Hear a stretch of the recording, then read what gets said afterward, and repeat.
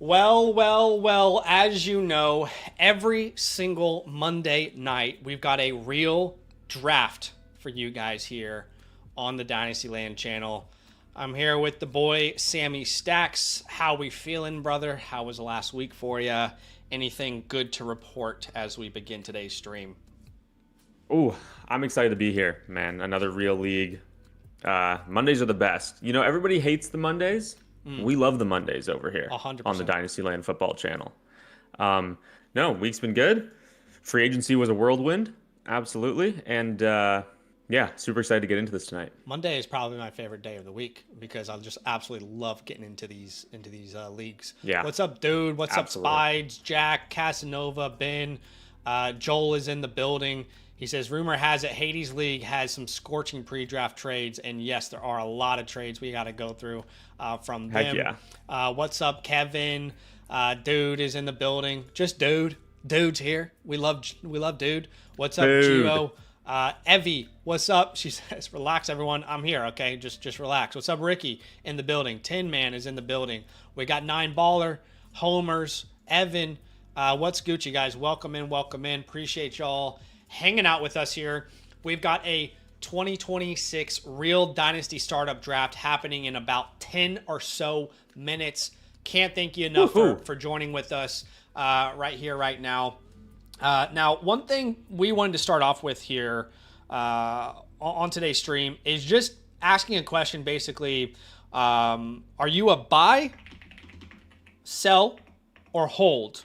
Okay, let's set this up. On Cam Skattebo, I think that is the one name right now in the entire landscape of Dynasty football that is like the most unknown, unless there's someone else that I'm missing. But I think right now, I feel like Cam Skattebo is like the biggest question mark across the board in every Dynasty league. People don't exactly know what to do with him, right? Let's have a look just quickly why that might be. Now, we had a ton of rumors this entire offseason that the Giants were big contenders to get a Ken Walker or a Travis Etienne or one of the big running back names. We just kept hearing like, hey, it's real. Like, this new coaching staff really wants to add a running back to this team.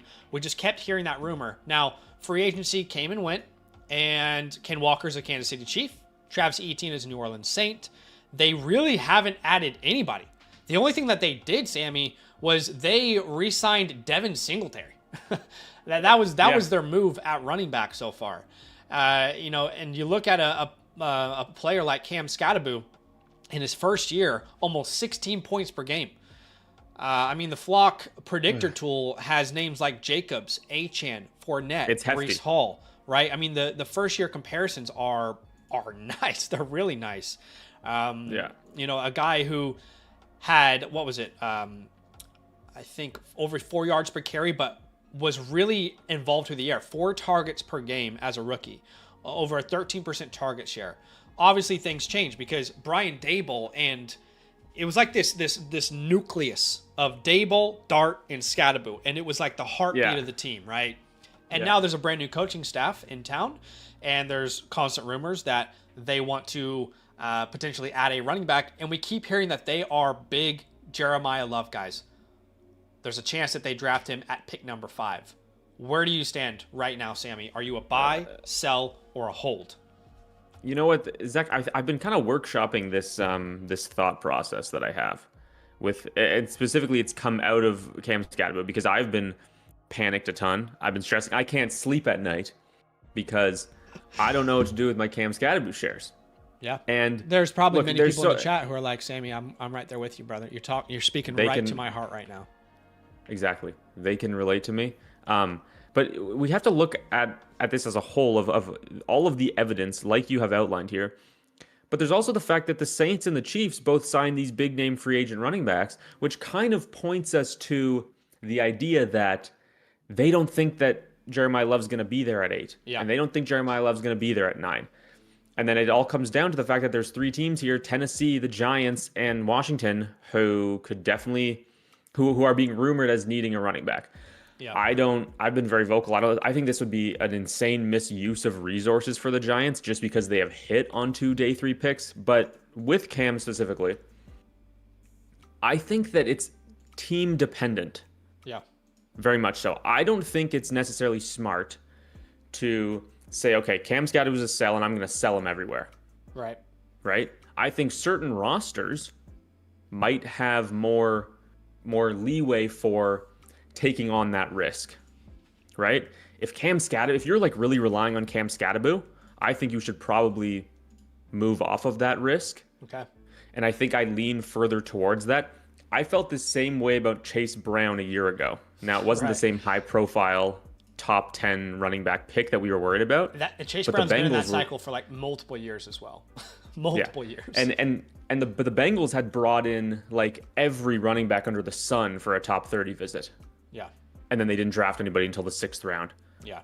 And so it was sort of like one of those things where I think that you can get out of Cam Skattebo at a decent price right now, and still after the draft, if Jeremiah Love doesn't end up a Giant, you can buy him back. You know, maybe it's not in the same league or whatever, but I don't think his price goes crazy up if the Titans take Love at 4. You know what I mean? I think I agree with everything you said except for that last part. I think that's where my main concern is. Because right now, I think Cam Skattebo has fallen to like, people are like, do I want to send the 110 for him? Like, if Jeremiah Love is drafted, do I want to send the 110 for him? Yeah, I can't get that low. And I honestly think if Jeremiah Love doesn't go to the Giants, and we're talking Cam Skattebo season again, I think people are asking the 105 or Cam Skattebo. Like, I think there's a huge swing factor here, depending on, you know, which way that this kind of goes. So I think look, the funny part is, there's going to be a lot of people that have a lot of opinions, and there will be a lot of people out there, not everybody, but there will be a lot of people out there who are speaking in absolutes as if they actually know what's going to happen. The reality is, I'm going to be honest with you, I have no idea what's going to happen, okay? I do not know if Cam Skattebo is going to be the starter for the Giants in 2025. His chances at being the starter have certainly increased drastically since free agency has finished. However, because of what you just said, where the Chiefs sign a running back, the Saints sign a running back, you assume that they knew Jeremiah Love was not getting to that pick. And there's only really two teams that make sense, Washington and Tennessee. And then the only other team that you add in there is the Giants, because it just, when there is smoke, is there fire, and you just can't stop hearing about the Giants being obsessed with Jeremiah Love. I actually went and had a look much smoke. Just quickly, and I wanted to see what are some of the latest trades for Cam Skattebo on the Flock Fantasy website. You see that guy's here on the right side of your screen. And to be honest, a lot of them I think are really, like, potentially really bad trades or really good trades looking back, right? You look Skattebo and Jacobs. Guys, be honest with yourself. If Skattebo's a starter for the Giants in 2026, you really are excited that you just sent him away for Josh Jacobs? I don't think so. But in the scenario where Sammy's talking about, where if you're so reliant on him and you need him to win a league this year, then that deal you might have to make. Another deal here. Someone got a third, a second, and another third. Like, these are the type of deals you're seeing pretty consistently. Well, this deal is crazy. Someone got Skattebo a first for Judkins and a second. They basically did a little bit of a pivot there. Like, those are the type of moves I would do. Like, I would take on the risk to get a first in Skattebo, you know, that pick swap with Judkins. Well, look, like, Zach, specifically the 110. Here's another one. Sorry, Sam, to interrupt you. But the 110, 207, 305. Like, this feels like a very realistic trade in a lot of leagues right now. And I think you're risking a lot by keeping him and holding him, or selling him. Sorry. Like, there's heavy risk on both sides, and no one really knows the answer, even though they're going to say they do. Well, look, our poll here has to be binary, right? We can't, put a bunch of if, buts, and conditions onto a buy, sell, hold. But it's obviously dependent on what you can get for him, right? Like, if nobody in your league is sending anything more than the 201, then obviously keep him, right? There's no point in... But if you can get out of him for... Yeah, like, if you can flip him into, like, the perceived Jonah Coleman, like a 107, 108, I'm happy to do that right now. I think that one thing I was trying to do with a few of my shares was turn him into Bashal Tootin. Sort of grab an asset. Plus? Yeah, exactly. Grab an asset that's going up while Cam is going down. Try and catch that a little bit. I think that, like, maybe I get a first and that team gets a second, or there's some, like, moving up and down in the draft potentially. Yeah. But You can honestly pull this up now. My Bravo Dynasty team, I have Cam Skattebo. Okay. And that's a team where I was looking at it like, I don't think I really need to move him here You because just my want to roster flex, is I so think. future. I think you just want to flex. No, I don't. Go I ahead. don't. Go ahead. My roster is so future focused. I've collected so many firsts in 2027 Yeah. that if Cam does get replaced here, it's not going to kill my roster. Sure. And so in that, I feel like I'm you're more willing to take on the risk because Yeah. it's not a make or break for you. Exactly. That makes sense. But if you're in a league where Cam is like holding up a lot of value, Yeah. and you feel like you need to kind of, this asset needs to hit, Yeah. then moving him makes a lot more sense. Anyway, the poll, by the way, we put a poll up, Yeah, and let's hear right it. now 71 people have voted in the chat. 17% are saying buy, 35% are saying sell, and 49% are saying hold. That's a pretty there's a lot of takes that we ask out there, and people are very much on the same page. This is not one of those takes. There's a lot of opinions out there. A lot of opinions. It's so hard to sell at a price that he could be way higher than in a month and a half. It's not that dissimilar to the Rashee Rice question right now, but the question isn't like, will Rashee Rice get replaced? It's, as the main starter, because obviously wide receivers and running backs different entirely. But the question is more, can Rashee Rice not be an idiot? Yeah. It's a little bit of a different question. Guys, we've got a real draft for you today. The Hades League is drafting. If you aren't aware, just to let you guys know, we've got real leagues here at Dynastyland that you can be a part of. Every single Monday, we are drafting in a new league. Would love for you guys to be a part of these leagues. If you want to get into a land league, I will paste a link in the chat. Here are the steps. It's very, very straightforward. All you have to do is become a promo code LAND annual Mother Flocker member, and then follow the steps on your screen, right? That's really as simple as it is. No joke. Okay, so you can check out the link in the pinned comment. We're doing these every single week. In fact, we just on the Discord, I announced our next league for next week, the Aries League. All right, the Aries League is available for you to enter. So once you've done those steps where step number 1, you become a land annual Mother Flocker member. Step number 2, you sync your Discord on the Flock site. Step number 3, you go to the Land Leagues tab, fill out the form. By the way, if you're a brand new member, please DM me personally. I would love to fast track you into the next league. For example, I can tell you that Lasso here, who has been DMing me before the draft, is already going to get fast tracked into the Aries League because he just signed up today to be a part of it. Heck yeah. So shout out to him. Shout out to everybody here in the Hades League. Now, the official settings for this league, I believe, and Rowan can let me know if I'm incorrect here, is Superflex start 10, but there is a full point premium in this one. Full point premium, Superflex start 10. So not a half point premium, not a 0.75, a full point premium. Holy, really? So tight ends are probably, I would imagine they're going to go higher than normal. I could be wrong. Wow. But I imagine they'll be going higher than normal. Obviously, we're going to implement Code Cinnamon. All right, Code Cinnamon, if there's a guy that hasn't been drafted, do everything you can in your power not to mention that name because it's a real draft, real money on the line, real pot available for our champion. So to start the draft, we've got Jamar Chase at the 101, then Joshua Allen. Now, I need to tell you guys, there was a lot of activity before this draft in particular, okay? Let's look at a couple of the trades that went down. So first trade we'll look at here, this is all pre-draft trades. You can see Mitch Wood traded the 104 to Whoa, It's Kev. He got back the 305 in a startup, a 27 first, and a second. So we'll see how that ends up panning out. But Whoa, It's Kev is on the clock here. He has both picks inside the top 8. So it'll be really interesting to see what sort of team he ends up building out there. But again, remember, Mitch Wood ends up with a 305, the first and the second there. The next trade that happened that we need to talk about is Rowan traded the 306 to Whoa, It's Kev. He got back the 505, a second, and a 28 first. So he moves back 2 rounds, gains an additional first and second round pick.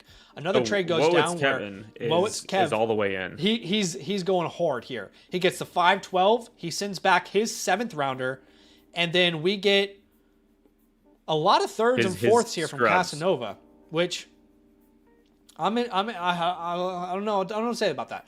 Casanova's a great player. I don't know what to say about that, though. One more trade here where Casanova gets the 305 and the 209. That 305 was passed around like candy. All right.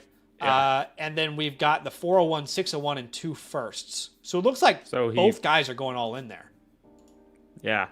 Yeah. Or maybe Mitch is more focused on a rebuild here without any picks. Mitch is definitely collecting those future picks. Yeah. It's Kevin going all the way in. He's got 4 picks in the first 3 rounds, and then another. Yeah. So love to see the activity. Love to see the trading. Bowers. Oh my gosh! I just saw that. I mean, look, Zach. In like I was looking at. With a tight end, with this sort of premium, right? Were you doing the math? Trey McBride. Were you doing the quick math? Trey McBride probably scores like more points than I would imagine everybody. I imagine he's the number 1 overall scorer pretty easily in 2025 at least. Let me do the math for you. Everybody knows I'm great at quick math. So you ready for this? He had 126 receptions. Okay. Okay. So you basically add 126 to his already points in PPR, which is 315.9. He had 441.9 points in this format last year. Yep. He played 17 games. So he would score 26 points per game in that format. So he would have outscored CMC. He would have been the number 1 scoring player.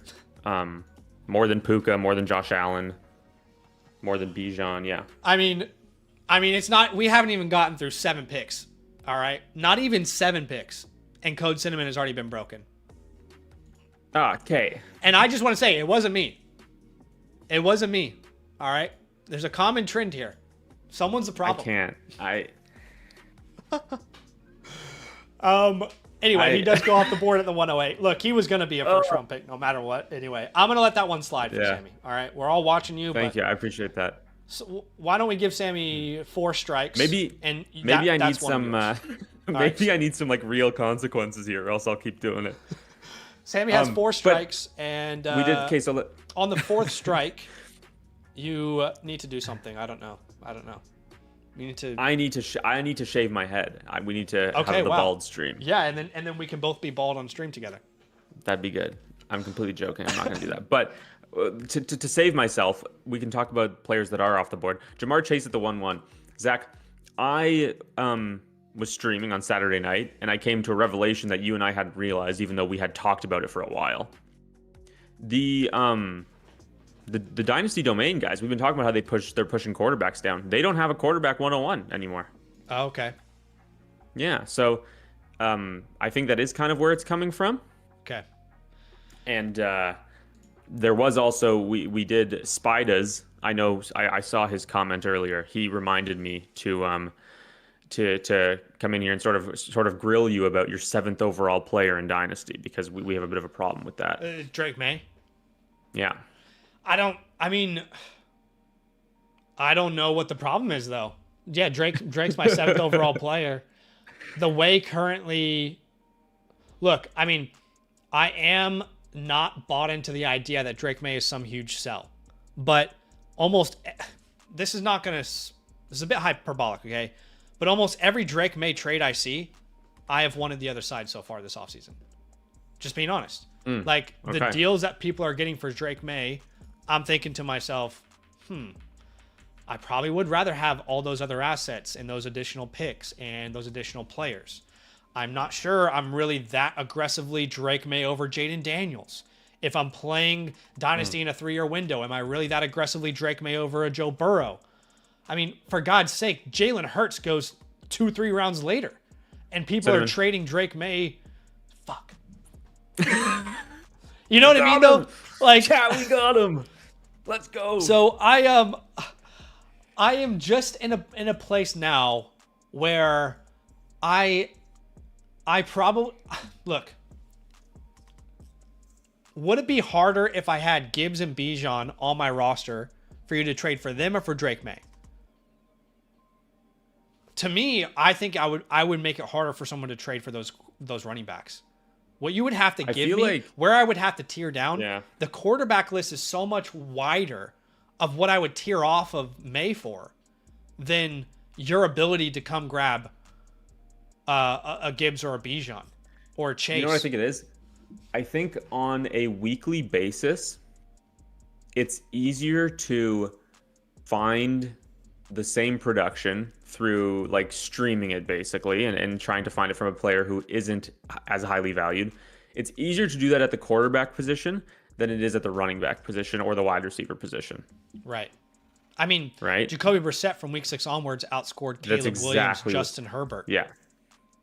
So I think that's where the quarterbacks being pushed down from a macro perspective comes from.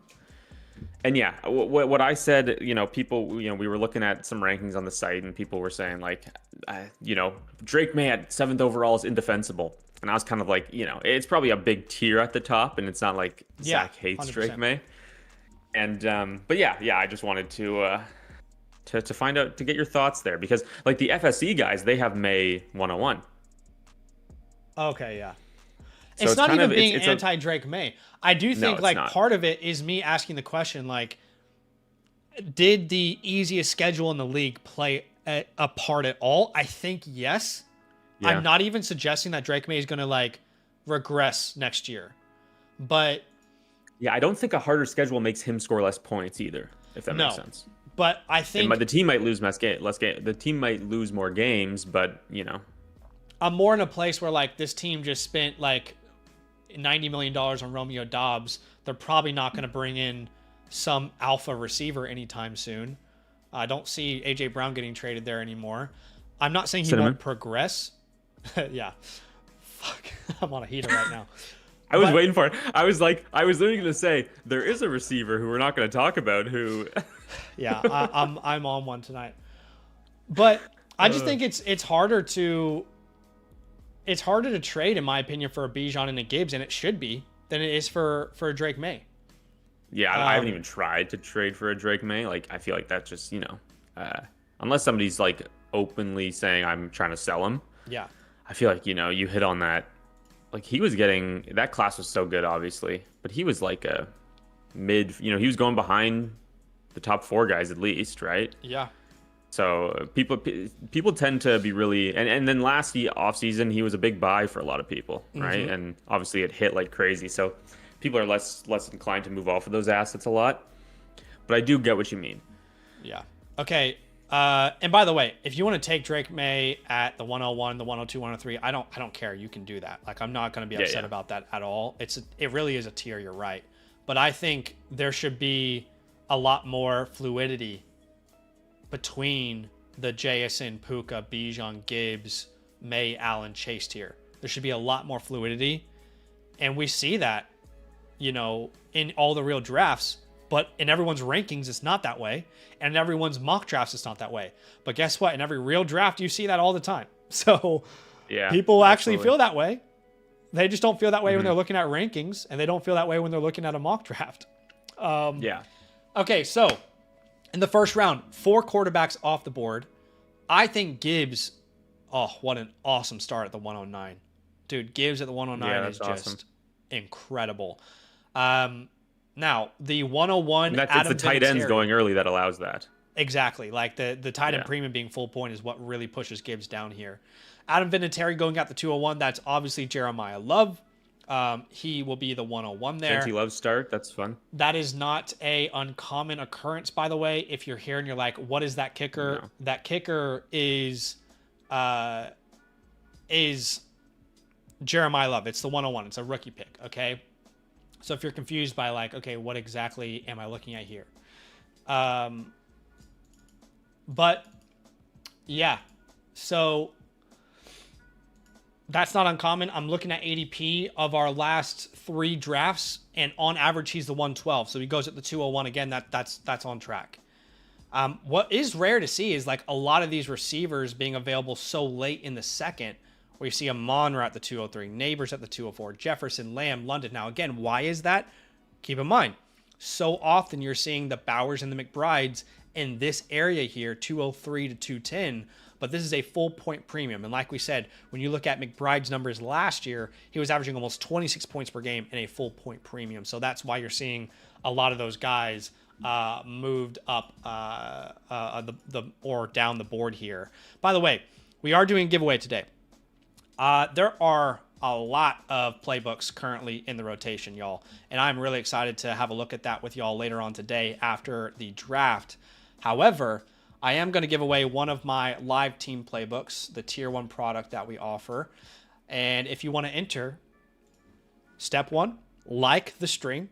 Step 2, the code word for today, because I watched my first basketball game on Sunday, my Sunday, March Madness, all one word. Okay, it's that time of the year, ladies and gentlemen. So all you have to do to enter again is like the stream and type March Madness, all one word, into the chat, and you will be officially entered. And I just want to let you guys know, in case you want to go put all the money that you own on this bet, the Virginia Cavaliers are going to win the national championship. Just want to let you know right here, right now, in advance. So don't say when you could have made $100 million later on that I didn't tell you. Okay. Obviously, for legal reasons, that's an absolute joke. I can't. Please do not sell your house because of me. They're a 3rd seed. Okay. Yeah, They got a decent chance. almost beat Duke in the ACC championship, but unfortunately we didn't get there. Okay, we got to talk about this. Let's talk about it. Fanern at the 3-2 getting Colson Loveland. In a full point premium, yeah, I like it. I mean, what was his ADP? In a half point premium, because that's what most of our leagues have been so far, Loveland was the 310 on average. So, yeah. He moves up, a little over half a round. That's it. When McBride and Bowers are getting taken in with top 8 picks. It's just so hard team construction wise. All these people are thinking about how they're going to construct their team, and that's probably what's making it so difficult on them. I think that's an awesome value. Achane at the 303. You want to talk about values? That is that's another interesting one. Achane at the 303. Yeah, people are scared about Malik Willis, which I understand. I just think the hate might have gone a little too far. Yeah, and it's draft by draft. Jalen Hurts doesn't fall nearly as far in this one as he has been. And I still think the 212 is a phenomenal value. Oh, I mean, look at that. 3-5. Wow. I mean, Tyler Warren. Wow, that's kind of crazy. That's a wild jump. It's funny because we're like, wow, Loveland at 302, and then we see Warren go off the board, and we're like, I think I like it. Well, yeah, because he was going like 2 rounds or at least a round and a half later on ADP, I think. Warren in 0.5 tight end premium leagues was going at 410. So he jumps a lot higher. About a round and a half. With Achane, I just worry. I think Dolphins. If I had to rank who I think is going to have the first overall pick in 2027, I'm picking the Jets or the Dolphins. Those are my bets. And that scares me for a running back. Especially when especially getting a quarterback who, the reality is Malik Willis will not provide as many easy button targets for Devon Achane as Tua did. I don't even think that's a debate. No. The whole offense was designed around that with Mike McDaniel and Tua. So if we are sure that's gonna go down, that doesn't necessarily mean he's gonna be bad, because the rushing game could improve because now you have the threat of Malik Willis. But if this team sucks, the Cardinals is the other one. The Cardinals is the other easy one. But those 3 teams, if the Dolphins are terrible, I don't know, dude. I just worry a little bit. I feel like if they're terrible, you're gonna see a lot of dump offs for Achane though. But is Malik Willis going to do that, or is he going to take off? Well, that was originally the reason why I was concerned about Jonathan Taylor last year, before they signed Daniel Jones and before he was named the starter, because I was concerned that if Anthony Richardson were to lead this team, that he would much rather use his own athleticism and his legs to extend plays rather than dump it off to Jonathan Taylor. Obviously, Daniel Jones was named starter. We reevaluated the situation, said, okay, Jonathan Taylor's upside is a lot higher now. Well, and funnily enough, he didn't even catch the ball that much. He was just an absolute monster on the ground. Yeah, and the offense was just so effective and it was just insane. Yeah. Insanely good. There's definitely going to be a regression there. But yeah, I do think though Malik Willis is a better passer than the Richardson. It might sound crazy. I think he's probably a better passer than a Justin Fields. Yeah, at So least perceived. It's just so hard because the sample size is so tiny. yeah. Yeah, this is the thing. This is what I was saying last week, like right after the free agency stuff went crazy, right? I was like, the reality is now it's more unpredictable than it was before. Sure. Oh yeah, you cinnamoned on those mobile quarterbacks, Nope. by the way. Nope. No, they've all been drafted. The Clearly, Kansas City Chiefs starting quarterback was actually drafted at the 103. It says B. Bowers. I don't know why. dude, just yeah.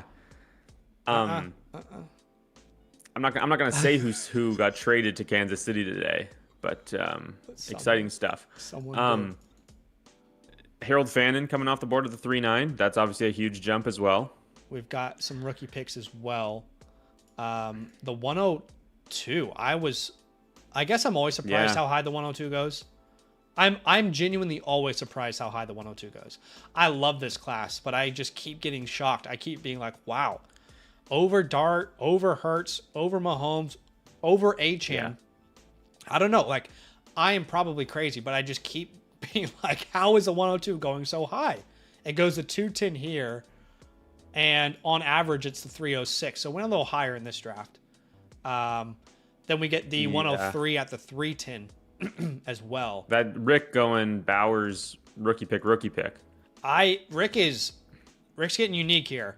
I don't like starting my drafts this way, Rick, but that's a lot of investment in this class. He's playing the long game with a lot of players that are already established in the NFL available. But yeah, T-Mac is an interesting one here, going at the 3.7. This is a price we've talked about. I think the past few drafts how we can't get up to the late second round that he's been going at. Yeah.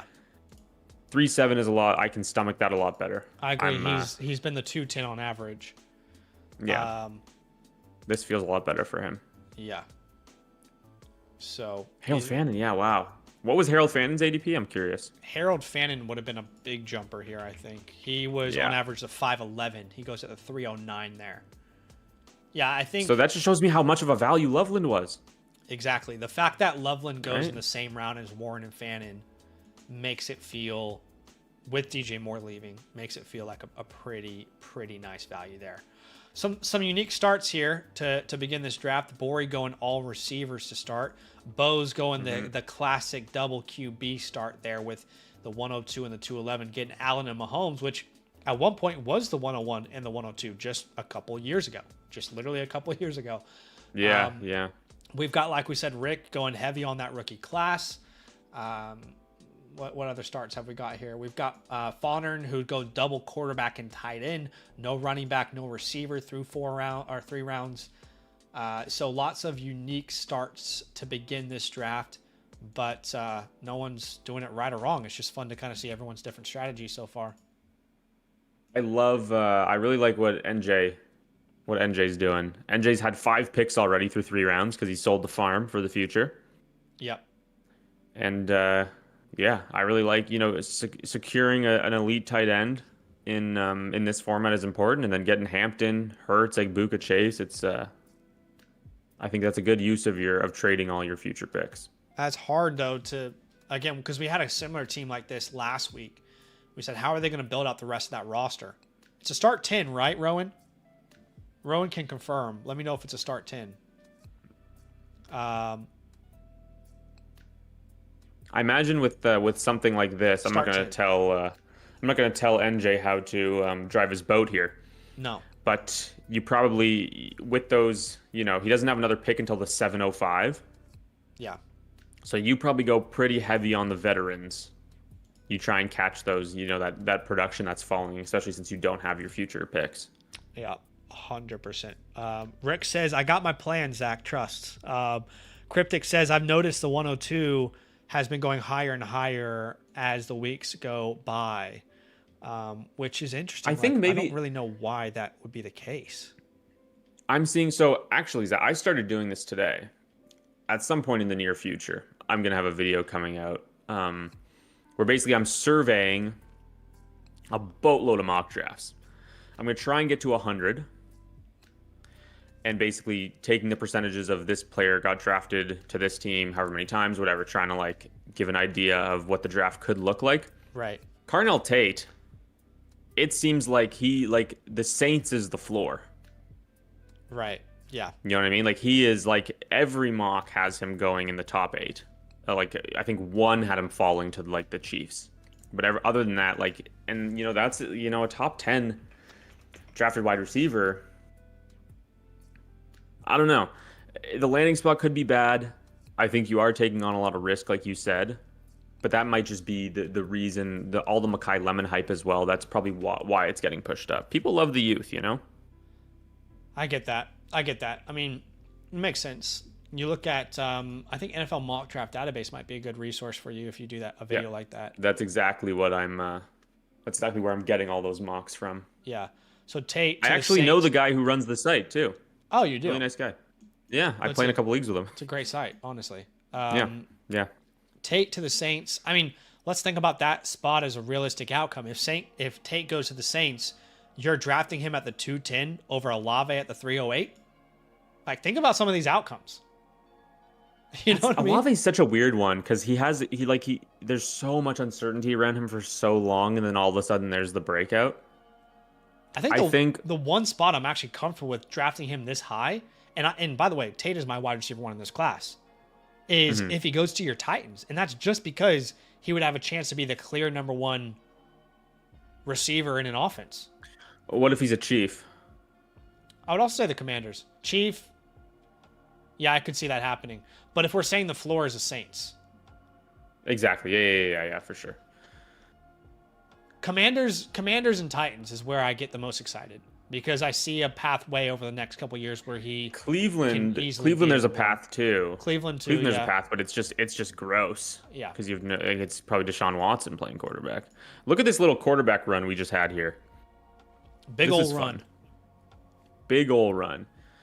I've seen Herbert go a lot higher than this. And I'm much more comfortable with him literally in this 4-pack than being any higher than them. Yeah, you're typically seeing him go like late 2nd, early 3rd. Yeah, like 2-3 turn is where like you normally see him, and I think I'm curious what his ADP is, but this is where I'm more comfortable with him because I don't see a reason why he's ahead of these other 3 guys. His ADP is the 303, so he wow. goes So yeah, big fall round further. But Mike McDaniel is probably pushing a lot of that, right? I wouldn't be surprised if that's the main reason. But also, I think people are imagining what he did last year and with how injured the offensive line was. I'll be honest, though. Yeah. To not have a pick in the first 2 rounds and to end up with Herbert at the 404 seems like a pretty nice gift there.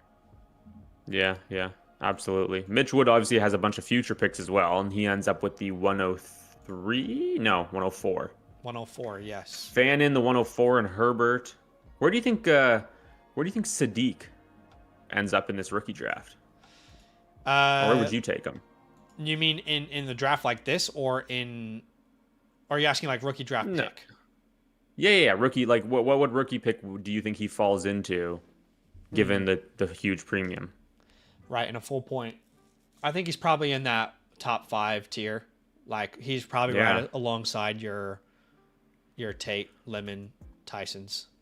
It's like landing spot. It would be landing spot based for me in terms of how high he could go. Yeah.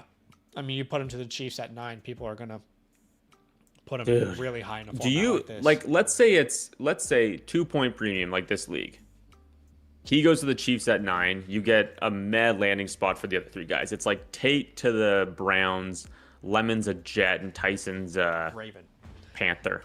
Okay. Panther, yeah, wow. I might take Sadiq 102.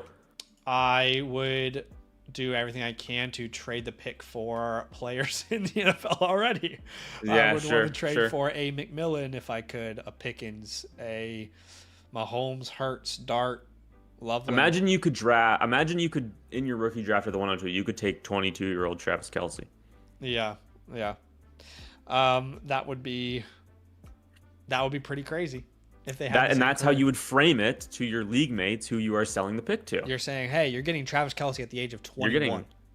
You're getting Travis Kelce if he was, 16 years younger. Yeah. We get another draft pick off the board. I believe that's the 105. Let's see here. 105, I believe, is what just went off the board there to Tizbomb. So Tisbom's got 2 rookie picks, the 101 and the 105. Kraft no at the 412. Receiver just yet. Kraft at the 412. I'm liking the team Mike is building, though. Mike is building a nice squad there. Ooh. Oh, yeah. A-Chan Yeah. Okay, here's something we haven't third. talked about. Yeesh. We haven't talked about the Geno Smith move. Yes. Obviously, that didn't happen. That hadn't happened yet on Monday. How does That is a little because cinnamon I've been there, but we'll let it pass. Oh my gosh, yeah. I've been a little down on Garrett Wilson Yeah. just because it's a similar thing where it's like, the offense sucks, projectable volume, that kind of thing. Does Geno excite at all? Obviously, I think so. like, the Raiders as a whole were a disaster last year, right? Like I think that he is a lot better than what he showed in 2025. Yeah. And yeah, I mean, I think this is more exciting for at least in I asked 2026. the question on my stream a couple days ago, and I said, when was the last time you felt a quarterback was as competent as Geno Smith on the Jets? And remove Aaron Rodgers. When was the last time? Tell me. I mean, I had an affinity for Justin Fields, but no,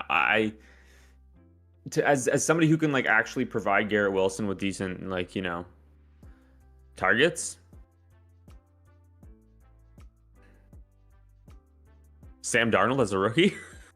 Yeah, exactly. Like, how far back do you have to go? It's what's funny? Somebody in the chat gave me this idea, Jeb, saying pulling out the whole bottle of cinnamon. We should have if it gets really bad, you have to do the cinnamon challenge. Cinnamon challenge? I can't people die from that? I've heard people have died from the cinnamon challenge before. I think if you have water close by, you should be fine. You know what? We'll apply it to Sammy exclusively. No, that's a good idea. That's how it kind of works on this stream, eh? So I can't be held liable if you actually die on the stream. Anyway, yeah. Your boy Brian Thomas. Hey, I'll do it for the 506, people. by the way. This is Okay. Rowan's 5th player, but no quarterback so far.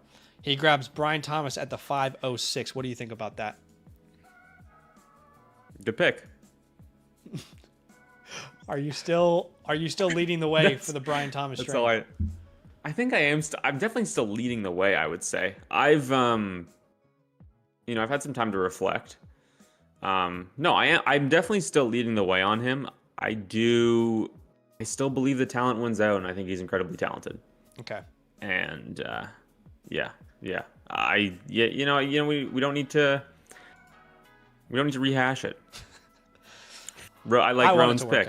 I want it to work out. Yeah, of course, desperately. of course. Love Brian Thomas. Bori here, who hasn't made a trade in the draft, by the way, is sticking to his guns. He gets Puka, London, McMillan, Nix, Brown. Phenomenal. Which is a nice start there.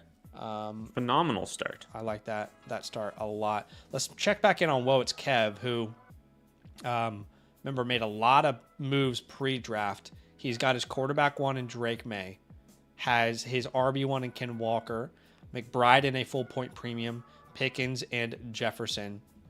Now, one thing that concerns me a little bit about the Cardinals offense just as a whole is while, and we've talked about this a lot, but while he who shall not be named, JB, was a really good fantasy starter and helped a lot of those weapons in Arizona be fantasy relevant, there is no guarantee he keeps that job beyond any week.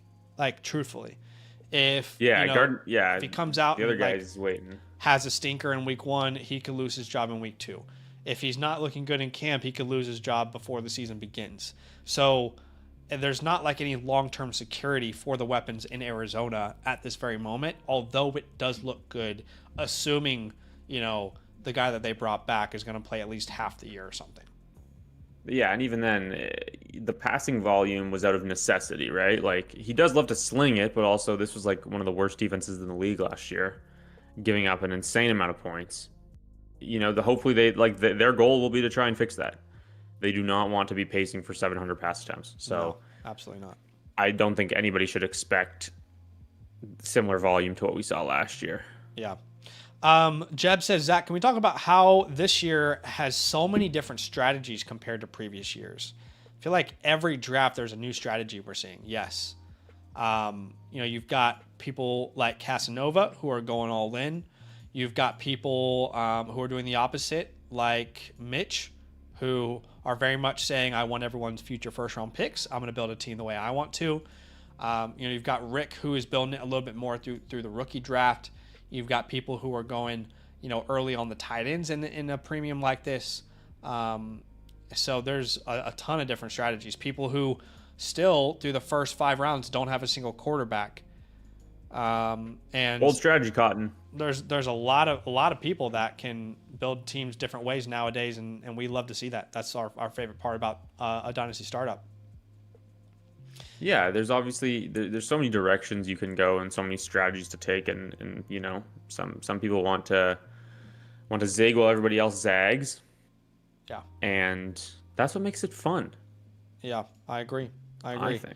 JCM says, boys, it's my 2nd wedding anniversary today. I'm hoping my wife gives me a hug for the first time in 3 years. Me too. I hope so. I hope she gives you a hug, brother. Yeah. I'm not the best at math, I will admit.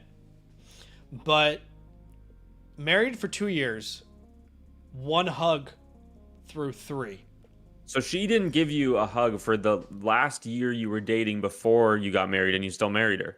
Brother, you did this to yourself. You knew what you were getting yourself into. I'm imagining you guys hugged when you first met her, and you haven't hugged again since. Yeah, because you had it. If it's 3 years since the last hug, but only 2 years since the wedding. I mean, we got a whole year before that with no hug. But everybody's got a thing, Everybody's got a certain thing, and there's. Is there anything? The JCM, strange is there addictions thing? I saw a guy last week on Strange Addictions who was addicted to wearing casts. He would go to the doctor and have them put on full body casts, or buy them off of Amazon. And he was like an attention thing. Yeah, it's a conversation starter. He goes, they're like, you can't tell them anything else about your life. So maybe JCM's wife. You have to lie about the cast. Maybe or does he tell them that he's addicted? Is that the conversation? He makes up a story.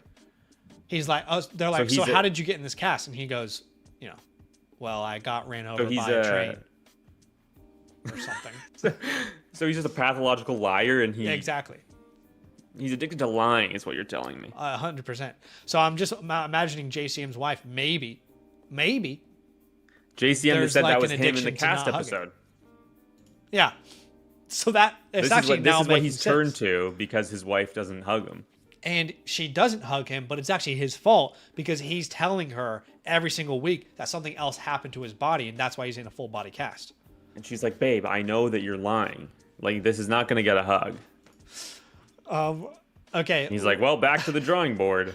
We get a running back run here from the 5-12 onwards with Judkins, Barkley, McCaffrey, Kyron, and Etienne. And I got to be honest, I really like the team that Mitch is building out here with the limited resource he had. At receiver, there's question marks for sure, but I thought he would go towards a really young roster, but his last 2 picks really suggest he's trying to compete, You know what, Zach? Did you see? We might have to change the way you pronounce Travis's name. I'm so annoyed by that. I'll be honest. I know it's such a silly thing to be annoyed by, but no, it's not silly. It pisses me off to no end, dude. This guy was in college for 3 or 4 years. He's in the NFL for 5, and he can't correct people. Do you think that nobody has any respect for you at all? They're gonna be like, no, it's not spelt that way. We're not gonna say it. Kyle Brandt. Well, the day Devon A-Chain was drafted, he said, it's not A-Chain, it's A-Chan. It's A-Chan. And then everybody says A-Chan now. Yeah.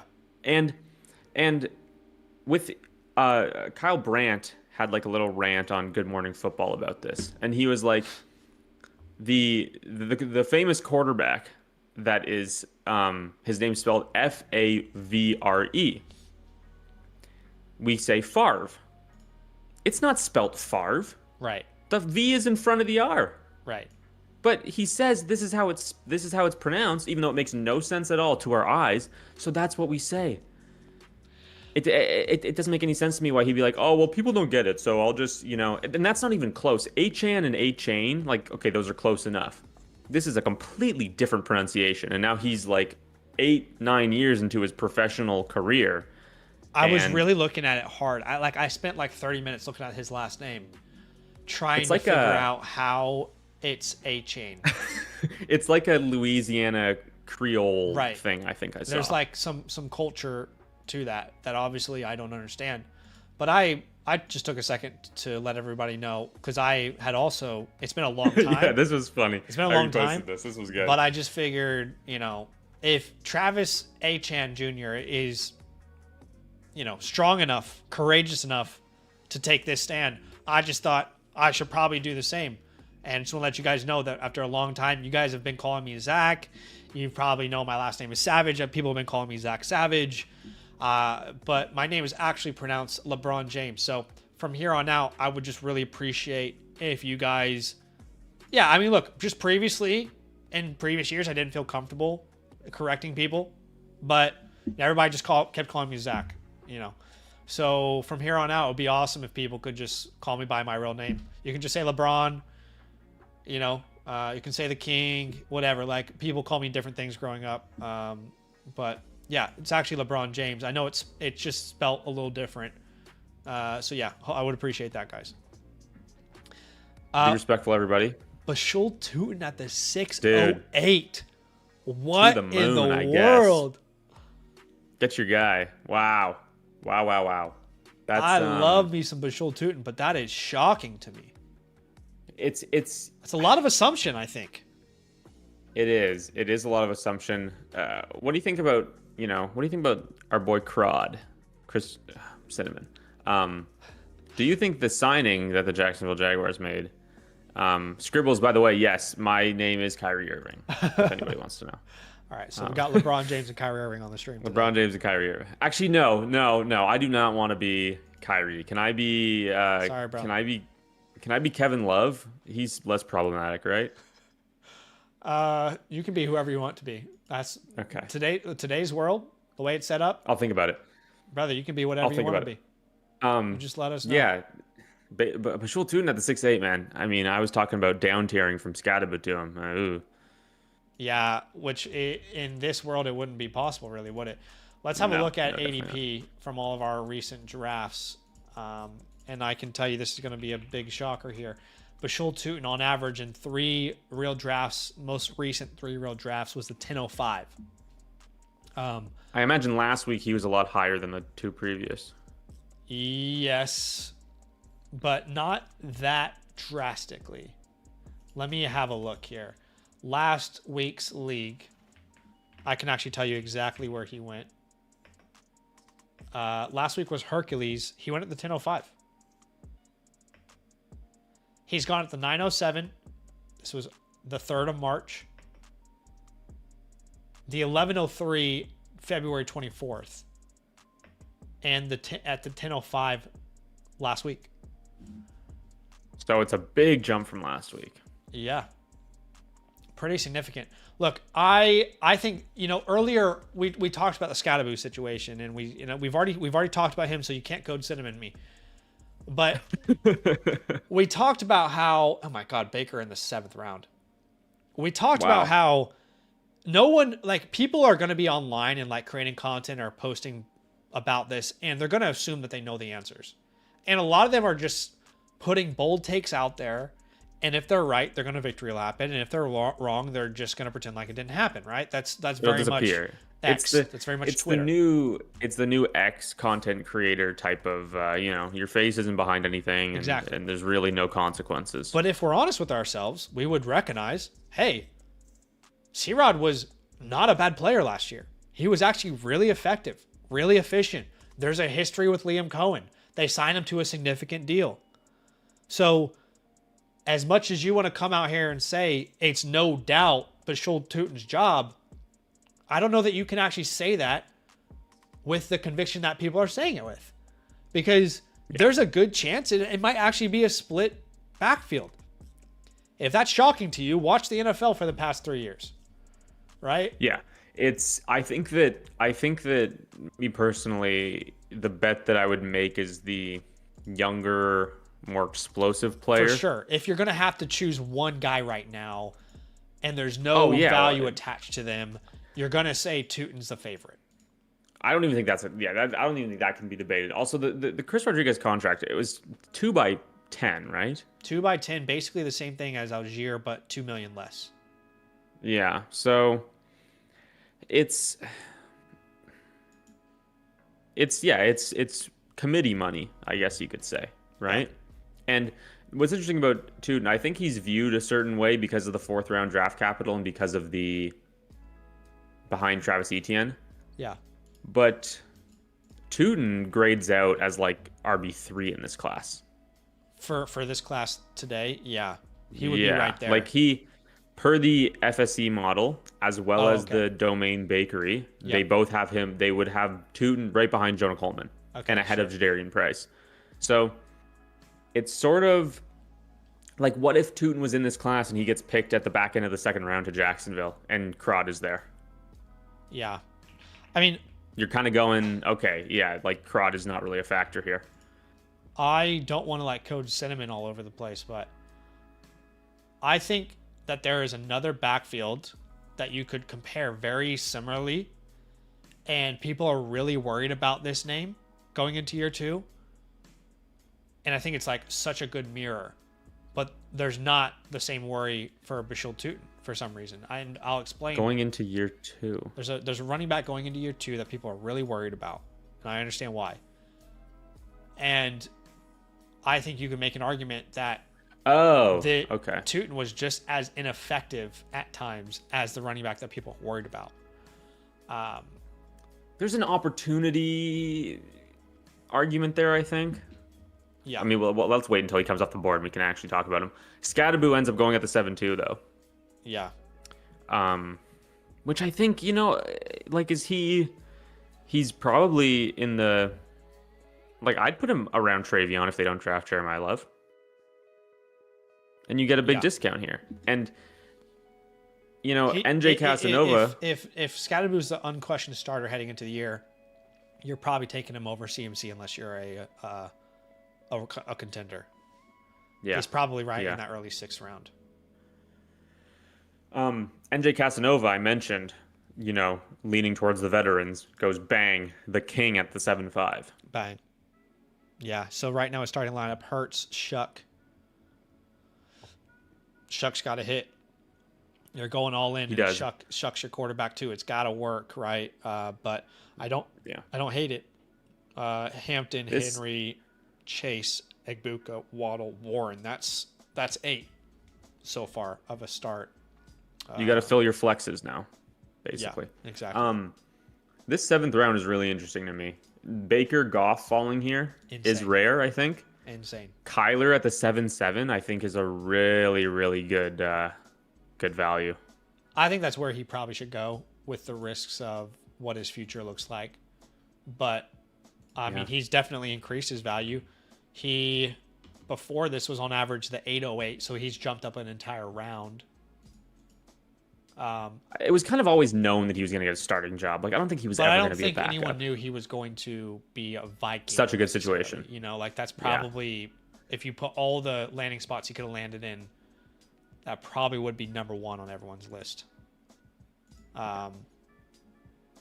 Okay, so what I can say is one of the running backs have gone off the board. RJ Harvey was the name I was comparing Tootin to. And it's funny how, like, so Harvey was valued around like the 1078 before the other guy came back, right? Tootin was valued around the 204, 5, 6 before Etienne leaves. Now there's almost 2 rounds difference between them. Both were primarily, I mean, I know like Harvey had a chance to really start. But both primarily were intended to be in secondary roles in their rookie year. And both, in my opinion, did not show enough to beat out the starter in those secondary roles. Yeah. Neither was efficient enough. There were definitely big plays from both of these guys. There were home run plays, there were flashes, but the consistency certainly wasn't there. And even if you compare them to other rookies, they weren't as ready to lead those backfields. I don't know. I guess I'm just struggling because, like, if Tootin does hit, what would a hit look like for him? Like a top 18 finish? I think he could be top 12 in this offense. Right. So, like, does he really jump drastically beyond where you're drafting him now? You know, does Tootin become... If he What's the finishes ceiling?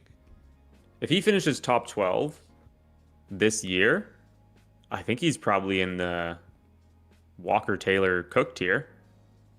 You think Depends so? on what that top 12 looks like, right? If it's like RB12 and it's 14 points per game, maybe not. But I do think that the ceiling is. I think because I think fourth round pick is sort of let's say holding him back. Bucky's rookie year, probably Yeah. best case scenario if Tootin could develop into that, right? That's what we all would hope. Like he becomes that guy who what Bucky was over the second half of the year. Where was Bucky in startups last year? Was it He was like third? early fourth, I think. Third, yeah, fourth? late third, So- early fourth. It's possible. I think that the Jags offense is probably better than the Bucks offense. Today, for sure.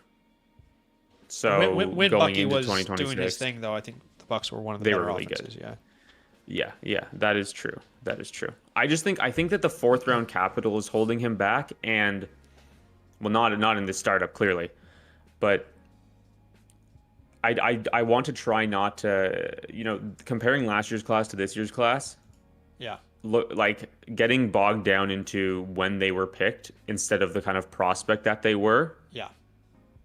I think. Well, where did you have Tootin versus Harvey in your pre-draft rankings? Pre-draft, I had Tootin higher for sure. I didn't expect Yeah. Harvey to go in the second round. I liked him Because I thought Sean he would be more of Payton- a sleeper. Sean Payton just kind of does whatever he wants, Exactly. and Tootin kind of fell. Yep. So But yeah, even if we're looking like historically, and I don't know why people would be excited about the fourth round, like draft capital, because the fourth round is a drastic drop off. yeah. I don't think you should be excited about the fourth round. I just think that in context of how good that running back class was, Yeah. Cam Skattebo was a fourth round pick. Like neither of those guys go in the fourth Cam round in was- 2026. I yeah. don't think. I mean, And Cam, it was a speed thing probably. the guys in round 4 who were big outliers in the last, decade or so, you could put Cam in that. Tony Pollard, Damian Pierce. Round 5, you had Aaron Jones in 2017. The rest of this list is not great if you're looking at guys like rounds 4, 5, 6. Damian Pierce, Jay Ajayi, Jordan Howard was good. Latavius Murray, Philip Lindsay, Elijah Mitchell. Yeah. Round 4 is a big drop off when you look at just star status. Star status, which is and again, we just released version 2 of our rookie report, which we included updated rookie historical hit rates. So I can actually check this out. You know what? Chase Brown isn't a bad comp. Chase Brown, I can see that. Situation 2, right? Because Chase Brown did absolutely nothing as a rookie. Yeah. But you look at that he was drop behind Joe in Mixon. round 4, goes from a 48% hit rate in round 3 to 18% in round 4. That's only star status. It's much more drastic in superstar status. Yeah. Just a 6% hit rate in the last 11 years that a running back drafted in round 4 has had a top 12 point per game season. And that's what I'm saying. I'm saying that That's a Tootin hard specifically bet to should make. But he has but with the context of the fact that the running back class was so good, Sure. which pushed these guys down. Right? Like an NFL team is not going to take even like I think Travion could have been a first round pick in other years. Same Sure. with Judkins. Yeah. And these guys go early second because there's so many guys later down the board where teams are comfortable waiting on them. Like, the Right. depth of last year's running back class was absolutely insane. And I do honestly think that Chase Brown is a phenomenal comp because Chase Brown did absolutely nothing as a rookie. 44 carries behind Joe Mixon. I don't remember him being efficient either. No, he wasn't. Yeah. And then he ends up in a committee in 2024 with Zach Moss. Zach Moss gets hurt. Okay. Chase Brown takes over. He's phenomenal on a really good offense. Let's take that as an outcome. Chase Brown. He's Chase Brown. By the way, that's assuming he averages over 15 and 16 points per game in the next 2 years. That's a Chase Brown is high seriously assumption. undervalued. Chase Brown's at the 507 right here. Yeah. So you're saying at best, if he actually reaches that ceiling. I don't think people value him at the 5.7 if he does that though, because there was so much more hype about him. I think a lot of the Chase Brown view is he's gotten all the work on a really good offense that has to throw the ball more than anybody else in the league, and so he's done this. Okay. Whereas I think that the way people will view Tootin will be differently. I mean, I Chase really Brown, liked Bashul Tootin coming out. Honestly, I really did. Yeah. He was one of those guys at the top of the Limitless Lemonade report. I love guys who can create more with less. I just was a little shocked to see him go that high, but we do have all the way up to the 110 off the board. The Dong Song took the 110 at the 809, by the way, just keeping up with those rookie picks, which means the 110 goes ahead of Travis Hunter, Wandale, Metcalf, Wilson, Addison, Darnold, Swift. Did they purposely take Travis Hunter and Alec Pierce right next to each other again? Oh my gosh. It's funny that was like, looking back, why are we even like comparing them? I guess only ADP is the reason why. But I do like the stack for Daniel Jones and Alec Pierce there for Wilts Kev. At the same time, I don't want to influence this draft. I'm just struggling with the idea of taking a Wandale over the 111 or a Ferguson. I guess it's a full point premium. I don't know. I mean, in a full point premium, you guys are seeing how high the tight ends are pushing other positions down. Would we not expect the same in the rookie draft? You know? Yeah. This draft basically puts Adams at the 109. Malik well, at this is the I was 109. kind of shocked that the 106 went so late. Right. Because surely Kenyon Sadiq is in that top. Now it's a top 6 instead of a top 5, and it went a round and a half after the 105. Right. Where did the 106 go again? It was to Rowan. It's Rowan at the 6.7. 6-7. 6.7. Yeah. I thought that was that's interesting to see. Okay, Mike Evans and Ricky Pearsall go back to back. Yeah, what did we miss? What did we miss while we were waffling? Yeah, let's see if there's any crazy. Malik Willis at the 8.4. Malik Willis ahead of CJ Stroud is It's actually not that interesting. crazy. Like, if you wanted to ask the question, who do you think's a starter? Job is insecure. Who do you think's a starter in the league in 5 years from now? You would bet on Stroud. CJ Stroud. But if you're asking who has a better chance to win you a championship in the next 2 years, it's definitely Malik Willis. Okay, who has a better chance of losing their job by week 8? Definitely Malik Willis. And is it close? No, it's not close. Okay. That's where I'm at, where it's like, But okay, are sure, you playing he will to- score more points. Are you playing to have a quarterback average 12 points per game, and every week you're not sure if you flex him or someone else into that super flex spot? I think I'm playing to not have the guy taken the 8th round be a 0. Which is fair. That's sort of where I'd be at with, and I don't think this is even crazy for Malik Willis in terms of where I have him ranked. Like, I have him at 97, so that's probably pretty close. But CJ, I'm not on board with the fact that he's anywhere close to losing his job, and I think that he could easily bounce back. Here's what I'll say, Zach. Explain to me like I'm 5 how Jordan Love goes 3 rounds ahead of CJ Stroud. Looking at their last 2 years of production. You are never going to have me defend Jordan Love. It makes no sense to me whatsoever. Jordan Love has averaged The last time I defended Jordan half a Love point was more. begging people to stash him and buy him before Aaron Rodgers was traded away. But since There you then, go. I just don't care. I have been team tear down Jordan Love for multiple years now. including And this he's offense. somehow still close to this like Lawrence, Herbert, Purdy, Knicks tier, and I don't get it at all. Yeah. Yeah.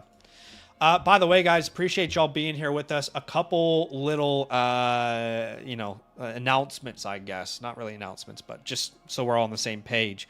We are doing a giveaway today for a live team playbook. The way to enter is very simple. All you have to do is simply like the stream. Step 1 is like the stream. Step 2 is to type March Madness in the chat. All one word, no spaces. It is that time of the year. The second announcement is, as we're doing this real draft today, then you should be aware that you can get into a live Dynasty league with the land community. We're doing new leagues every single Monday. There'll be a brand new form for you to fill out, for you to be a part of.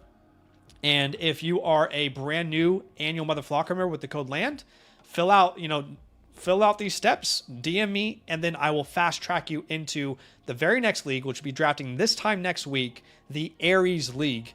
Aries League will be drafting this time next week. Shout out to Joel. He's going to be running that one for us. So again, in the Land Leagues tab, which Joel will be locked, it's only available to people who are annual Motherflocker members.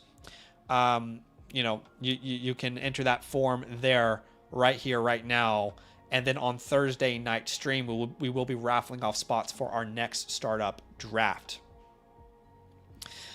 Okay, Kincaid at the 909, McLaurin at the 910, Kittle at the 911, Sutton at the 912, Pittman at the 1001, Higgins at the 1002, and Brenton Strange at the 1003. That is 3 tight ends for Rick now. I love these tight end values here, Zach, because in this enormous premium, you're going to want to be flexing these guys over wide receivers. Especially Kittle if he comes back and starts week 1. Yeah, exactly. That's a pretty nice team, though. Bowles is building up here. This is clearly a contender. And it doesn't look like he sacrificed any future draft capital because he has all of his picks. I don't know if he's made a trade or not. But, to have Allen Mahomes, Taylor CMC, Nico Rice, and then you're flexing, Smith, Kittle starting for you. Not a bad team there at all.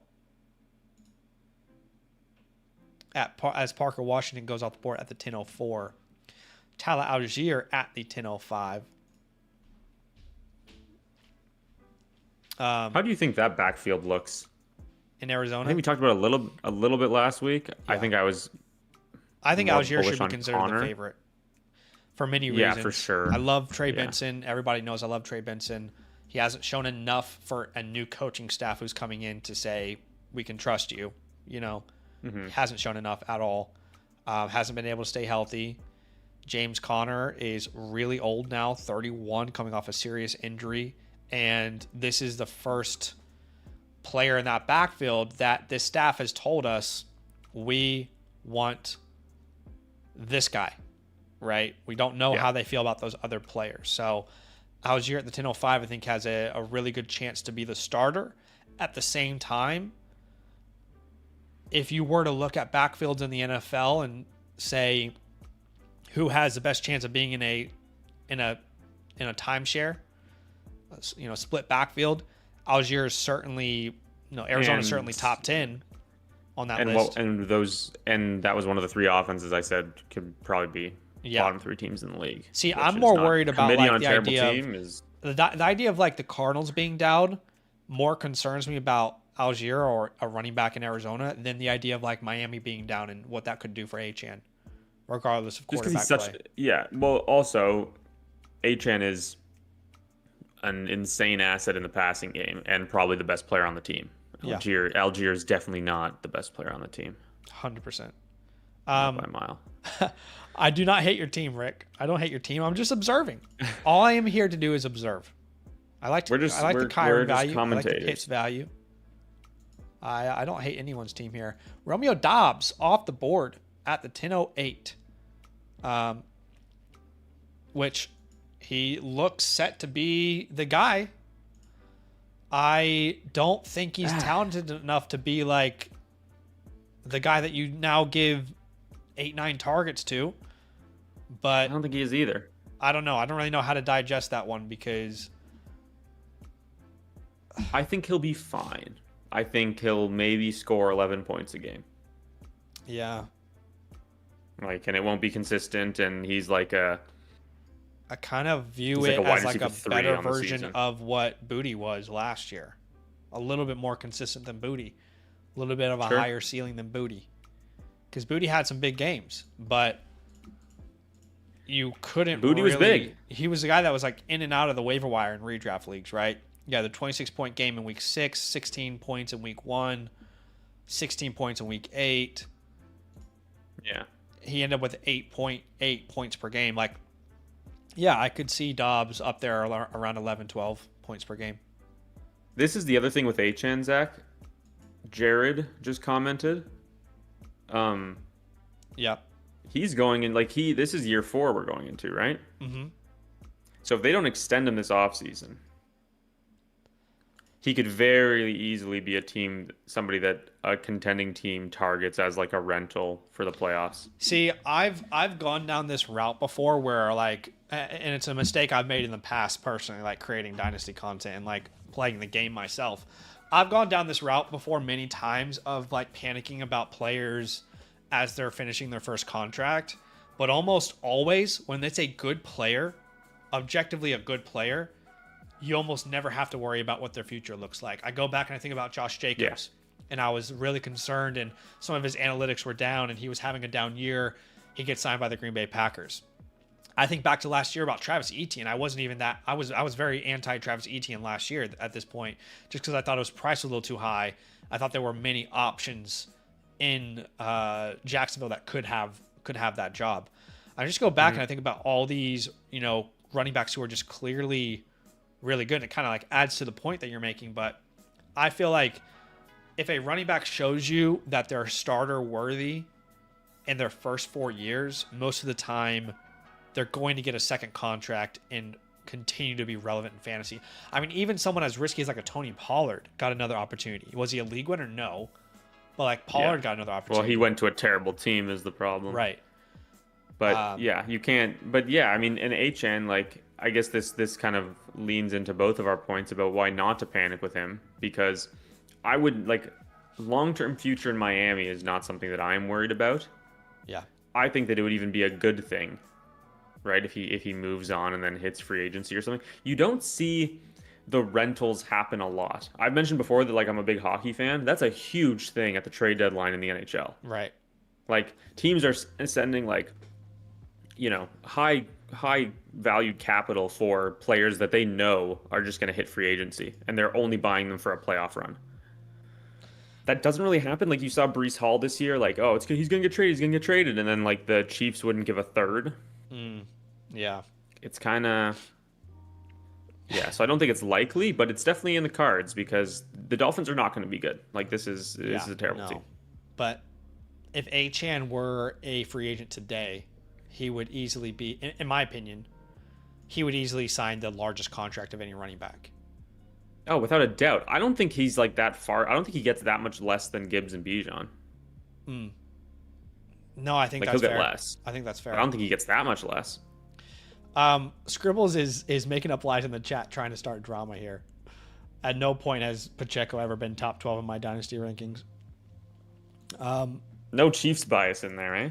Are you No. big on? Well, you know what? None of them have been drafted yet, but we should talk about the Washington backfield at some point Yes, we should. because that is an I'm incredibly still interesting waiting conversation. to make this comparison for Tootin and Oh. Harvey, and I'm surprised Oh, something okay. hasn't happened yet. Don't want to lead too much on there, but I'd say 33% of those players are good at football. Is what I'll say. yeah. Evie, who by the way, not a woman. Okay, what's Not a your woman. name Don't then put in it real in the life, paper Evie? that I'm a woman. IRL, It could what's still your be real name? Evie. Yeah, I guess I don't know. I've never met an Evie in my life. I've but- never met a Scribbles. That's true. Never met a Stacks. Rice should be more 105, 106 range. Where did he go here? Rice went at the 5'11", and the next rookie pick was the 6'7" with Jay Garbe, which 6'7". Garbe was the 106. So that's kind of the range he was. It's funny because if you were to try and trade Rice right now for the 105, it's not happening in almost any league I'm in. You couldn't do it. But at the same time, like, no one here in drafts, he's constantly being valued that way, but people are wanting to buy him for like the 110 this year or something crazy, which is just not really possible. So Evie said that his name is actually Adam. Okay. But then Jared just killed me. Jared says his name is Evelyn, but it's pronounced Travis H.N. Yeah. It's actually pronounced LeBron James. What's up, Jake? Welcome in, brother. He says, love the new look. Appreciate you, man. Thanks for showing some love. One of our Golf League members. Me and Jake have been battling for the championships there in Golf League for quite some time. Jake the Gluten Freak? Yes, that is Jake Gluten Freak. He's got a nice team. He loves gluten? Like big bread guy? You know, I've never actually asked Jake about why his name was Gluten Freak. Yeah, that would make you think he is a big fan of it. Huge fan of gluten. You think, or maybe he's celiac. He's freaked out by gluten. That could be the case, actually. That could be it. We get 2 veteran running backs coming off the board here, Montgomery and Dowdle. That is actually Borey's RB2 off the board there. Ooh. At the 11-7. Zoinks. Building one hell of a receiver room. Just close your eyes when you look at the running backs. Yeah. Rowan having David Montgomery there as RB3. I like that. I'm trying to remember who was the guy. Mitch was building out the younger team, or had a lot of draft capital in the future. Building out his team there. Matthew Golden goes at the 11-8. The Dong Song gets Kyle Monangai as his RB3, getting Mason Taylor at the 10-09.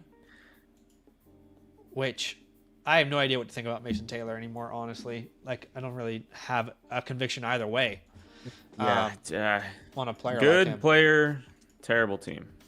It's which maybe he's going to be a beneficiary of the Geno Smith move. Chris Godwin. Interesting to see if the Jets add somebody. Nice Jets get mocked a receiver a ton, right? They have the 2 first-round picks. Yeah, first-round receiver would really hurt Mason a lot, I think. Yeah, Any of those three go to New York, and I think it would be pretty painful. And they even have the early second-round pick too, right? Where like, who knows if a Denzel Casey falls there? And yep, yeah. Jake, by the way, said huge fan of freaking out about gluten. So I still don't know if he likes gluten or not. I don't think the point of this comment was to tell us. It's like, I'll leave y'all guessing a little bit here. You know what's funny? This is I thought about the Walter White comparison here. I like it. I'm not gonna lie. I mean, as a big Breaking Bad fan, I mean, there are worse things you can call me than Walter White. Yeah, my name is actually pronounced Jesse Pinkman. Yeah. There's a guy on Twitter who does his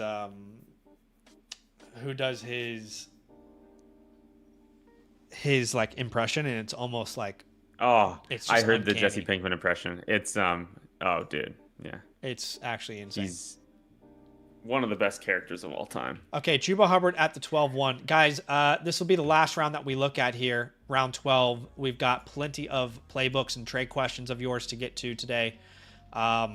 So this is your last chance to enter today's giveaway. And again, giving away a live team playbook today, that tier 1 product. A lot of you guys will have seen these before, but basically customized review of your Dynasty team. Afterwards, you get sent this beautiful graphic as a nice little thank you. If you want to get into today's giveaway, all you have to do is simply like the stream. That's step 1. And then step 2 is to type the code word, which is March Madness, but make sure there's no spaces in between. No spaces in between. As Chuba Hubbard goes off the board at the 12:01. I think I'm losing my mind. I don't know. Like, I thought the player... Look, I just want to make a comparison. But I am now convinced that this player is way undervalued. There's a certain player that hasn't been drafted yet, and I love Jonathan Brooks. But there's a certain player who hasn't been drafted yet, who I think is a clear starter at his position, and he's still available in the 12th round. I'm a little surprised. Yeah, I think I don't know. It's a weird one because they also have there's a chance they take Jeremiah Love, which would obviously completely nuke him. Obviously, we're not on the same page then. You don't think that they do that? No, I don't think you don't think who I'm thinking of. Oh, okay. Never mind. I think we're thinking about two different players. Because I think there's a clear starter at a position that's available. And... Oh, Caleb Johnson. Definitely not Caleb Johnson. And we cannot... by the way, Code Cinnamon doesn't apply to Caleb Johnson. We can say his name all we want. No one cares anymore. He's undraftable, honestly. He's just an RIP at this point. Yeah, look. Oh, okay. I'm just very surprised. I thought you were still on the 2025 running back train. You mean rookies? Yeah. There he is. J.K. Dobbins. That's who. Okay, yeah. So I thought I was thinking 2025 rookies. If we are drafting, and we all say that we're committing to 2 to 3 year windows, why in the world is J.K. Dobbins 4 rounds cheaper than R.J. Harvey? 4.5 rounds cheaper than R.J. Harvey. Why is Dobbins going after people? I don't know. I mean, I know he's not got like a 17-point ceiling, but he is got to be one of the best late round running back targets in the startup at this point if he's going at the 1206. I mean, guys, let's look at his ADP before. I'm curious now because Dobbins has an ADP of the 1207. That's before free agency.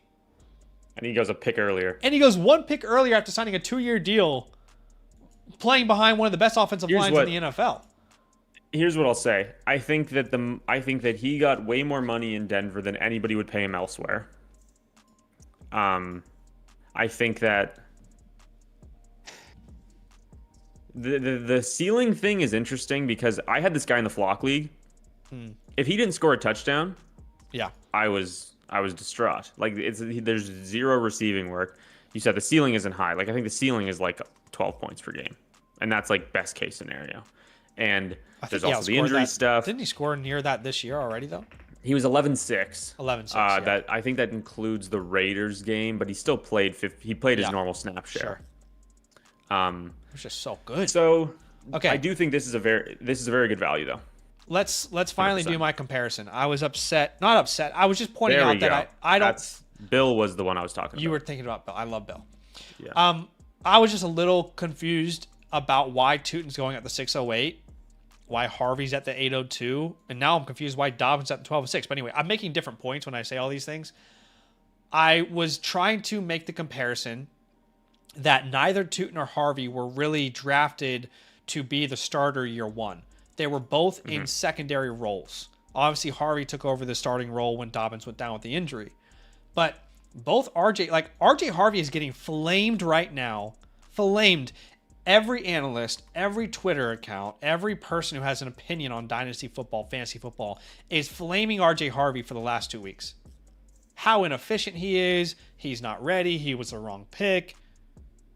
And by the way, we always expect the secondary player in a backfield to be far more effective and efficient, at least more efficient, than the guy in front of them if they are starting caliber player.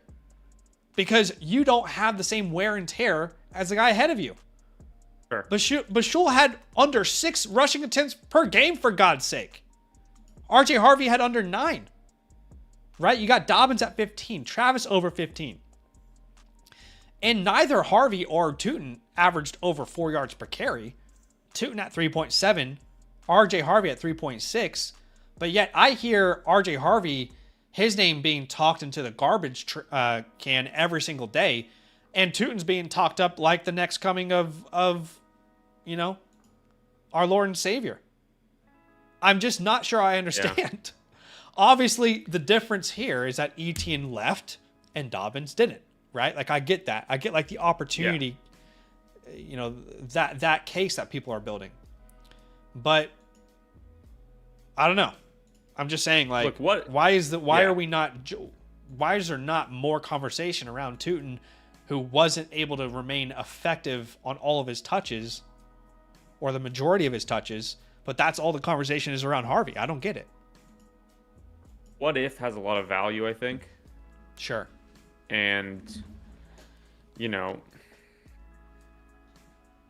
I guess, yeah, it's weird. I do agree, and I don't think that this pick specifically is representative of how people feel about Yeah, I mean, and I'm not flaming Kev, by the him way. I mean, go get in your the guy. yeah, yeah, You know what I mean? yeah, yeah. But Like, I don't see them as that far apart, although I do prefer Tootin. But I Okay. think it's an opportunity thing. I also think it's like Harvey got the opportunity and still did nothing. Like, I don't necessarily want to look at Tootin's backup role and project it to him as a starter, just because there's so much that goes into that. I mean, Harvey I think Harvey wasn't good on the ground, but I think it's unfair to say he did nothing though. I mean, 15 points per game as a starter is not bad. no, I completely get that. Just as he's very much this receiving back As of today. profile. Sure. And yes, sure, he could grow into something more. The super old prospect. Yeah. Yeah, I get where that the argument needs to be made. I just think that giving J.K. Dobbins $10 million a year tells me that, barring an injury, this is going to be exactly what it was in 2025. What about giving Chris Rodriguez $5 million a year? That honestly doesn't mean anything to me. It's the same. It's the Kenny Gainwell thing. So I don't think you're of that, the opinion that this is just Tootin's backfield and Rodriguez is a depth piece. I think that it is going to be more 1-2 than 1A 1B. Okay. Okay. Because I think that Liam Cohen, handpicked this guy with a really good value in the draft. And like Tootin showed flashes of like I just keep on I have that Bills game in the playoffs just repeating in my head. Sure. In long runs he was breaking off over and over again. And yeah, I don't Chris Rodriguez doesn't really scare me at all, because Chris Rodriguez got some opportunity in a backfield that was completely devoid of any talent whatsoever. No offense to Bill. Yeah. But he was really effective on an offense that was really bad. I mean, Yeah. we talk about how Ja'Cory Cross-Merritt couldn't get anything going. And what do we say? That's because there are no receivers healthy. The offensive line isn't good. Jaden Daniels isn't healthy. All a defense does is stack the box and stop the run game. And yet, still, Chris Rodriguez was able to be very effective. I'm curious what his success rate was, because yeah, he's I can 4.5 actually yards tell per you- carry. I can tell you some numbers that would really concern, I think, most Tootin owners. If you want to talk about efficiency and effectiveness, I just did a video today talking about Rodriguez. It'll come out later this week. But number one, don't forget, at Kentucky, Chris Rodriguez's best year came with Liam Cohen calling the plays. He had over 1,300 rushing yards and 6 yards per carry with Liam Cohen calling the plays at Kentucky. There's already an inbuilt connection there. Last year, among 48 running backs who were qualified, Rodriguez was second in yards after contact per attempt, 14th in yards over expectation per attempt, 8th in run rate, success rate, 8th in rushing expected points added. So this is not a scrub. This is not Devin Singletary signing back to the Giants. It's not Jaleel McLaughlin coming back to Detroit or to Kansas City. It's not Jerome Ford in Washington. I think he's a good player. I'm not saying he's like a franchise running back. Yeah, and I guess Algier only got 6.25, so it's not like the market should have been that much higher for Crod.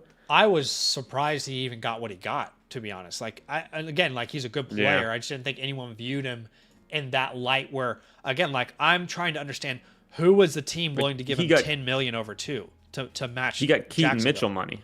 Yeah. You know what I mean? This is not... It's Yeah, Keaton I Mitchell think money, but $2 more million, and we're saying it's Tyler Algier money. Exactly. Rico Exactly. Dowdle. That's what I'm saying. It's I think Algier probably got maybe underpaid a little bit. Sure. It'll be interesting. I think I'm just the type to bet on the younger, more exciting type, Yeah. I guess. I also, get that, but you're not saying that it's Rodriguez over Tootin. You're just no, saying that it's all about value. It's all about price. Yeah. And again, if Yeah. if Tootin ends up with a 608 ADP, and Harvey ends up at the 802, and Dobbins ends up at the 12.6, and names like JCM, Rashad White are at the 12 and 13. There's another name that hasn't been drafted yet, but I don't want to mention him. I mean, let's just say it. Like we're about to leave this draft and jump into the giveaway anyway. But like, if Chris Rodriguez ends up going like 15th round or something, and I have to draft him in the 15th or Tootin in the 608, like every day I'm making that decision instead. Yeah. Yeah, I'm if this is where not the, on the board with market's this. going to settle. Yeah, I'm not on board with this 6th round price. But if it does settle here, then yeah, then if he's getting drafted at the 6-8, I will be saying he's a sell. By the way, I wanted to say one last thing here before we get into this giveaway. Again, guys, one last chance to get into tonight's giveaway. All you have to do is like the stream and type March Madness in the chat. No spaces. Which I'm excited about March Madness. All right, I'm excited to see the Virginia Cavaliers. I mean, maybe we'll fail. Who knows? But Chika Okonkwo, I just want to quickly say I think he is maybe one of the steals of the draft in this sort of premium. Isaiah Likely at the 10.06. I'll be honest with you guys. I love Isaiah Likely. I do not think there should be any gap between him and Chika Okonkwo. Genuinely. The way you're valuing these two players, I do not think there should be any gap whatsoever between those two names. I mean, you want to talk about dysfunction? Talk about Chika Okonkwo's entire tenure with your Tennessee Titans. That's pure dysfunction. And I know it's just interviews. I know it's just words, and we don't want to overreact to people just saying things. But if you hear Chika Okonkwo talk about being on this team and how different he's expecting it to be compared to his time in Tennessee, it is drastic. I mean, the guy is outright saying, basically alluding to the fact that in Tennessee he was never utilized properly. He was never given real routes to run. He was never told he would be a focal point of the offense. And basically saying that Washington promised him all of that. He literally, and I quote, says, I know day one I'll be a huge part of this offense. I know day one I will be a big threat in this offense. I've been told by the guy who's calling plays how he's going to use me. That's why I signed here. So it's just words. I think Okonkwo has always been one of those names, like your Jonnu Smiths, like your Isaiah Likely's, where we would point to his game and say, yeah, that guy could put up 1,000 yards. It just has to be the right situation. He has to be given opportunities. So I think Okonkwo is a huge value. I recently traded for Okonkwo, just because I'm a Commanders fan. I actually teared down off of Brenton Strange to do so. It's just like I got an early second, traded a late second, got Chika Okonkwo sent Strange. It wasn't anything crazy, but I think Okonkwo, if you're a contender right now, the amount of times that Washington targets the tight end, Jaden Daniels targets the tight end, I could see a late breakout for him for sure. And he showed flashes, like he really did. Shows flashes. Yeah, he has absolutely shown what he's capable of, and I do hope that they use him. Yeah. But I think Likely's a weird one. I saw somebody on Twitter today say that he's going to be this offense's Travis Kelce, and I was like, what? How can that works exactly? But Matt Nagy, I guess, was the comparison they were making, as if Matt Nagy's the mastermind behind how Travis Kelce gets used. Right. No, Matt Nagy turned Travis Kelce into Travis Kelce, bro. I don't know if you know that. Travis Kelce wouldn't be who he is today. Travis Kelce wouldn't be. Nagy. You wouldn't know the name Travis Kelce unless Matt Nagy was around.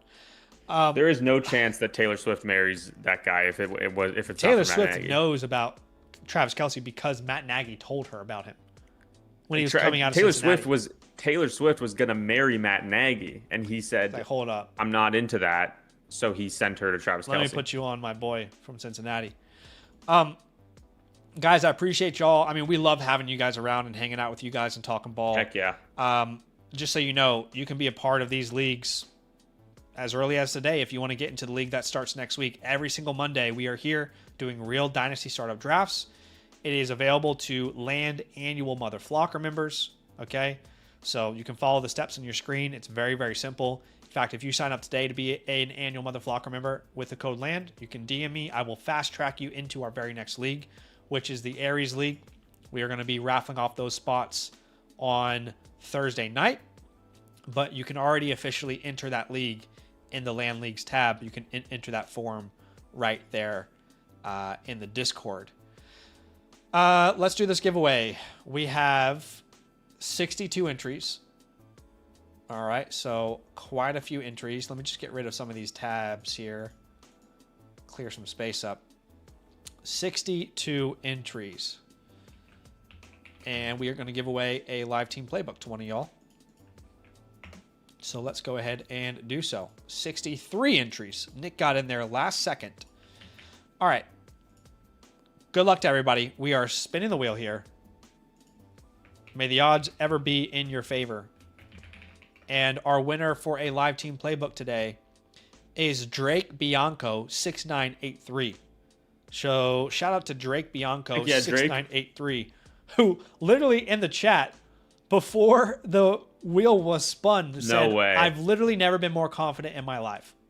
So some of y'all are like, hey, why is it never me, Zach? Why is it never me? You don't have confidence. You got to switch it up. You got to speak it into reality. Yeah. All right. You got to change your language.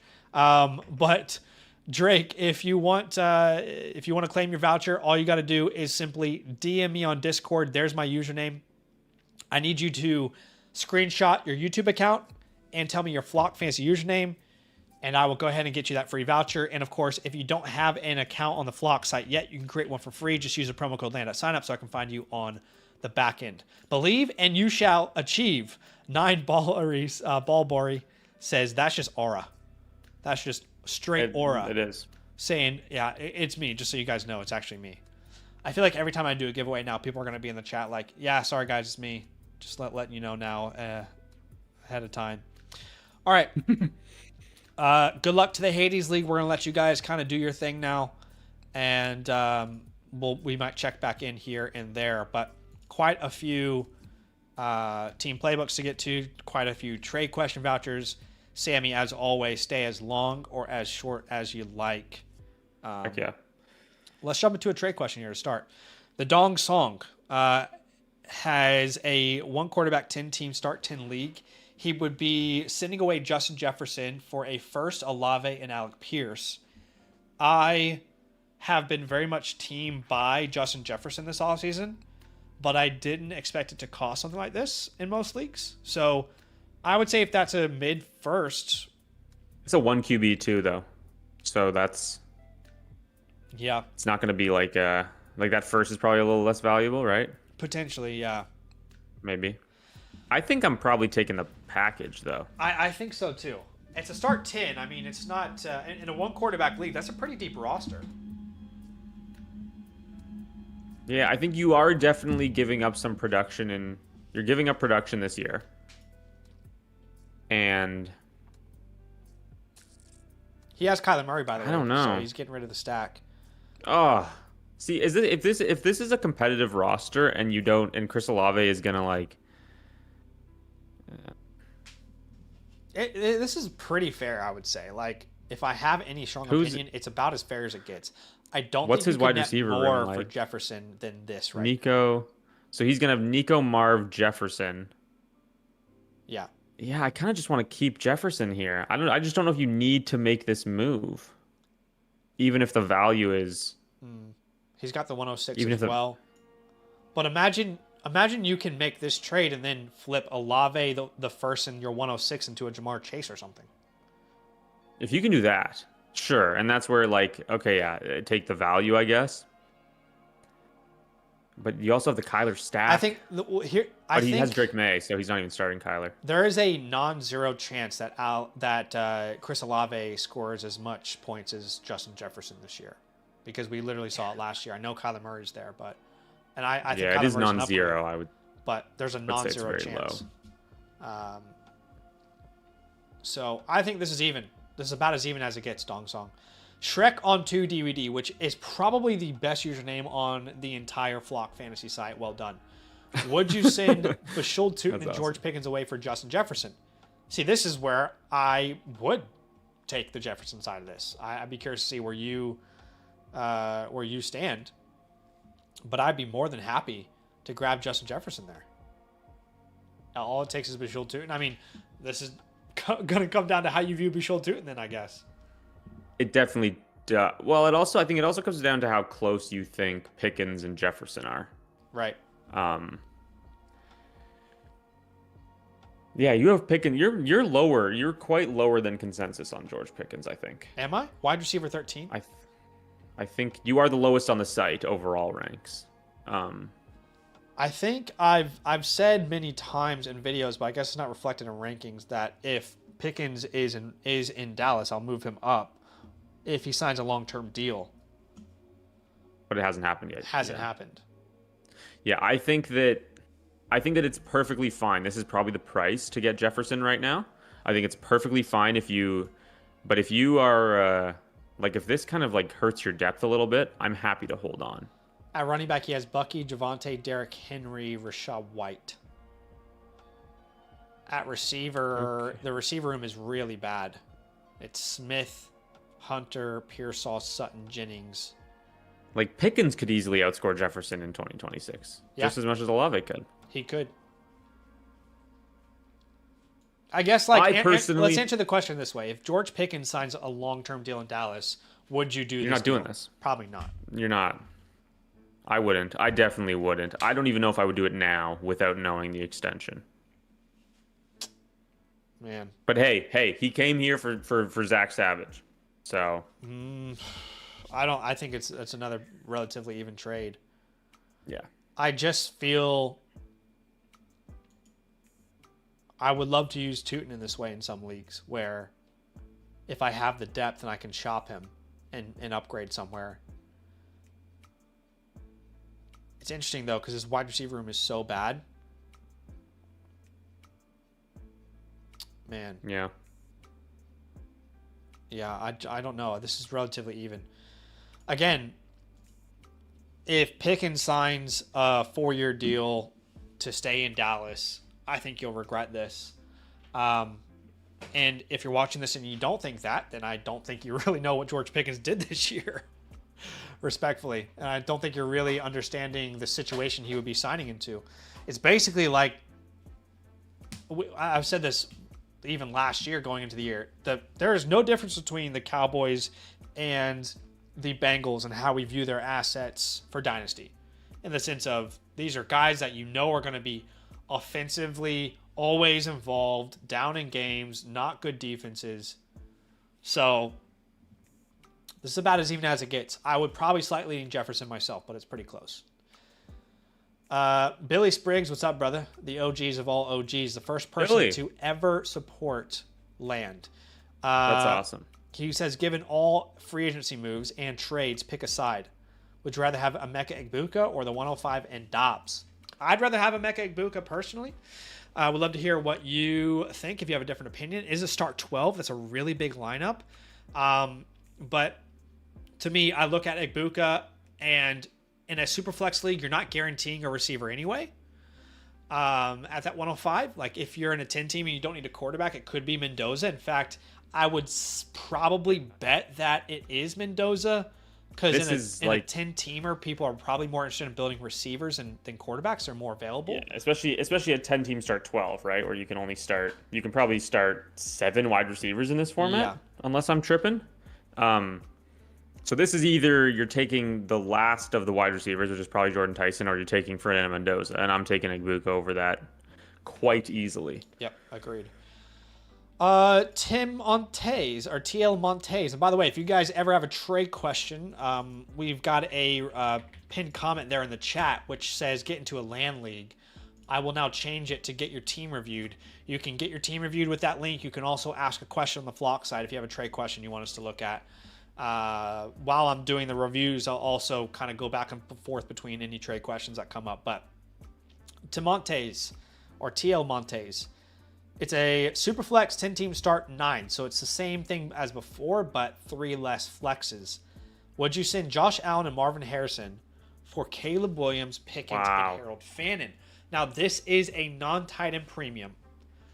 It is a 10-teamer, though. It's a smaller lineup, so there is still a lot of value to a tight end like Fannin. 10-team start 9 is like studs. I just don't think I can move Allen for this.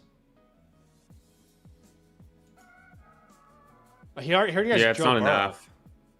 Here's the thing. He already has. Is it a 1 QB? It's a super flex. No, it's a super flex. But he would have Burrow and Caleb if he did this, which is pretty solid 1-2 there. It is still, yeah, that's the thing. Like, I love, like, Caleb's great, but I think that I would need more. Oh my gosh, he has Chase, JSN, Nico, Egbuka, Brian Thomas, Kraft. He already has Kraft, though. Wow. Yeah, you don't need to do this. Yeah. Josh Allen is so valuable in this league.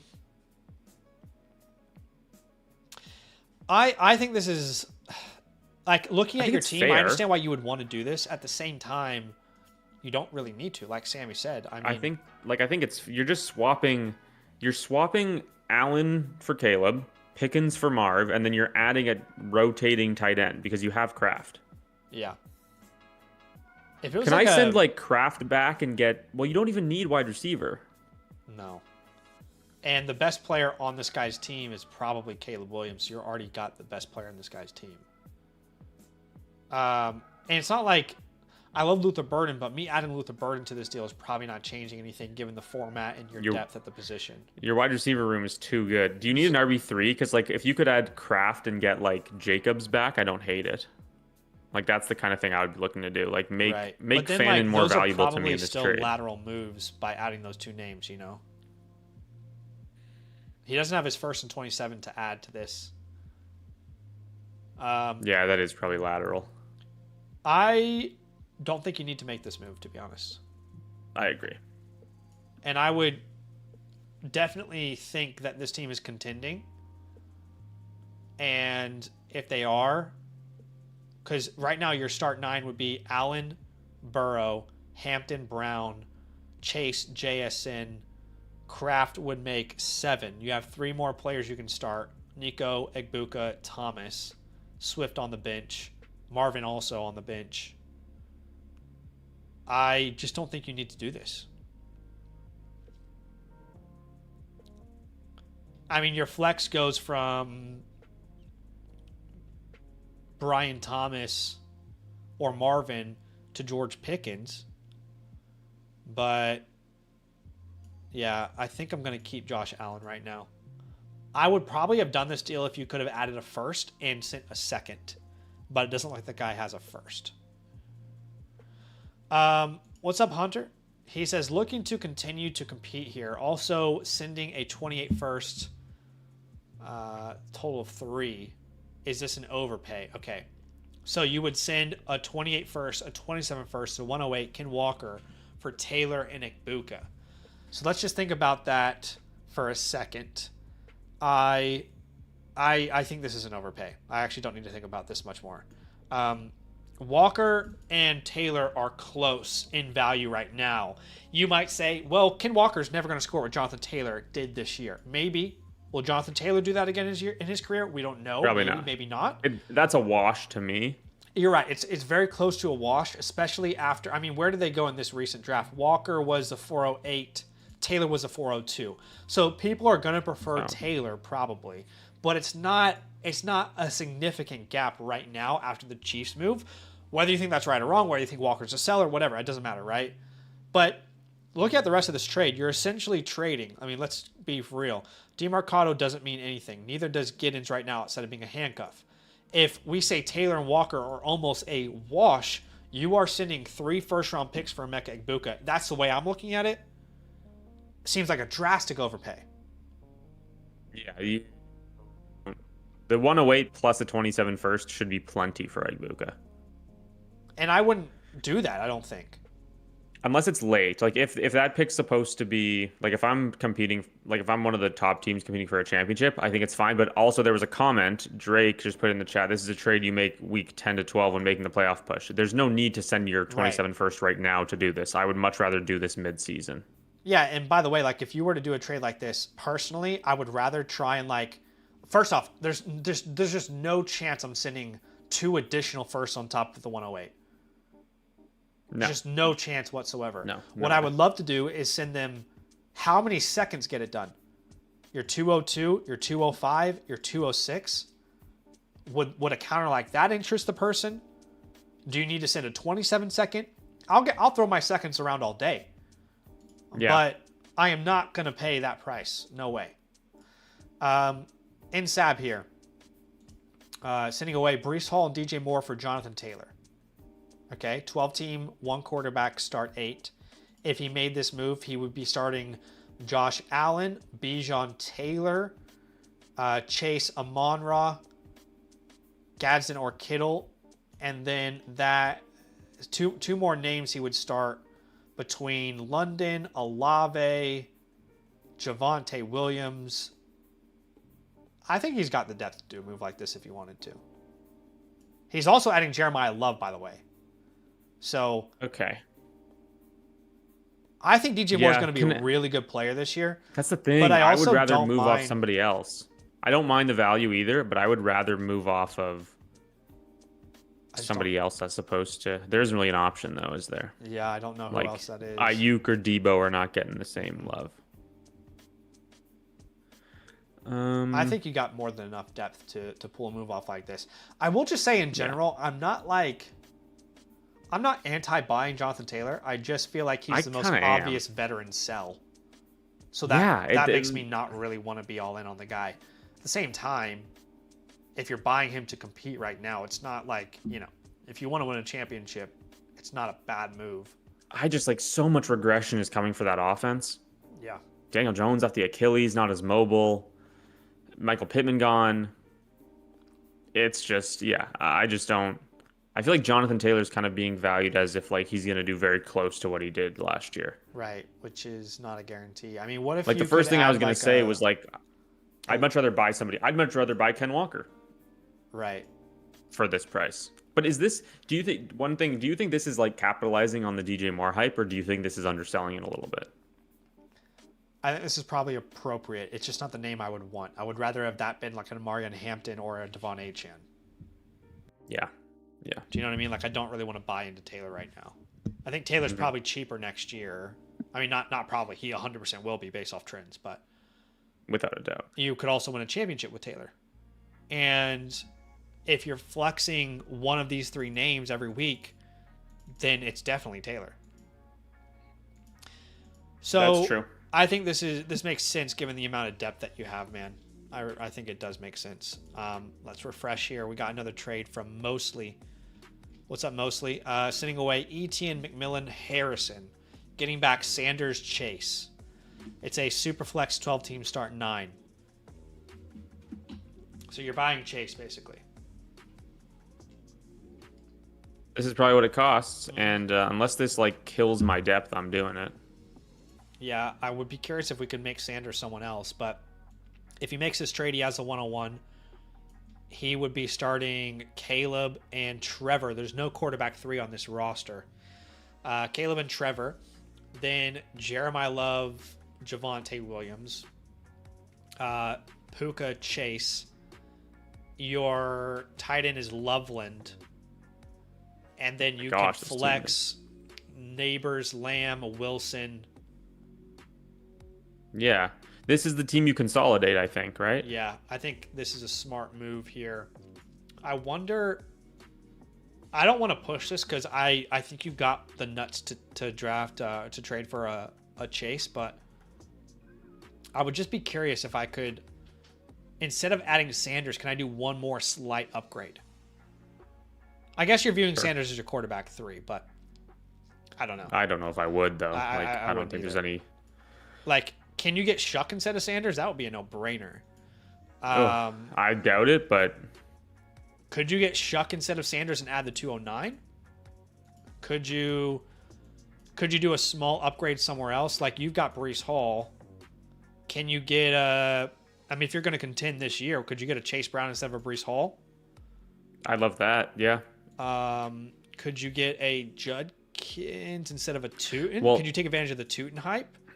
You know what, Zach? If you can do Shuck instead of Shadur and then do the Breece to Chase Brown, because that's a downgrade, right? That's a tier down. He says he's a Saints fan, so it's not going to happen on Shuck. Well, these other options, though, like, honestly, this is an example where I might take advantage of having Tootin and seeing if I could, like, turn Tootin into a Judkins Brown with a small little upgrade there. But at the same time, the way the trade is formatted and where you kind of are as a roster, I would be fine to do this trade too. All right, Jim, what's up, brother? You are in a Superflex start 10. You're sending away Chase Brown and RJ Harvey to get back Ken Walker, Chuba Hubbard. Wow.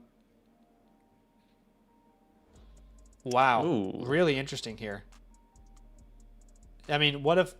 So this is another what if no one knows the answer to. But, I mean, if we found out next offseason Chase Brown signs a 3-year deal in the Chuba Hubbard range, you know, you would definitely prefer to keep the Brown side of this.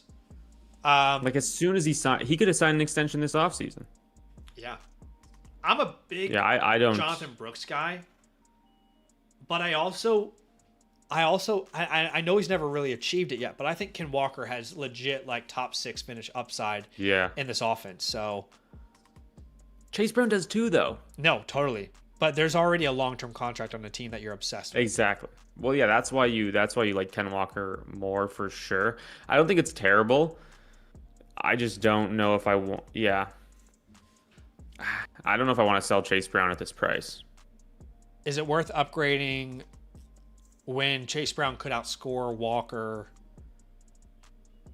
But it's not like anyone is like dead set on Harvey. Like it's not like people are like afraid to get rid of Harvey. Could you make Chuba Hubbard Tootin instead? Probably not. Probably not. But you could try. But that's not even where I have you add Pacheco or something, you know. Who else do I have at running back? Got nobody. Bucky. Yeah. Yeah, it's not. I'd throw Worthy in here if you could get it done instead of Pacheco. No, it says this is in Hercules League, and you didn't like my running back room. I said I could have got better players before Chase Brown. Ah, yes. See, yeah, and even then, I'm fine with. I don't even hate the Chase Brown value that he got in that league. I think he went 3rd round Chase Brown, if I'm not. It was like late. It was like late 3rd, which is obviously earlier than you'd like. But I think the answer to that, if you kind of agree with me post draft, which I could be wrong, Noah, by the way. But if you kind of agree with my stance on that post draft, the answer is probably not to sell Chase Brown straight away. Yeah. Because you're taking a huge hit on what you paid for him. Yeah. Because even though you're getting Harvey Ken Walker, and Chuba would have gone pretty far, I imagine. Pretty far apart. Draft. Yeah. But yeah, I mean, I'm just not obsessed with getting Chuba back. I'd rather get Tootin back.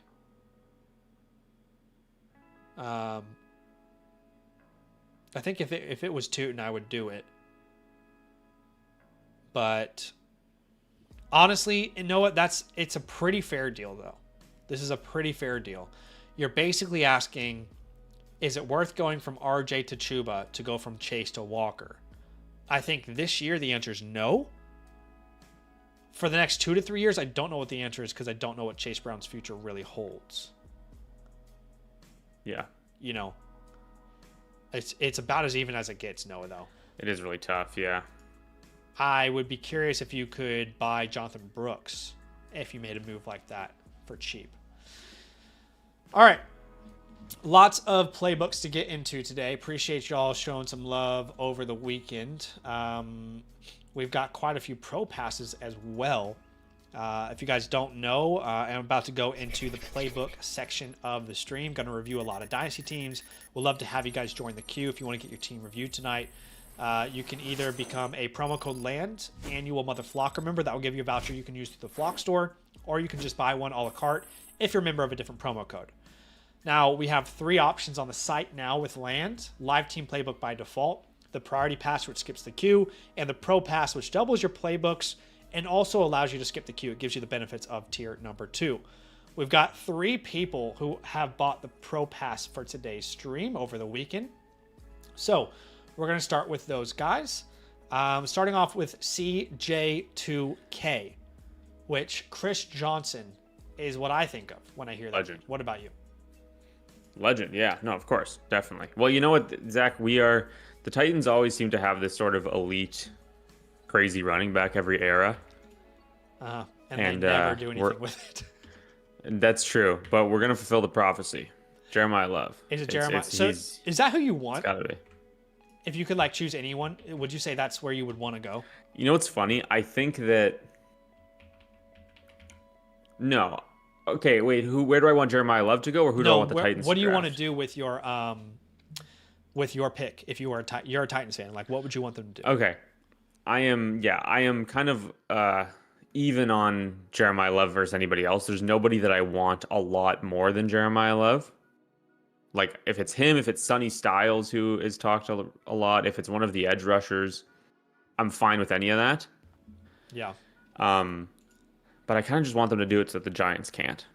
Right. Because you want to save Skattebo. That's my fantasy brain. That's my fantasy brain taking over my Titans fan brain. But also, Jeremiah Love's a phenomenal player, and yeah, I think I want the Titans to have good players who score touchdowns, and he's one of those. He absolutely fits the bill.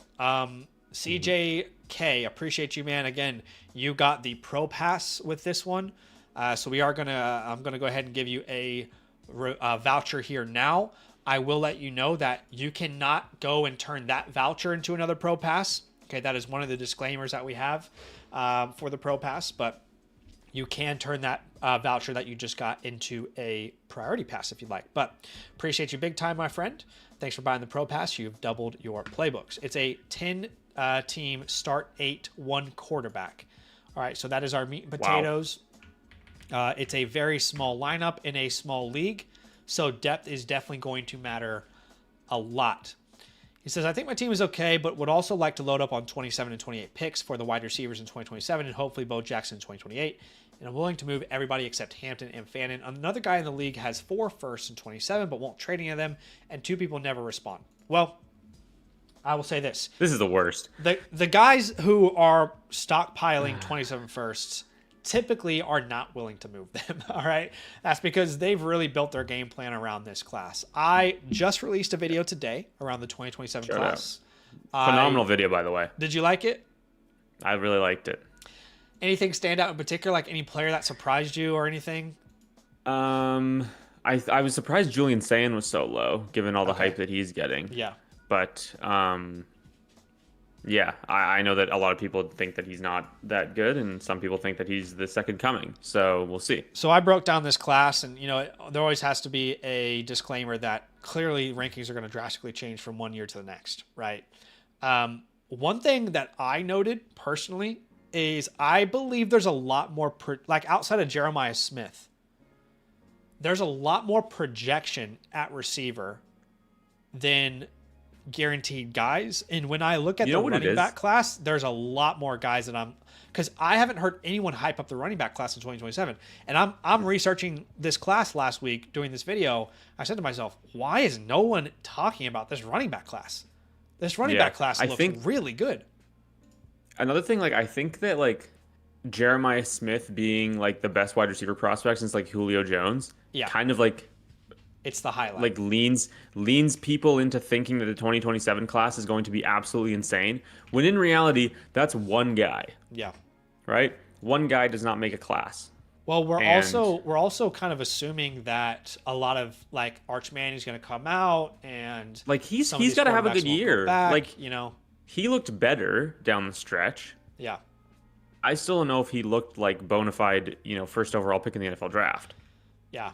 I mean, I would say this, 1 year out, because I said this about the 26 class last year. I said 1 year out, it does not look good. 1 year out, it looks pretty good.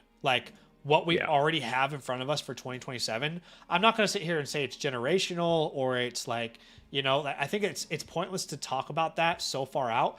But 1 year out, there's a lot of really good prospects that are propping up the class. Of course, things can go wrong. I mean, Ryan Williams was another person propping up the receiver class, and let go just mentioned he needs to bounce back.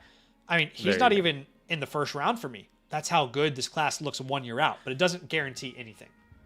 Well, the other thing is that a lot of guys have really good draft years. And so,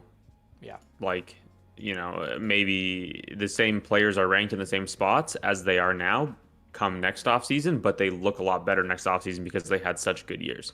Yeah, exactly. So let's have a look at this at the team. Again, 1 quarterback, start 8. Bo Nix, Hampton, Brees, London, Pickens, Fannin, and then you're flexing Jameson, Marvin, and you've got on your bench Brian Thomas, Jalen McMillan, Kyle Monangai, likely. You're in a nice spot.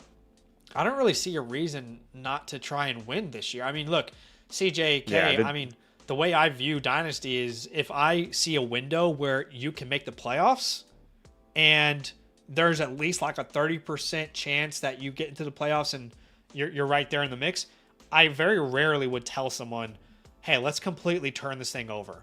Let's focus on the next 2 years of rebuilding. Because ultimately, the 2027 class, you want to win. The 2027 class is not good enough to tear down a team that is really, really good and in a position to win. Look, it's having 8 picks in the next draft is really exciting. It does not win you anything. Exactly. Right. So, this team can win. Exactly. So you don't really want to. I don't really want to advise someone like, okay, man, let's go ahead and bet on 27 and 28 entirely. That means we're selling London and Pickens and Brees. And, it's like, okay, sure. Like maybe that works.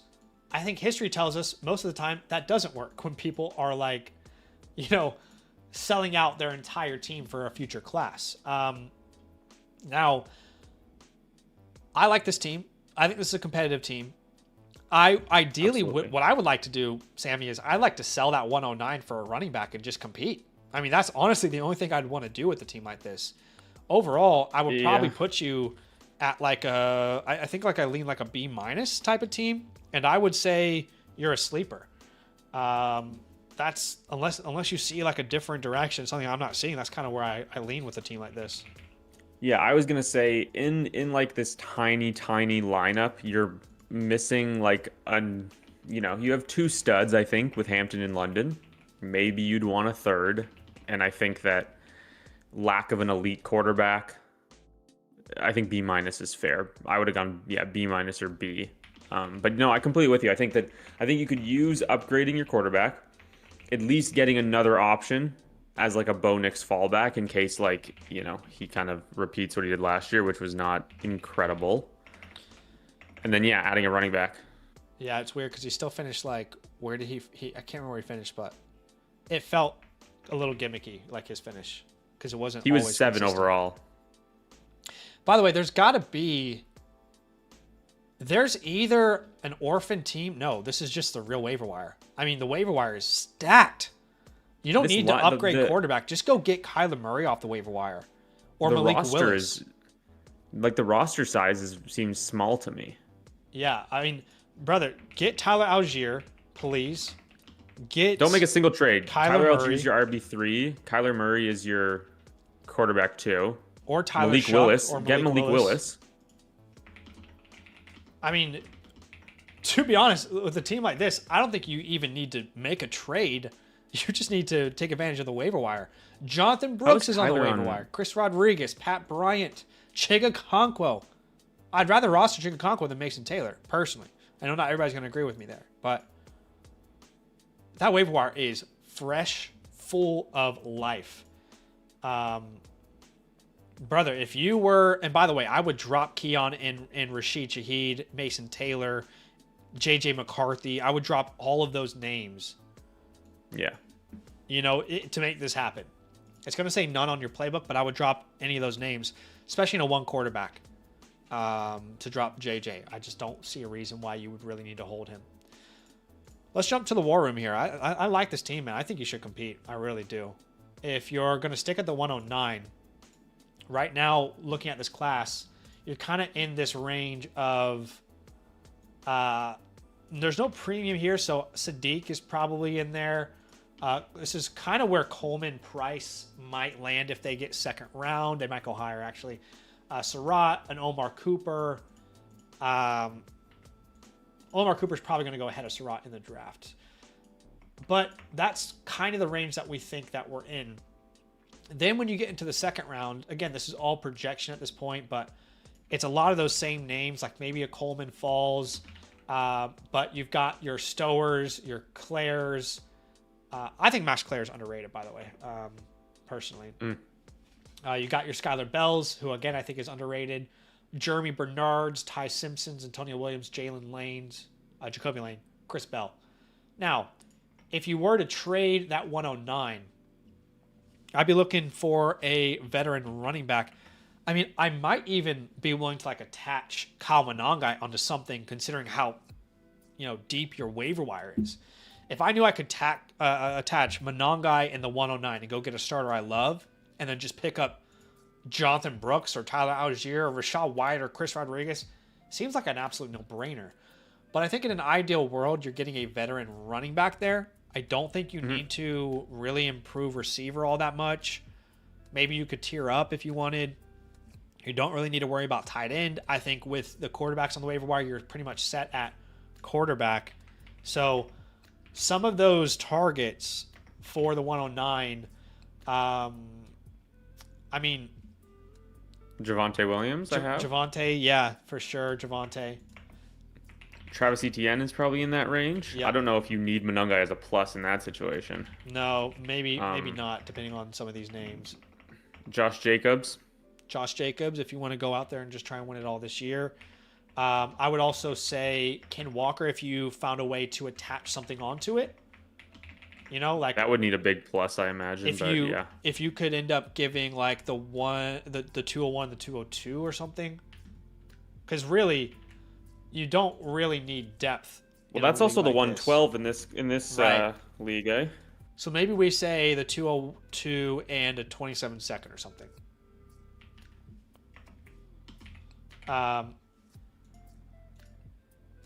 Honestly, I feel like the one too late first might start. Anyway, you might not even have to include the second, but I would even be willing to send the 203. That's the 111. Yeah, you know what I mean? If you're going to attack both of those on the trade, then maybe it kind of gets done on its own. But and do the same thing for a James Cook as well. Yeah, 100%. Or you could be the Derrick Henry buyer with the 203 or something. Sure. The hit rates on second round picks, not very high, by the way. So don't be too precious with them if you can really build out a team. But looking at the rest of this team, again, absolute priority ads. We kind of mentioned this, but just to cover it again, who were the names I'm trying to remember that we just mentioned? Kyler Murray. We said Tyler Algier. We said Tyler Shuck, Jonathan Brooks, Chig Okonkwo. There's just so many great names that you could add. Now,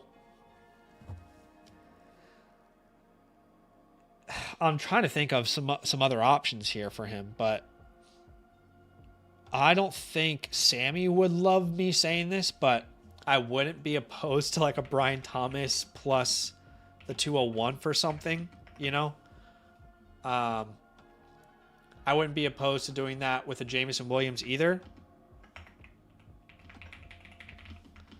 Doing one small upgrade. I also am not opposed to doing it even with a Breece Hall. Breece Hall in the 203. I think anything as long as you can upgrade your starting, as long as you're upgrading your starting lineup, I think that. So what are some names that you'd be looking to get to, Sammy, if you did the 201, which is basically the 111? So let's think about with that Brian Thomas. We're talking a George Pickens. I mean, I think we have George Pickens, don't Right, we do. You're right there. we? Nico Collins, sure. Basically what Ibuka. you want Brian to become, right? Ibuka. I would probably do it for McMillan and Olave as well. I don't know how you feel about that because I know you have Brian pretty high. I have them quite close, Well, but definitely market Drake says. London. But obviously, I can't, be on to. here and telling everybody to believe in Brian Thomas as much as I do. Yeah. We have Drake London as well. We do, yeah. I mean, you could even try Justin Jefferson with how cheap he's been lately. That's a late first, really, in reality. If you had the 203, Thomas and basically 2 late firsts, would that interest the name? Now, I will say this, that JMO is interchangeable in all of those deals above.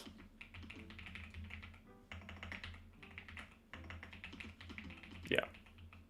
But Breece Hall, if we were to do Breece Hall in a late first this year, ideally you could, like James Cook would be an ideal outcome there. Jonathan Taylor, maybe. Ken Walker again. Ken Walker. That's probably the list there. But I'm going to be honest with you, CJ. You want my 100,000% most honest take on your team? Trade the 109 and something for a veteran running back. Cut J.J. McCarthy. Cut Keon Coleman. Cut Rashid Shaheed. Cut Mason Taylor. Add Tyler Algier. Add Jonathan Brooks. Add Chikakonkwo and Kyler Murray. Call it an offseason. Mm-hmm. That's all I would really do. You've got a lot of the answers already on your waiver wire, and I genuinely can't see a reason why you wouldn't compete. But I appreciate you, man. Thanks for letting us look at the squad. I think it's a better team than you're maybe giving it credit for. And you will get your team playbook here within the next 3 to 4 business days. So be looking out for that on the Flock Fantasy site where your review tab is. I got a question here from Matthew that just came in. It's a trade. It's a 14-team start 11. Huge league. He says, won the chip last year, looking to turn Taylor into Hall and Sadiq. What are your thoughts? Tight end premium, big league.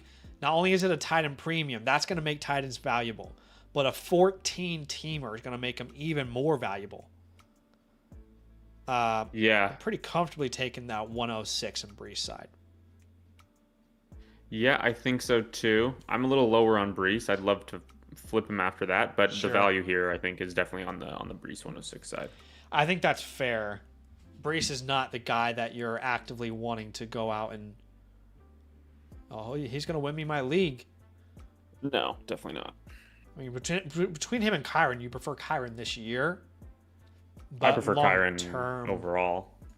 It depends on where Breece lands next year, I think, in free agency. Because Breece is very much on the Josh Jacobs route at the moment. Remember Jacobs was franchise tagged? If they work out an extension, yeah. Yeah. Did he ever play on the franchise tag, Jacobs? He did, yeah. Yeah, I think he played at least 1 year in Las Vegas on the franchise tag. Was he a first round pick? Uh-huh. No, eh? Yeah. He was because he only played 5 first. In Vegas. Yeah, but so did he not get the what they did option? Is they declined his 5th before he broke out for that last season. Gotcha. Yeah. You're right. Yeah. Okay. Appreciate you, Matthew. Thanks for letting me look at that trade, my friend. Like I said, guys, we're looking at trades. We're doing team reviews throughout the night, so we'll go back and forth between them. If you guys want to submit a trade question, you can see the pinned comment. Z Wazy. We've got another Pro Pass here. So I want to honor those Pro Pass people and the Priority Pass people. The next Pro Pass is from Crush 5. And Crush 5 is a returning annual Mother Flock member. Shout out to you, my friend. Okay. And this is a Superflex 12-team start 10. Superflex 12-team start 10. So that is our middle ground. Either 3 flex spots or 3 starting receivers, probably for most people. It's a full point premium. So just like the draft that we saw today, if you guys remember, we had McBride and Bowers round 1. Bowers was a top 3 pick. Warren, Loveland, Fannin in the first 3 rounds. So this is the same really format as that, but I was gonna say maybe more valuable. Not really. It's a half PPR, but it's still the same bonus on top inherently. So I'm not gonna say like it's more valuable. Wait, is it a 1 tight end premium or is it 1 PPR for tight ends? I believe this would insinuate that it is a full point premium, because typically you see 0.5 there if it's a half point. Yeah. So this is the tight end score triple. Tight ends are really important in a league like this. Yeah. Yeah. Now your team name is Crush55. You're currently ranked 7th. He says, "Thanks for the review. Wondering what direction I should take this team." You want to take a second and read out this team for us, Sammy? Yeah, I got it. So we have Trevor Lawrence and Daniel Jones at quarterback. At running back, we are starting Quinshon Judkins and Tony Pollard. At wide receiver, we are starting Chris Olave, Tedrow McMillan. Tight end, TJ Hawkinson. And then 3 flex spots, T. Higgins, Rashee Rice, Brian Thomas. We have the 104 in this year's draft, which is nice. We have 2 future firsts, including our own. And yeah, not a bad team. You're definitely it's not bad at all. Like he's lacking like the hammers. There's not really hammers on this team honestly at any position. I was looking at your untouchables while we were reading off that, and I thought to myself, don't think I would define any of these players as untouchable. You know what I mean? No. So you're definitely lacking like any true like hammers on your team. It's hard to win a league without hammers, but and also at tight end, your tight ends are very important in this league, and it's quite clearly not a strength of your team either. Looking at we'll get into the war room, Zach, but in this league, is Kenyon Sadiq an option there? I absolutely think so. 100%. After Tate and Lemon go, you know, I think if he's getting 1.5 points per reception, and then the wide receivers and the running backs get half a point, I mean, I wouldn't be shocked if he wasn't there at the 104. Yeah, exactly. I mean, in this sort of format. By the way, on the waiver wire, I would say there is an interesting name. And that's crazy to say when you're rostering Ray McLeod. Caden Prather. Wow, throwback. Caleb Lohner. I don't even know who the hell that is. Okay. Now, Caleb Lohner? No idea. When you're rostering those names, I assume your waiver wire is naked, but George Halani should be rostered in every league right now. Yeah, he's worth a stash. In this format, I would roster Treylon Burks over any wide receiver beyond Devon Vele on your team. It's not that I have high expectations. It's just that, you know, if they... No, you're still in. You still believe. If they draft Jeremiah Love, I don't think it's crazy when you look at that roster to say he could be the wide receiver 2. Especially if Debo doesn't come back, which I don't get the sense that there's any intention for them to have a reunion. He did make that crazy catch on Sunday Night Football, which I will never let go of. I will always say I wasn't wrong. Dude. I was early. No, I was wrong. You know what? That's the type of guy you trade AJ Brown for. That guy who made that catch. All right, that's the guy you trade AJ Brown for. That's 100%. Why you trade AJ Brown for him. Never wrong, just early. Titans were playing Madden, unfortunately, where every rookie progresses if you just give them volume. All right, so your starting lineup really in a start 10 is Lawrence, Daniel Jones. I don't love that. Then Judkins, Pollard, don't love that. Lave McMillan is nice. Hawkinson I hate. And then you are starting Higgins, Rice, Thomas. Your receivers are obviously propping up your team. Transparently, I don't think this is a very good team. You know, you asked what direction you should go. I would say maybe you make the playoffs if everything goes your way. The problem is, like, you really have no running back I trust outside of Judkins. I don't trust Pollard. We don't even know if Jeremiah Smith's going to be there or not. Well, and you don't have a clear path of getting one without weakening your starting lineup. That's the issue for me. 100%. No, I actually agree. I think this, Zach, I don't fully remember what your terms are. Yeah. But I'm sure you have a term for this. This kind of feels like a punt to me. 100%. Yeah, those are our terms right there on our pathways, and you're one spot above a full rebuild, which I very rarely tell people to do unless they're just in an unbeatable situation. I would punt. I put your team grade at like a C minus. I think there's, I don't know if I'm being too generous, honestly. I think your receiver deserves at least a C. Well, and you have 2 future picks. You got the 104. Yeah. I think you can do a lot of good things here. Yeah. Glass half full. Glass half full, Sammy Stacks here. Let's look at the War Room. At the 104, it is a super flex league. I do think, yeah, this is interesting because we're talking through. Normally, this would just be like, hey, Mendoza or one of the big 3 wide receivers. But I also it's going to be landing spot dependent for me. Sadiq could matter there. He could absolutely, like, Sadiq could absolutely be the pick here depending on the landing spots. And even, like if he solidifies himself as the 106, let's say, in normal leagues. You can only he's worth the 104 in this league. You can only make that assumption after the NFL draft, though. Because I see a lot of mock drafts where Sadiq is going, like, pick 19 to the Panthers. And then I'm like, I don't think I'm going to bet on that. I would hate that. So yeah, and I still see like the Bucks at 15. Yeah, which wouldn't be very fun. I would like to just see what a 106 tear down would look like because you're in such a big premium, and we really don't need to be so focused on any particular position as we're punting. You can look next offseason at where your assets are. So let's just quickly look at those teams. The 105 is team 1. So something simple, like I would tear down to the 105 for the 107, 100%. I know it's not a class that we love, but I would totally be willing to do that.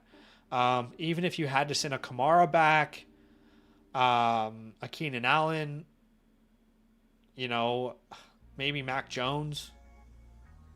I don't think Kamara is really worth anything anywhere, but just like hypothetically, if it didn't cost you much to do that, I would totally be willing to make that move. Or you have the 312. It's crazy to say, like, do people prefer Kamara or the 312? But this is probably where we're at now with Kamara's career. Yeah. So that could be a very easy move. And this guy has a lot of picks, so maybe he is willing to move up. The 106 is going to be tough. And again, you can only do this 106 move after the draft if you're assuming that there's a good spot for Sadiq. So we go to the 106. I would love to find a way. I don't think this team is going to really be interested in like tearing up. But assuming Sadiq makes it a 6 long tier, right, where the 106 is in the tier, I would do it for Jaden Higgins. And that is like probably the lowest of the line that you could get back. I would love to get a Marvin here, even though I'm not a big Marvin Harrison guy. I don't really think a Marvin Harrison deal exists. I think you'd have to give back. I think a lot of that is more likely if the 106 isn't in the tier. Right. You know what I mean? Right. Like if the 106 actually feels like he's coming up for something better. Right. Yeah, I agree. And now, unfortunately, this might just be more of a closer to the draft move where that's more solidified. What if you had to send like Juwan Jennings to get Marvin Harrison? Easily. Yeah. 100%. So, again, just some hypotheticals. It's not going to be all that sticky right now because there is a lot of questions that still need to be answered. But that's a rough game plan for your rookie draft. Let's jump into your chalkboard because I think there's a lot of work to be done here. I would say there's in-season sells and there's off-season sells on this team. Right? Guys that you're thinking now's a good price, now's not. Daniel Jones is a What do you think about Daniel Jones? Sell? You think it's an in-season sell? I do. What if... Yeah, okay. Because... Is there... I just feel like people are looking at their rosters more intently in season and saying, well, Daniel Jones isn't a game changer, but I need a quarterback too. I need I don't have a quarterback who I love. I'll Yeah. add Daniel Jones for security. Sure. Off-season sell. I was going to say like Tony Pollard is an in-season sell. I don't really know Higgins? what he's worth.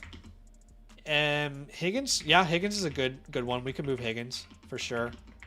Like I think Higgins is probably he might be at his peak value given he's 27 right now. Higgins, I He wouldn't probably is at his mind peak even value. moving Rice if the right Yeah, deal if is you there. can get a decent price. He might be a better in-season sell, but we'll give you like a guideline of what you could sell him for. Honestly, without a doubt, yeah. Yeah. If he's playing football, he's gonna be worth more than he is right now. Juwan Jennings, I think will get a deal soon. I'm surprised he's not signed anywhere yet, but Yeah, that's a weird one, eh? And say they just like signed Christian Kirk today, so he's not coming back. I would say Yeah. like a future mid-second for Jennings is where I would be looking at settling. Assume like let's say he lands somewhere. Like, let's say he lands in Washington. You know, you probably want a second. The unfortunate part, my friend, I almost said fart, but none of your running backs. there's no unfortunate part. Your running backs aren't worth anything outside of Judkins. I really don't think anyone cares. Tony Pollard, if you can get any second in any year, then you do that. I don't think it's possible, but you can try. Hawkinson is not a sell right now. He's not a sell. He's probably a hold. No. Okay, so looking at a T. Higgins, I love to go from T. Higgins to a Burden with a slight plus if that's possible. I don't even know if that's possible anymore, though. Okay, like let's make it simple. So like an early to mid 27 first would be ideal. Probably for both of these names. Like if you could sell either of them for that, and you can just say, all right, I know I'm going to get a first next year. Let me just go ahead and, take that asset that's not going to really lose value from here to then. Like these guys they could get injured. As a rebuilder, you probably prefer that flexibility. I don't really think you can go like Burden and a plus anymore, but that would be my ideal move for either of those names. I just don't know. I think so. If Like you can do it.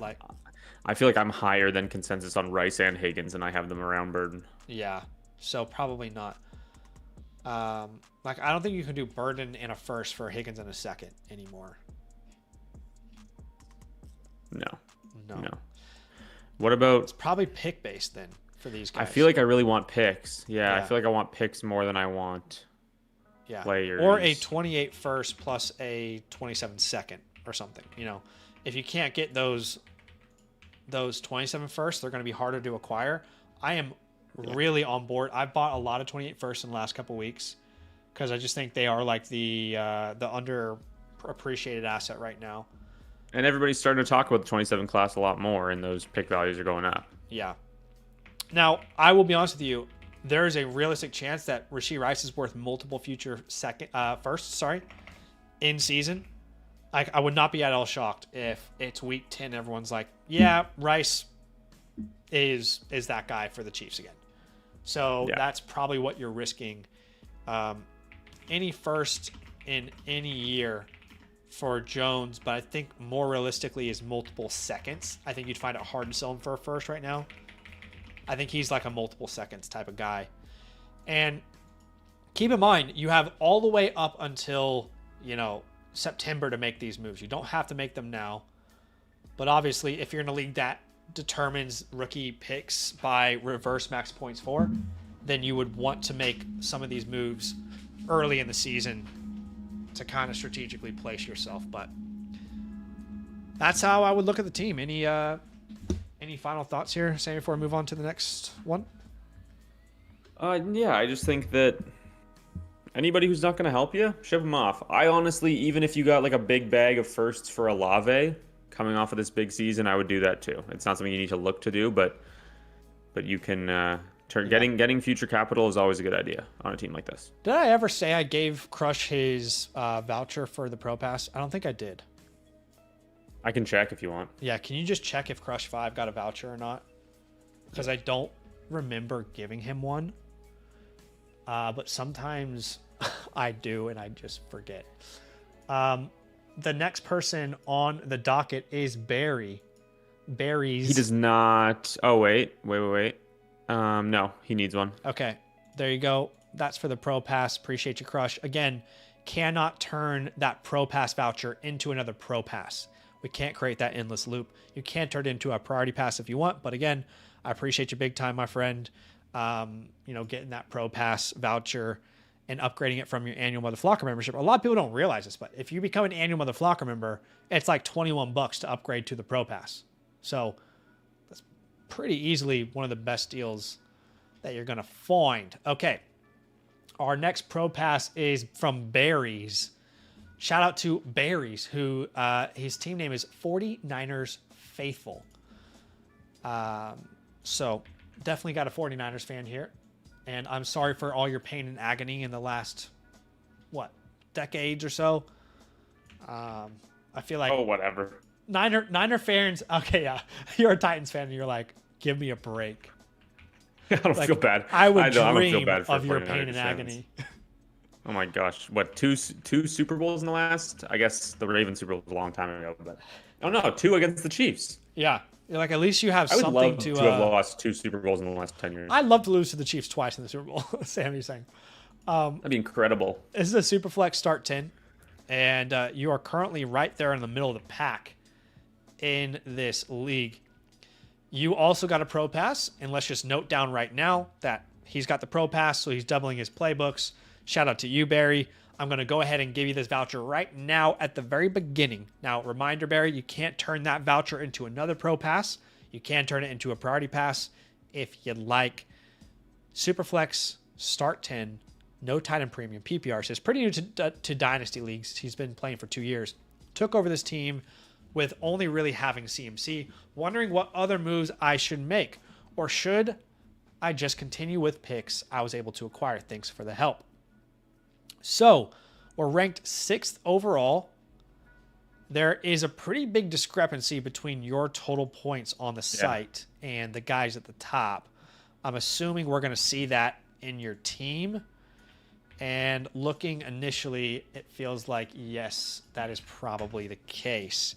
So you're starting in a Start 10. Sam, you want to go through it for us here? Yeah, let's do it. Superflex Start 10 or non? It is Superflex. Okay. Yeah. We're starting Lamar and CJ Stroud. We are starting Bucky Irving, Josh Jacobs. We are starting Nico Collins and Wan'Dale Robinson. Then we are starting George Kittle at tight end, and we need 3 more. So we'll go Jalen Warren, Chuba Hubbard, Romeo Dobbs.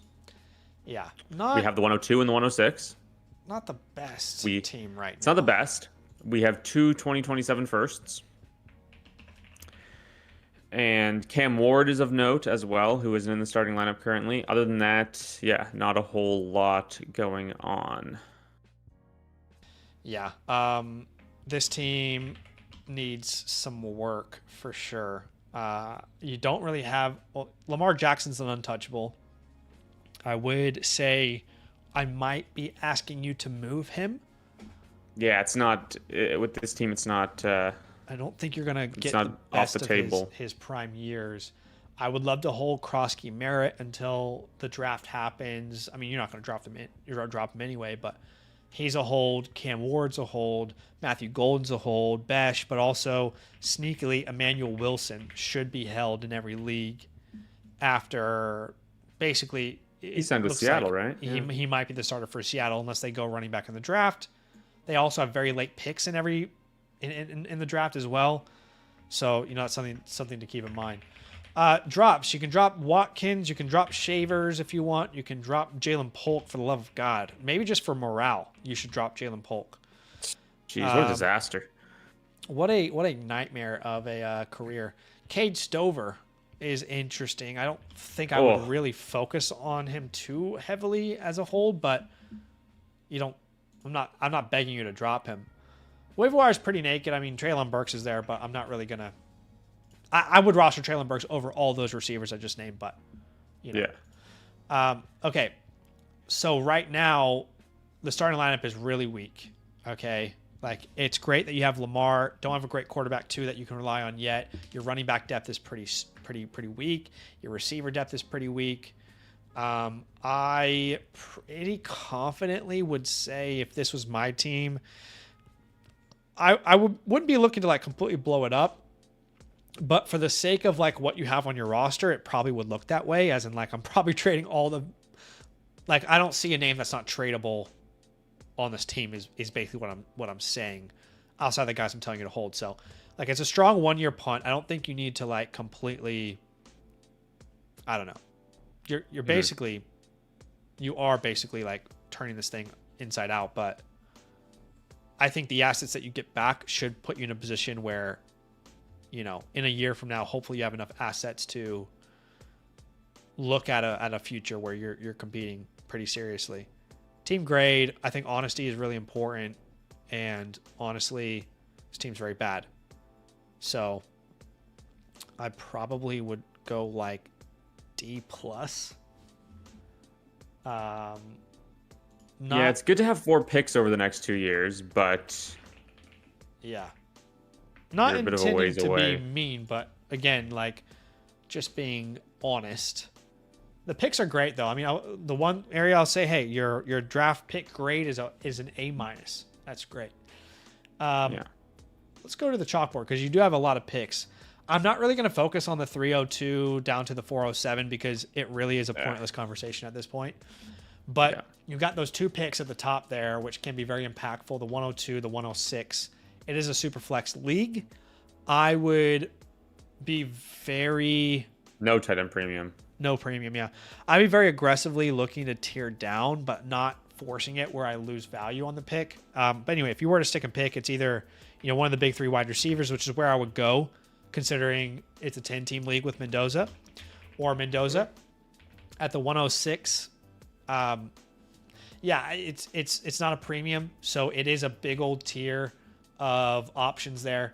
You know, sure, Sadiq is a part of that tier, but so are Cooper, Boston, Concepcion. I will put Stowers there depending on what happens in the draft. And then beyond that, just draft the best player available. That's what BPA means. Now, at the 102, I would really be interested in tiering down all the way from the 103 to the 10. Would I go to the 105? Because it's a 10 why not? super flex. Oh yeah, well there's the worry that Mendoza How much value will he have in this league? is the best option there. But I don't think that's a tough one, especially if I would need more to make that move in this league than the average league. I'll say that, but we can still explore it.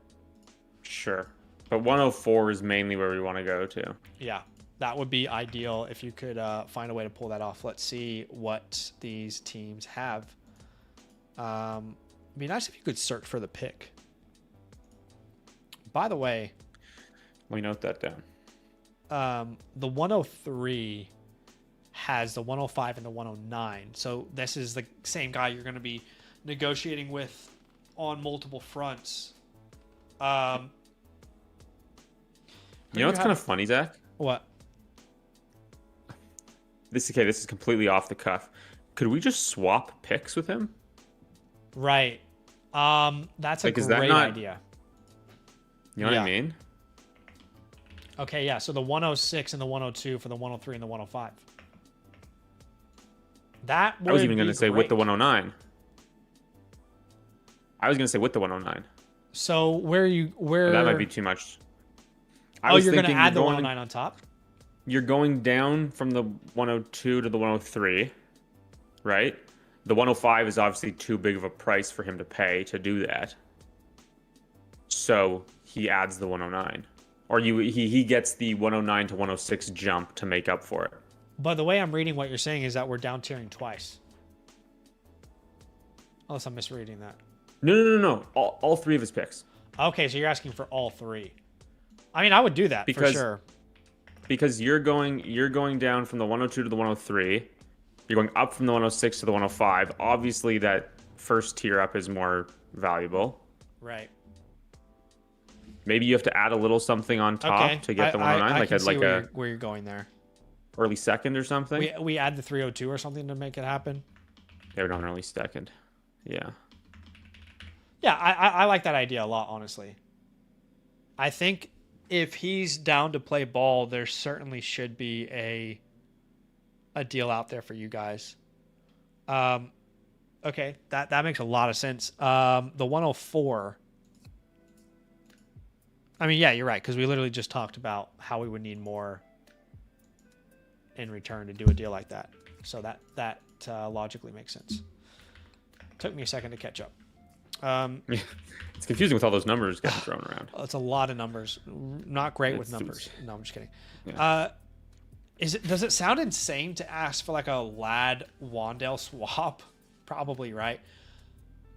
I just wonder if you could get Josh Jacobs involved here. This is maybe how you go from Jacobs to Lad. I think that actually makes a lot of sense. You want to build around Lad McConkey. You're giving this guy Josh Jacobs to go out and compete with. Yeah, I like it. I think it's perfectly fair too. I think that makes a ton of sense. You're building around the receiver. Last thing I'll say here on this one is, I mean, look, if you can do the 104 plus a 27 first or any first and send your second's going to be valuable though. But like a Wandale Robinson here, a Romeo Dobbs here, a Warren here, you know, any of those names, I'd be willing to do that. You don't really have much power at the 106, so that's kind of where your the creativity stops. As of right now, it's at the top of a tier. Yeah. And maybe somebody emerges. Yeah, agreed. Okay, let's go to the chalkboard because I think there are plenty of more moves to make for a team like this, including a Lamar Jackson potential tear down. So we can have a look at what that might net us. That might completely, you know, start your punt here. Jacobs, Warren. I think Choba might be worth holding. Like if he's a starter in season, he's probably going to net more in return. I wouldn't mind selling Wandale Robinson if the right offer is there. Romeo Dobbs if the right offer is there. At the same time, like those are two guys where if you hold them, they could be productive in season, and maybe they're worth more in season. It's potential. It's probably Daniel Jones-esque, where like those guys are more valuable when somebody can look at their points per game and how it affects their lineup. Exactly, yeah. Kittle as well. So let's look at a Lamar Jackson tear down. Is there a containing team up here where we can go to a Purdy, a Purdy plus something, like a Purdy, Burden, and a first or something? Would actually be awesome. Yeah, that would be incredible.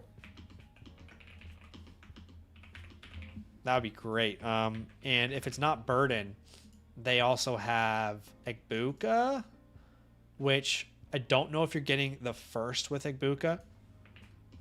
Can you do 1-2 swap though, maybe? But maybe you could swap or send back a Wandale Robinson or a Romeo Dobbs. You know what I mean? He has an offer that he got in the chat. If you want to bring it up, CRZ be crazy. Okay, is this your team here, Brazy? Is this I assume it's him because it's your berries? Let me know. It sort of fits the.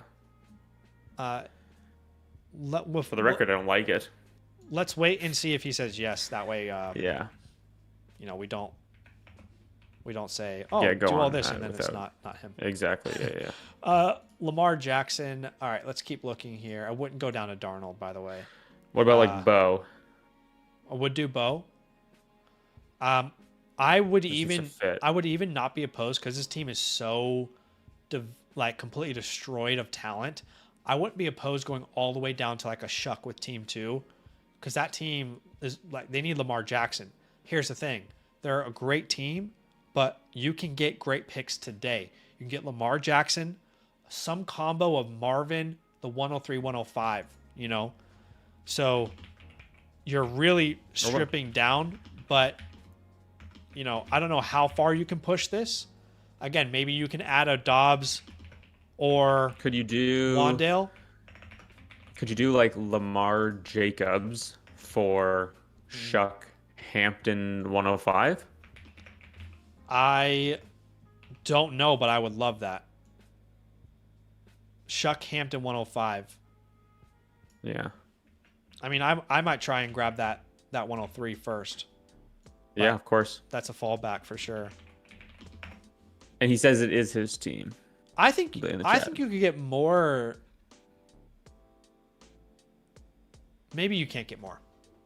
Maybe you can. Yeah, because I view like Hampton is like a little bit below, is like probably around below Lamar. Yeah. Chuck is probably like a little bit, like about the same below Jacobs. You get the 103. You're just making them pay a little more on top. Yeah. So he says, hey guys, forgot to mention I did get offered Judkins, Rice, Loveland for Wandale and both 27 firsts. Yeah, no. No, because your team's too bad to send your 20. No, you cannot be the guy who consolidates and goes all in. No way. Even though I don't hate the value. Yeah, it just doesn't make sense. I actually agree, but in a start 10, no, I don't think so, man. Your 27 first projects to be pretty high. That guy who's making that deal is projecting your team to be bad. That's why he wants. Even though he's deal. making it better with the trade, but still, that's not the direction. I think you should be taking this. No, I would go Herbert, Herbert Thomas first. I'm sure you would like that, right, with Brian? Yeah, absolutely. Let's keep looking though. I don't know if you can really tear down to Burrow and Mahomes like effectively. Nah. You know. Nah. I don't think you're staying old and the gap isn't big enough. Did we see the T-Law team yet? I see T-Law and Knicks on the same team as well as Dart. I'd be happy to take like a much smaller plus to go down to Dart as well. Same. Only issue is because he's younger. This doesn't look like a team that has the assets to make a big move. Like Quorum's their RB2. Yeah, they probably don't want to send their first away They're or probably anything like not that. an ideal team, but we would And love they to tear down they have Lawrence and Nick, so I don't think they're in the market for a big tier up to Lamar. Probably not, unfortunately. Can't tear down to Dak given, you know, your current goals. I don't think you can tear down to Caleb effectively. And you're not going to go to Murray. So those are the main tear downs, but I like all of those for Lamar, to be honest. Yeah, no, it's some good options. For Jacobs, ideally you'd want like any 27 first from a contender, or you could try and pivot to a younger name. I'll be honest with you, Jacobs, in my opinion, is going to be far more valuable in season than he is right now. So if you can't get the values I'm telling you right now, then I would hold until in season, right? So like a Travion Henderson, who people are really worried about at the moment, you know,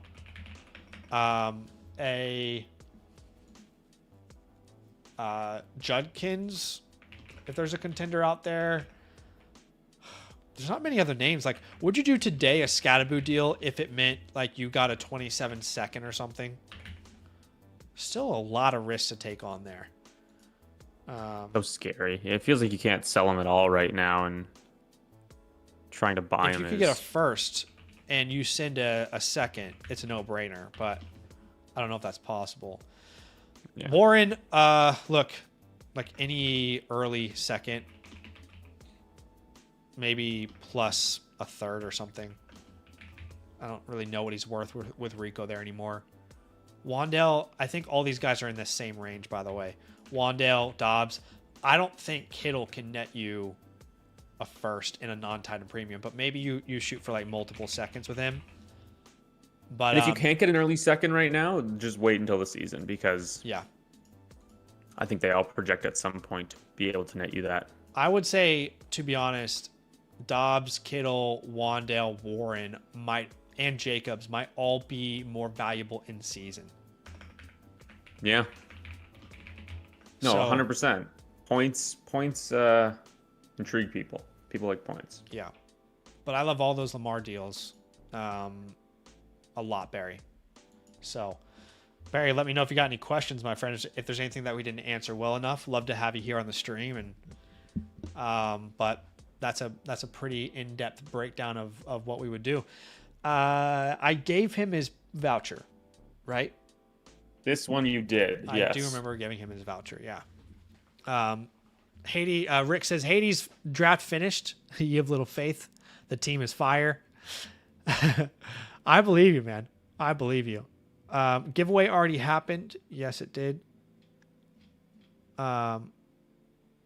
What's up, Jacob? Says, if I get the playbook pass, do I get it reviewed today? Yes, sir. I'm here with y'all. Can't promise how long Sammy will be on, but I'll be on until we get through them all. Let's see. Who won the giveaway? I don't remember what his name was. It was Drake. Profit. Wasn't it Drake? Yeah, I think it was Drake. Drake Bianco. Drake Bianco.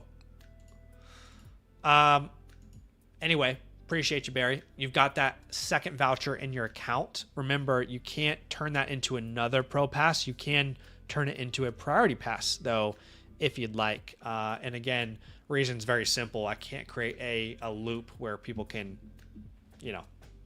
continually Unlimited, exactly.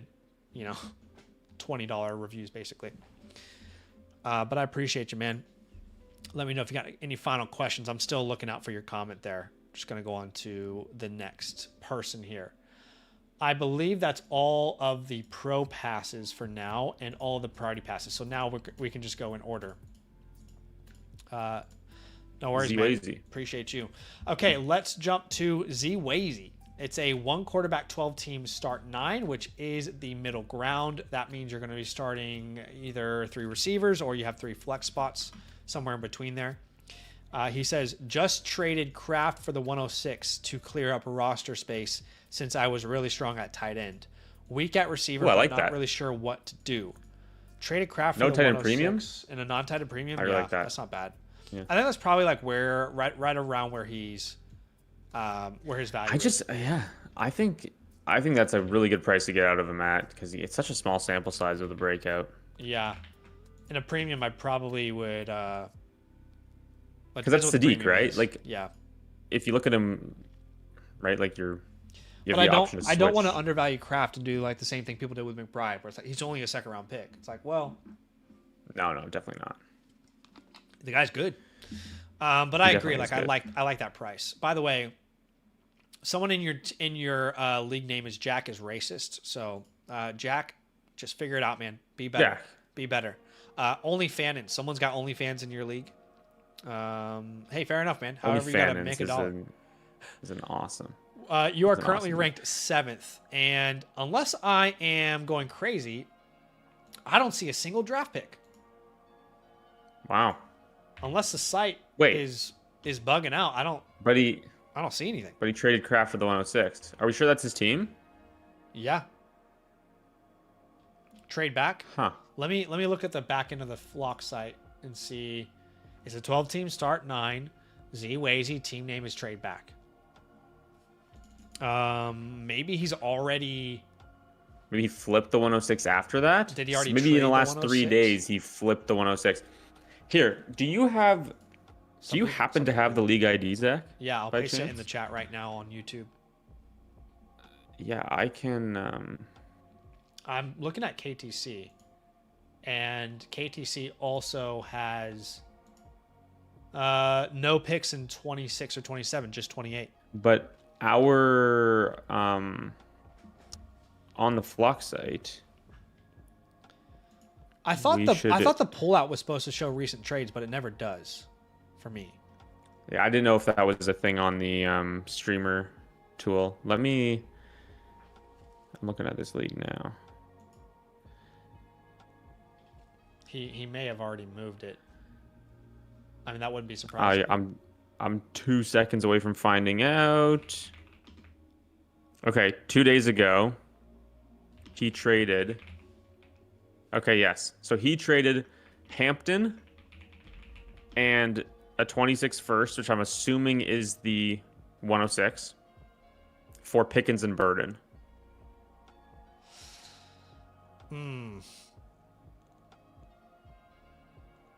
Right. I guess before that, he would have only had Devonta Smith, A.J. Brown, Devontae Adams. But yeah. I really wish that was Taylor instead. You know what I mean? Yeah. Because obviously you prefer Burden to the 106, but Hampton to Pickens is a pretty big downgrade. Yeah. Okay. I'm just thinking this one through. Okay. So we have to start 9. and it's one quarterback. So Hurts would be our starter. No premium on tight end, by the way. Then we start Gibbs, Taylor, Pickens. Let's just say A.J. Brown for now would start, Loveland. And then we can start 3 more names between Burden, Devonta Smith, Adams. On our bench, we would have Monty, Watson, Pittman, Myers, Sutton. There's plenty of names, Laporta, Dak. There's plenty of names there for depth. Running back room really falls off after Taylor. I'm not sure how confident we can be in Montgomery. And Kamara, I don't have any confidence in whatsoever. I think you need to flip one of those receivers for a veteran running back. I don't love how in we are with how little picks we have. I'll be honest with you. Like when I look at a team grade as of right now, I probably put you. It's not a bad team. It's not a bad team. No, it's like I do think we're like a look. Not having your 27 first is obviously scary because it's like, okay, it has to go well. But at the same time, I think we're like a solid running back away from feeling really confident, given it's a start 9. It's not the biggest lineup in the world. Yeah. The thing is that we don't have any picks to add that vet running back. No, to make all the moves, it's whatever you've got. Like, you've got your 28 picks, by the way, but I mean, we ideally don't want in such a veteran team to use those. Who knows what your team looks like, here moving forward. Okay, so we've got Hurts, we've got Dak. Our starting lineup we talked about was pretty strong. I'm going to say B-. You're definitely the definition of a Windows open roster. There's no reason not to go out there and compete right now. If you wanted to drop players like Taj Brooks and Thornton are the closest things, but I don't think you really need to drop them. Let's look at your waiver wire. Okay. George Halani, which I imagine I'm going to say a lot this offseason, and Darnell Mooney are waiver wire picks that are worth adding. Now, we have no draft picks, so we're not going to go to the chalkboard because there's nothing to talk about with your rookie picks. You don't have any. Now, I would, in an ideal world, love to move off of one of Devonta Smith or A.J. Brown. It is feeling... I guess like the draft hasn't happened, so maybe during the draft we see a trade. What do you feel like? Do you think there's a trade coming or not right now with? I think that he is not on the Philadelphia Eagles post trade deadline, and there's like just as good of a chance that this trade is on June 2nd as it is like. So you think week 1 AJ Brown is not an Eagle? I think it's more likely than not that he gets traded. Okay, sure. Yeah. In that case, I don't mind keeping them both, but I'm just trying to like think of like an equivalent. Like, okay, so let's kind of think through like our options. So if we were to move Pittman, if we were to move, it would have to, I want to keep Adams, so it would have to be Pittman or Smith or AJ Brown or even Laporta, actually. Laporta is not a bad idea, but Christian Watson also has some value. Yes. Zach, I don't know. I was kind of shocked looking at the underdog best ball ADP. Yeah. What's it showing us? Christian Watson is like, I'll get it up exactly what it is, but Christian Watson is people are in on Christian Watson. After the Dobbs move. Christian Watson's the wide receiver 29. 29? Off the board. Wow. Okay.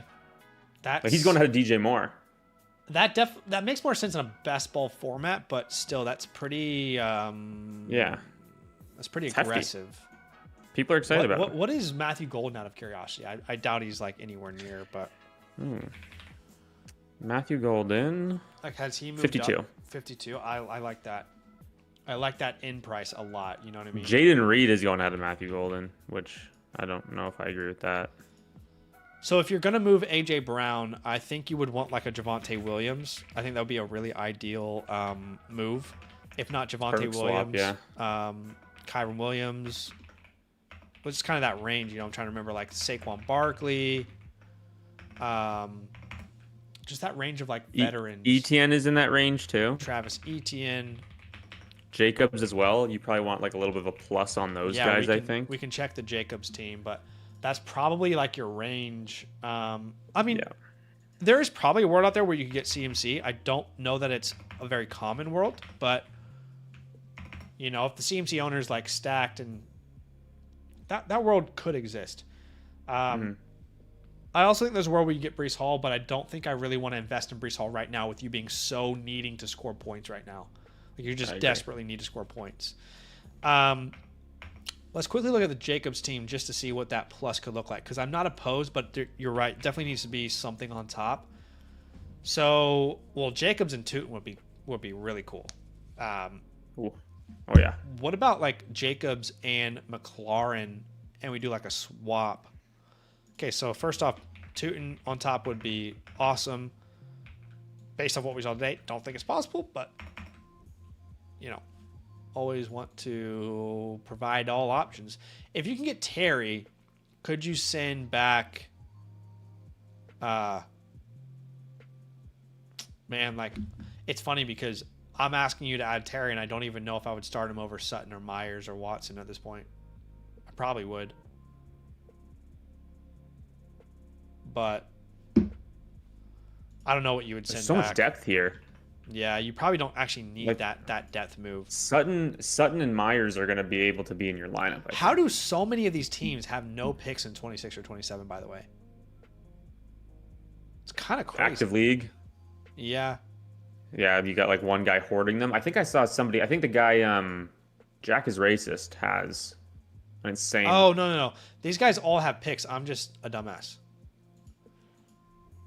Oh, no. Oh, you were on the waivers tab? Team 2 doesn't have picks. Anyway, yeah, I think Jacobs and Tootin would be great.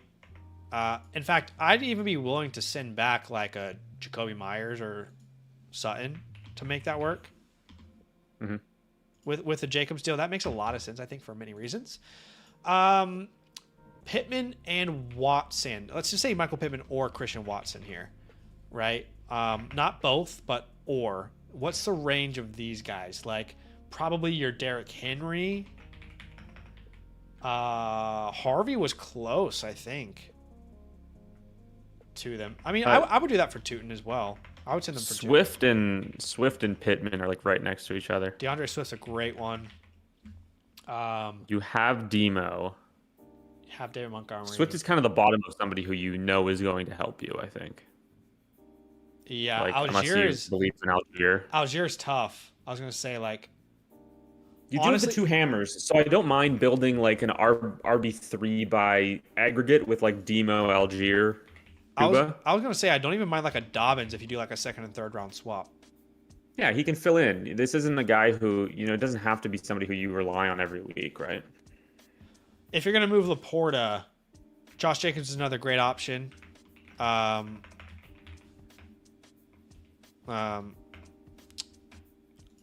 don't really know what other running backs are. Like, I don't think I would move Laporta for Henry. Maybe Tootin is close if you want to believe in that, but a little scary. Laporta, yeah, I don't know. You can't get an Etienne. You can't get a Javonte. There's no premium in your league. Maybe you get a Swift for him, but it's kind of the same range as Pittman Watson, I would say. I like these trades a lot. I think the Jacobs Tootin trade makes a ton of sense. I would do any of the AJ Browns for these veteran running backs here, including CMC. I like the Tootin if you were to bet on Tootin there instead of Pittman or Watson as well. So those are some options. I appreciate you big time, my friend. Again, you are... Initially, I might have been too harsh. Like, the team is not bad. It's just missing hammers specifically at wide receiver. But I think you're absolutely making the playoffs with a team like this. You just need a little more depth at running back. And obviously, just every move that you make should be focused on winning right now. So keep that in mind. And you will get your playbook here within the next 3 to 4 business days. So be on the lookout for that, my friend. I saw your team come in, Jacob. I see you here in the chat as well. All right, going to the next one, Sammy. However long you want to stay is completely up to you. By the way, don't want you to feel Yeah. you gotta. I'm chilling. Okay, cool. I'm chilling for the time being. Cool.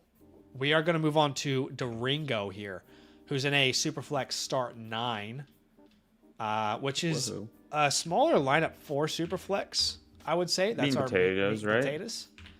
Yeah.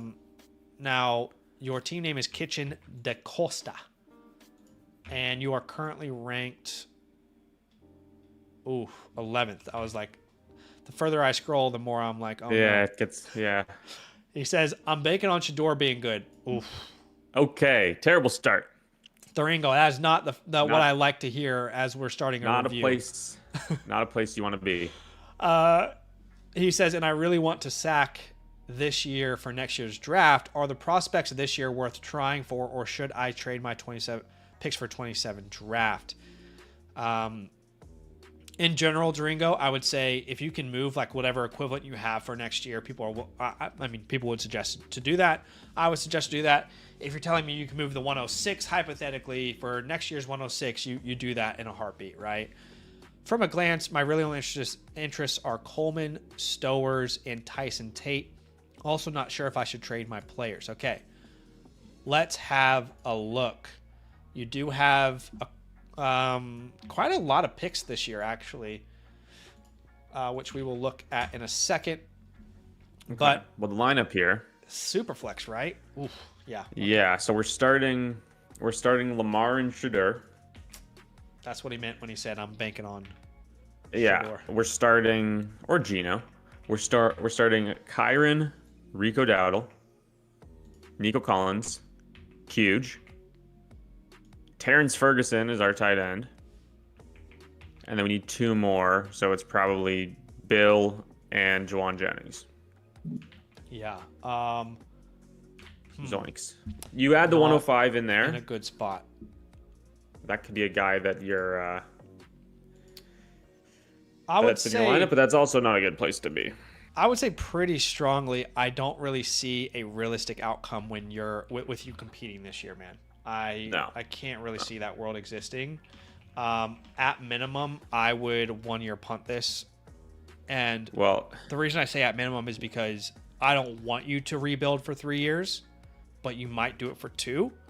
At minimum, let's completely punt this year, look at next offseason, and reassess. Unfortunately, you don't have your second and third next year, which is unfortunate, honestly. But it's could be way worse if you didn't have your first. But like, there's 3 players on this team that have any sort of significant value, and I think you might want to move all of them. All 3, right? I mean, yeah. There's no reason to have Lamar, Kyron, or Nico on this team. Yeah. Okay. Again, in the spirit of transparency, I only want people to come here and hear advice from me and get playbooks and reviews from me because they know I'm going to honestly tell them how it is, and this is a D+ team. It's not good. It's really, really not good. It's a small starting lineup, which is a benefit to you, which for a team that's so weak, but you cannot be rocking with Shador as your quarterback 2, Dowdle as your RB2, Johnston as your wide receiver 2, and Ferguson as your starter. You just can't. It's not possible to live that way like that. Your only untouchable is Lamar Jackson, but I would probably be looking to move him. As far as holds on this team, honestly, this team might as well hold Sanders. You know what I mean? Like, what are you going to trade him for? You might as well hold him and hope that he does. Yeah, just pray. The risk. Can Shador Sanders beat Deshaun Watson in a quarterback battle? I hope so, but it's not worth you not finding out. Pro Bowl quarterback Shador Sanders. Don't forget it. I probably would hold Ferguson and Downs on this team as well.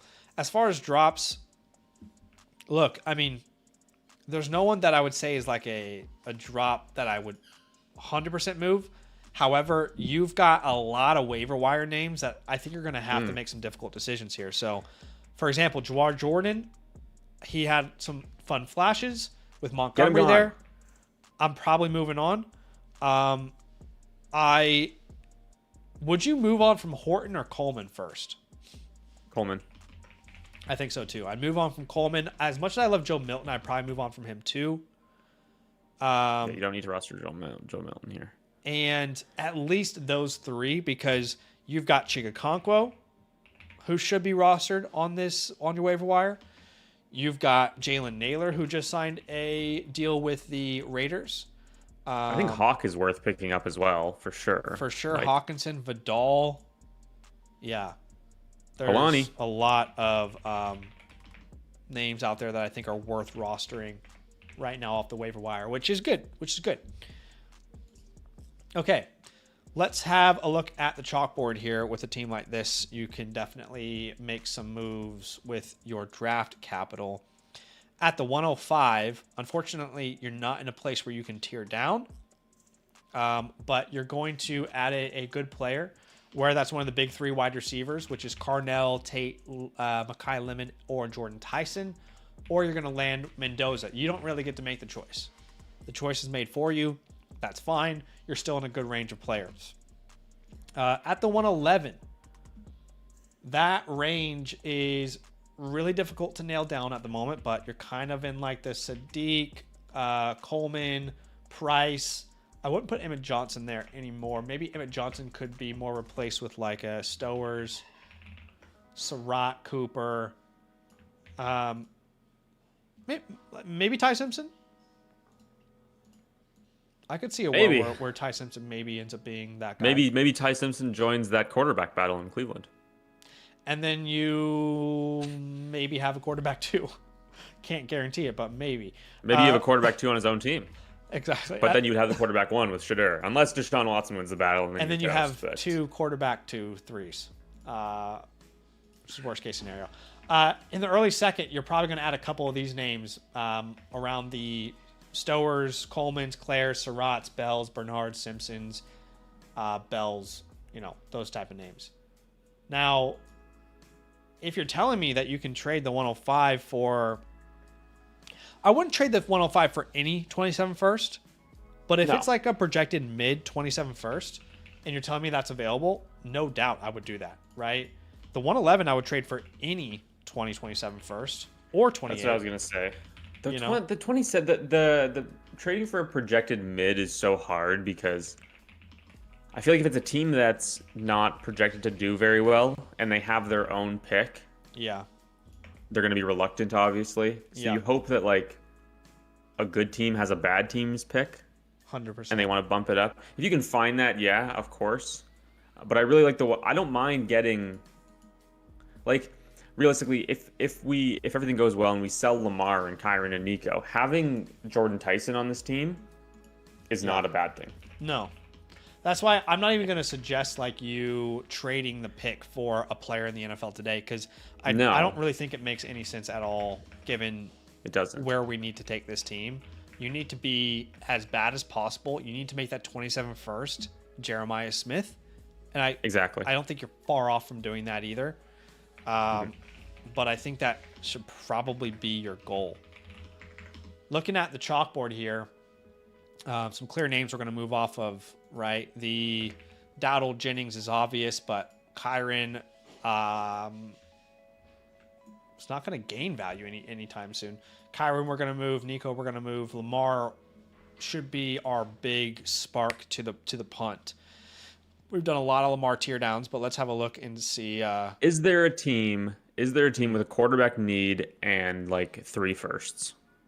There's a team that has Purdy, Adunze, and a first, which I would love. Yeah. And then you could even sell Purdy if you wanted.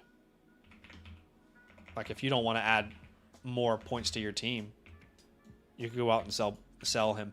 But in an ideal world, we find a team that has multiple picks and a quarterback need. Team 2 has Josh Allen. They don't have multiple future picks, though. So I don't think that really works. Unless you were to do like a Bowers move. Would you do like Bowers in a first? There's no premium. For Lamar, there's no premium. Yeah, I'd rather find something else, I think. Yeah, probably. Let's keep looking. Not going to be able to tear down to Daniels. Don't really want to tear down to Goff or Darnold. Can't tear down to Burrow. Trevor is possible. Does it have to be a tear down? No. Do you think?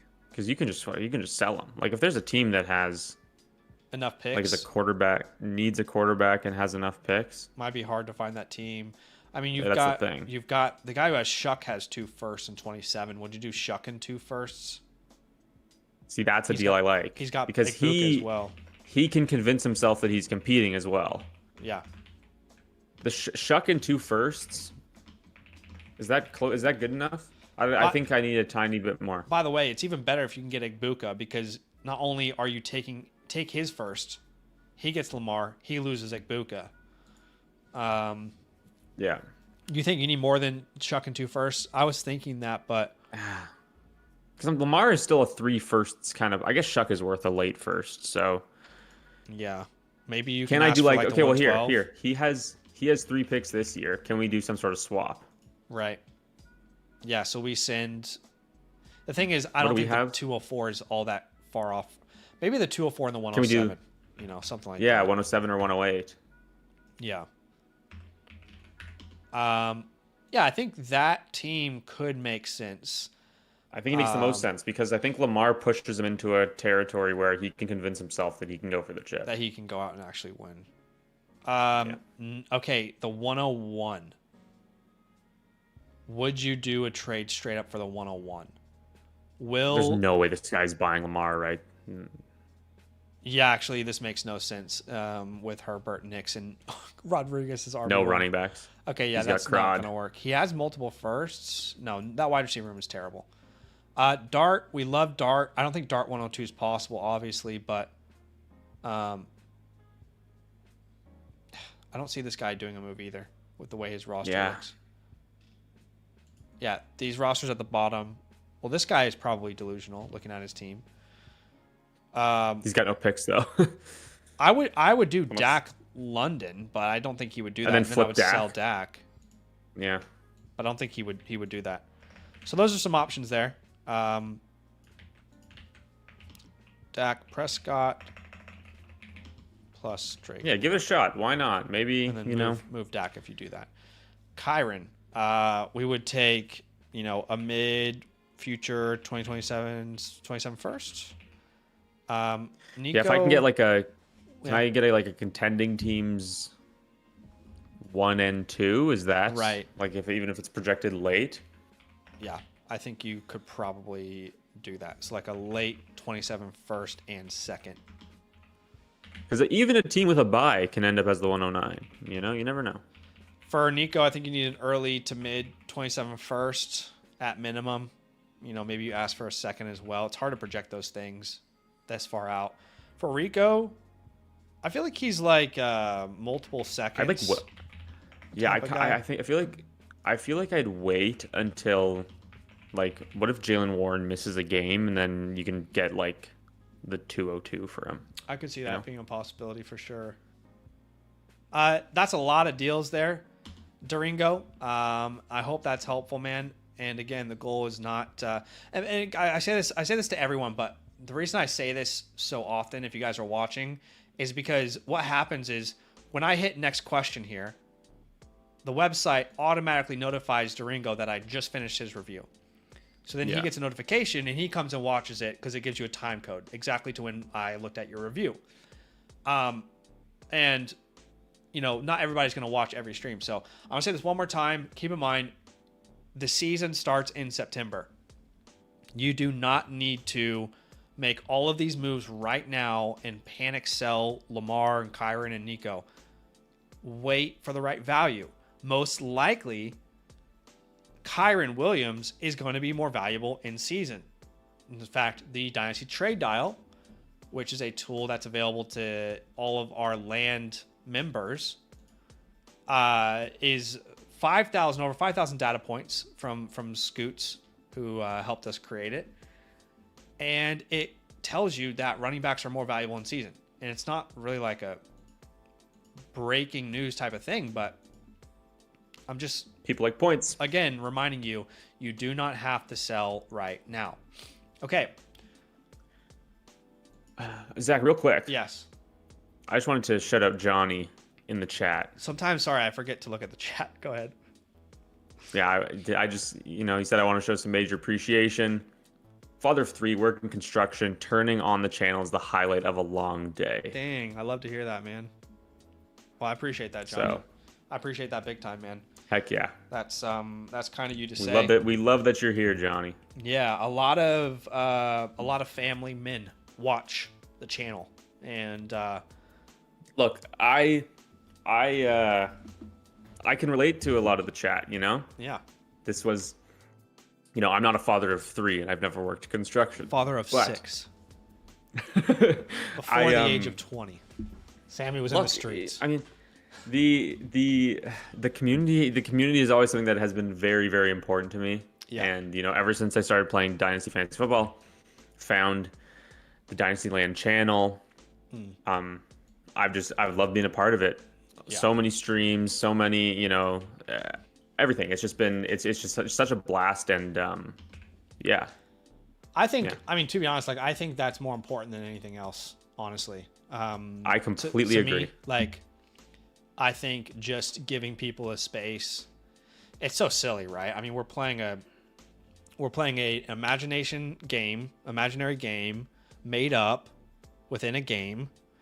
And, ultimately, I always want this to be a space where people can be themselves and feel, like they can take a break from whatever's going on, in their world, whether it be positive or negative. They can just relax, have fun, chat, talk ball, right? And and that's what I really want to make sure that never changes. I always want that to be available to the community here. Do you know what I mean? So absolutely. Yeah, there's a lot of times, you're not feeling the best, but you just come and you hang out in the chat, and it doesn't even matter what it is. Like right now, Johnny's here and he's just listening to us talk about other people's fantasy football teams. Yep. And he's having a blast, and it's awesome that we're able to do that and that we can all be a part of it. 100%. Everybody deserves a space, to kind of. Heck yeah, absolutely. I don't know if call home is the right way, but everybody deserves a space to kind of hang out. Yeah, somewhere you're comfortable, you can be yourself. Yeah. It's awesome. All right, let's go to Mitch Wood. Mitch, you would, man. You absolutely would, Mitch. You totally would. I wish bro. Mitch would. You know what? Honestly, Mitch, I wish you. I wish you would. Would, bro. I wish Dude. you would right now. 10 team, but it's a start 11 with a premium, super flex. Ooh, it's a fun one. He says was middling last year, so decided to go full rebuild. Still made the playoffs and came in third, but I have sold off more aging assets this offseason. Was trying to figure out what I should do with my picks going forward. Also have 428 firsts, 328 seconds. Yeah. Thanks for all the help. Love the content. So let's have a look at this team who, again, he came third. He's made a lot of moves, though. I would assume a lot of moves have happened so far with a team like this. Oh, the firsts keep going. Right? I was looking at that. Scrolling down, they one, keep going. 2, 3 this year, 4, 5, 6, 7, 8. And then he's got 4 more. So 12 firsts in the next 3 years. Heck yeah. Which he's already got a pretty solid foundation. I don't want to get too ahead of myself. Dude, I got a feeling we're going to, not have a ton to do here. Yeah, this is a very good roster. Daniels, Malik, Malik is not ideal for quarterback 2, but then Genty, not much outside of Genty. Neighbors, Tet, a big fall off. Don't really love any of those tight ends all that much, but to have 12 first round picks, to have already, Daniels, Genty, Neighbors, McMillan, those 4 are really great foundational pieces. In fact, obviously, Daniels is your untouchable. Just looking at this now, Genty is your untouchable. Neighbors is an untouchable. Wouldn't really call Tet that necessarily, but that's a really good group to start building around. If you wanted to clear some space, you can drop Jalen Lane. You can drop. I kind of do like Dotson. I'm not gonna lie, but after he goes to Atlanta, would you drop Dotson or Badgett?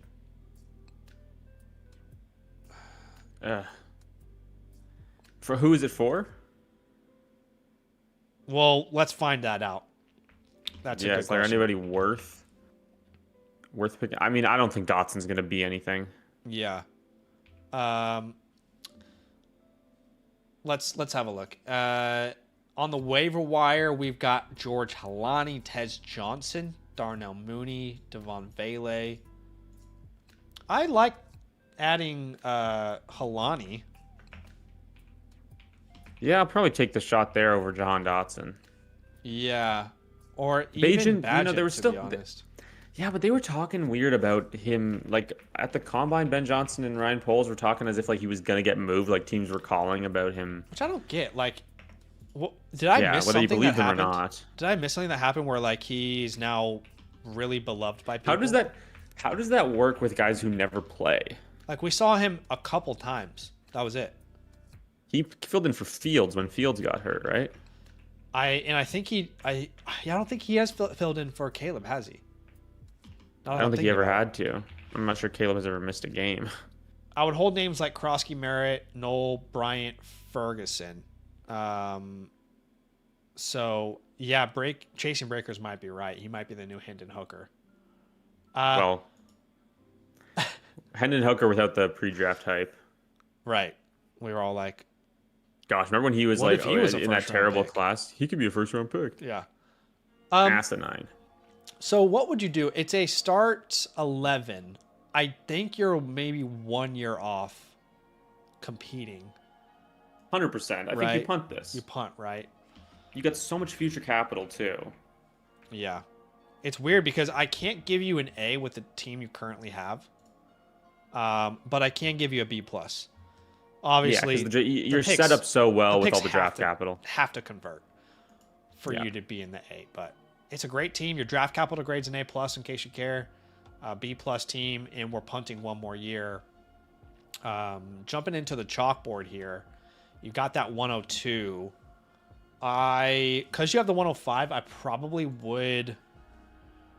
See, it's weird because if you wanted to guarantee your receiver room is not strong enough to not consider 2 receivers this year.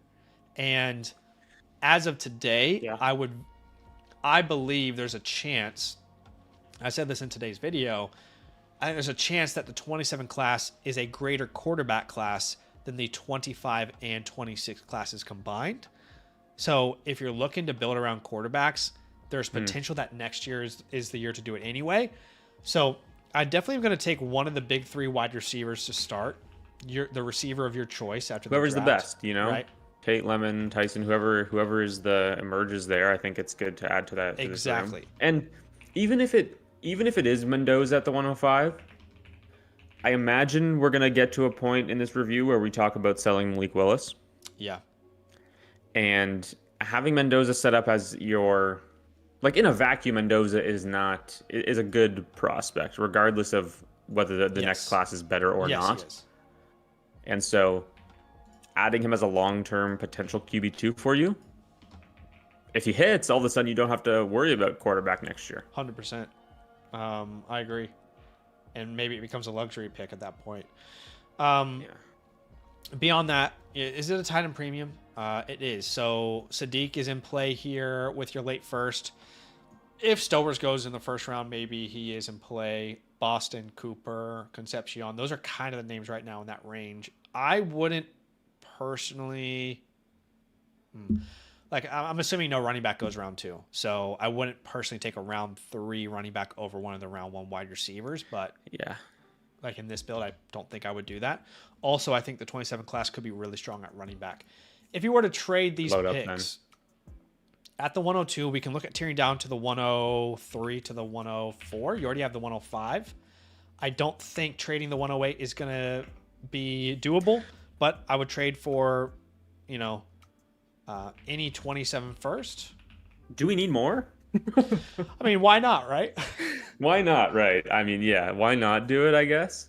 I'm thinking with like the tier down here, like what are we adding? Because we want to punt. Yeah, actually, you're right. I mean, let's just quickly look and see. You might actually just be a team that sticks and picks. Yeah, because I'm thinking we go down to the 104 and we add. I guess if you're adding more draft capital, if we get a late first with that, okay, sure. Like more shots is fine. Yeah. but would this be we're a not team really that trying to add any we would production. see how much it would cost to tier up? Like, would we actually say, could we send the 102 and the 108 for the 101? Go up to Jeremiah. We get love. You know, that would be actually probably ideal with the amount of capital you have incoming. It is a start 11 though, so we want to be aware of that. But then if we could head into next offseason with still one of the big 3 wide receivers that we get at the 105, Genty, Love, and 5 first-round picks. That'd be pretty nasty.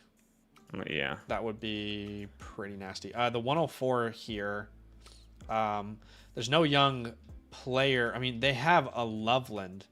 I don't think you can really tear down to a Loveland, but like just a hypothetical idea here. If you were to get, let's say, the 104 plus Loveland, and you can send back the what did you have? He had the 106, 108, was it?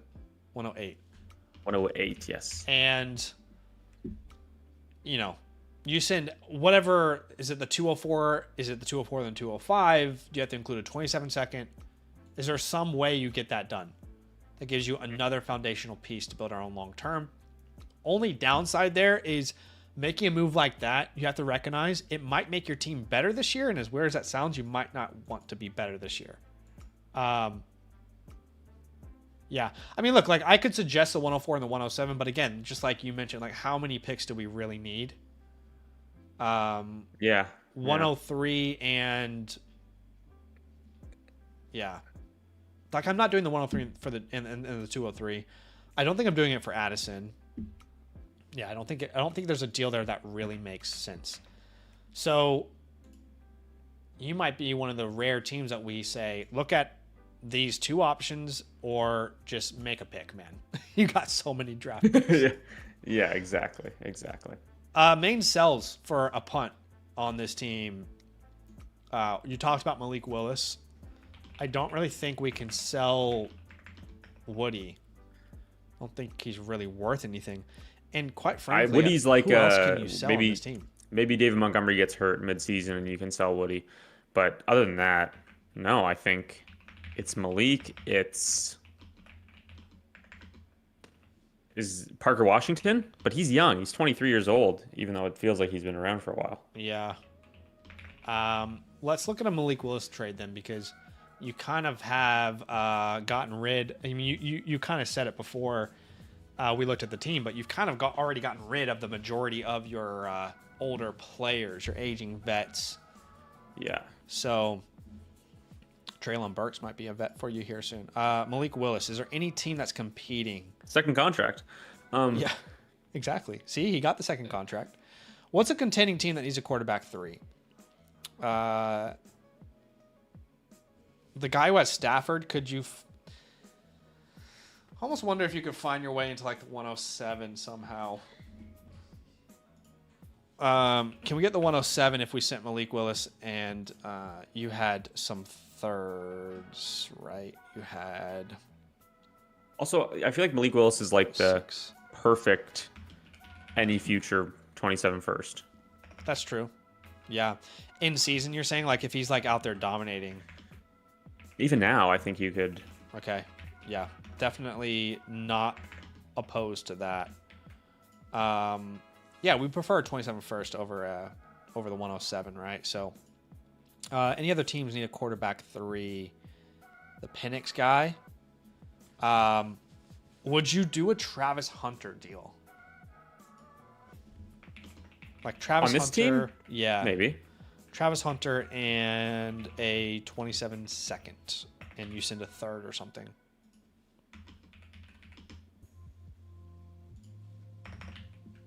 I think I'm open to that. I think you can take some risk on with the amount of picks that you have. That's what I was saying with the Cam Skattebo thing.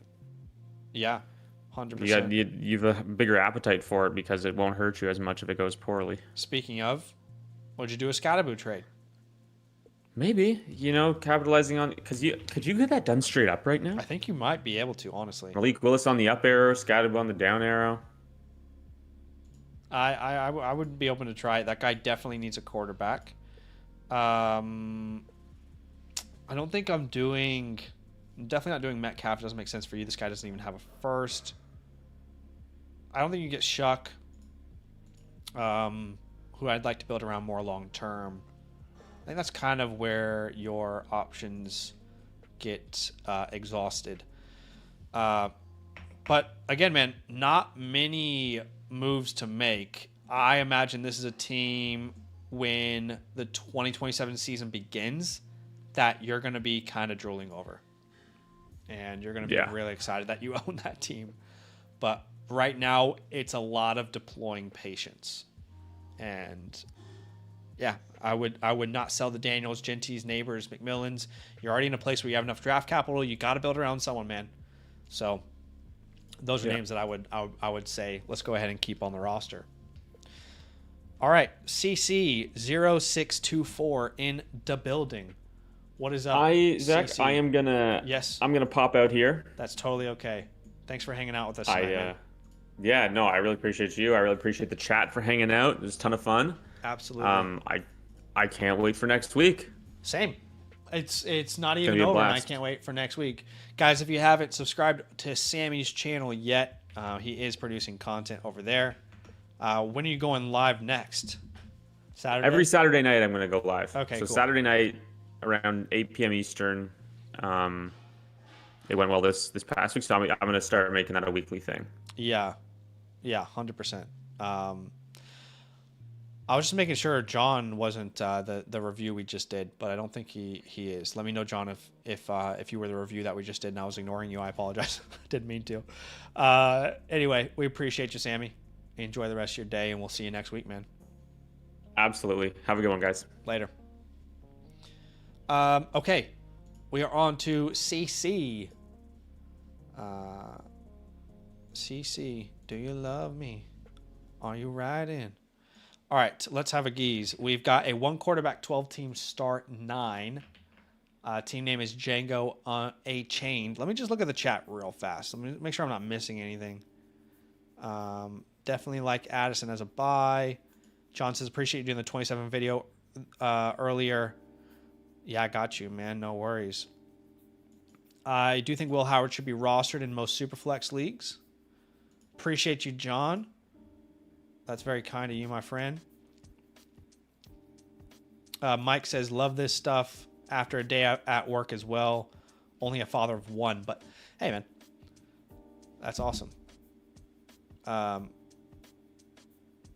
Malik Wilson's on waivers. Panda says, in my dynasty, how much fab should I get him? If you're in a Superflex league, I'd spend, if your fab resets in season, I'd spend as much fab as it takes, personally. Yeah, I mean, what would you spend for, how much fab would you give for like the 201 in this year's class, or maybe a late first in this year's class? We just did a real draft today, and Malik Willis went at the 804, which was, I think, right next to the 109. So, yeah. All right, let's jump to the next review. Appreciate y'all being here with me. If you guys are wanting a customized review like some of the guys here are getting today, review of your Dynasty team, customized trade targets for your Dynasty offseason, you can get that by using the promo code LAND, becoming an annual Mother Flocker member. You'll get a voucher that you can use through the Flock store. If you're already a member of a different promo code, you can also just buy one a la carte through the Flock store, completely up to you guys. Additionally, if you do become a Land annual Mother Flocker member, you also get access to our live Dynasty Land leagues, right? If you're not in a league yet, you can join a league. In fact, I'll fast track anyone who becomes a new member for the very next league. All right, let's have a look at CC's team here. Appreciate you, CC. Again, it's a 1 quarterback, 12 team start 9. And that is our middle ground, which means you can start up to 3 receivers or 3 flex spots, which is up to 5 receivers, actually. Sorry. Django Unchained, you're currently ranked 2nd in this league, it looks. He says, I won the championship last year based on some trades, so thank you for the videos. Oh, awesome. He says, heading into the season, what do I need to do with this team? What moves should I make, and what areas do I need to improve on? One option I thought was me trading my 108 for a Mecca. Hope to be back-to-back champs. I'll just say right now, like, if you can get that deal done, if you can get a Mecha Ibuka for the 108, absolute no-brainer, my friend. I would definitely say do that right now. Do that as soon as possible. That's an absolute steal for Emeka Egbuka. He cost a lot more in the leagues that I'm currently in. So 100% if you can get that done, I can't think of a single reason why I would tell you not to do that. Okay, so on the Flock site, your team is ranked 6th at quarterback, 2nd at running back, 2nd at wide receiver, and 1st at tight end. In a start 9, 1 quarterback, you are starting Herbert or Lawrence, then Achan Walker or Chase Brown, JSN, Amon-Ra, McBride. You've got 3 more starters, which could be between Chase Brown, Olave, Wilson. On your bench, you'd have names like Henderson, Etienne, Marvin Harrison, Tyler Warren, Gadsden, Lawrence, Stroud. You've got a lot of first-round picks. This is a very, very impressive team. I don't think I can call you a Thanos necessarily. I think a Thanos might have one more top 6 running back and would have a top 3 quarterback. But I think I could help you turn this maybe into a Thanos because you've got a lot of depth. At minimum, you're a very good team. I would give you a solid contender status and a solid A grade. This is a very, very good team. You got a lot of untouchables on the team. You know, JSN would be an untouchable. Devon Achan would be close to one. I would probably put, if I have to choose just 2, I'd put McBride and JSN. It's a non-tight end premium, but still McBride's a big difference maker there, especially in a start 9. As far as holds on this team, I'd be looking to hold Tank Bigsby. I'd be looking to hold Jalen Coker. Drops, you don't really have any. I mean, I'm honestly confused why Olamide Zaccheaus is rostered here. I would drop Zaccheaus, and I would also drop Rashawn Johnson as well if you need. On the waiver wire, it's not a super flex league, so I'm not going to suggest to pick up Mac Jones, but there are 2 running backs that I think are worth rostering. That is Chris Rodriguez, obviously after he gets signed in Jacksonville, and George Halani. I think those are 2 guys who are definitely worth being rostered. Number 1 team, people were asking what the number 1 team looked like. And yeah, wow. That's the number 1 team. And that's a nice squad. Good team, dude. Like, honestly, I really don't think you need to add a rookie to this squad. I would probably be looking to upgrade your starting lineup. I mean, you've already got great depth, not even considering your draft capital. So I just don't see a reason to upgrade the lineup. But you'll get one of the big 3 wide receivers here of your choice at the 102, which is Lemon Tyson Tate. At the 108, in a 1 quarterback league, it will push, obviously, some of those values down. But you're still looking at, in this range, like assuming Mendoza doesn't go top 6, you're still looking at a Sadiq Stowers, Cooper Boston, you know. And honestly, like beyond that, it's not really worth talking about because it's so far away. It's always going to be dependent on draft capital.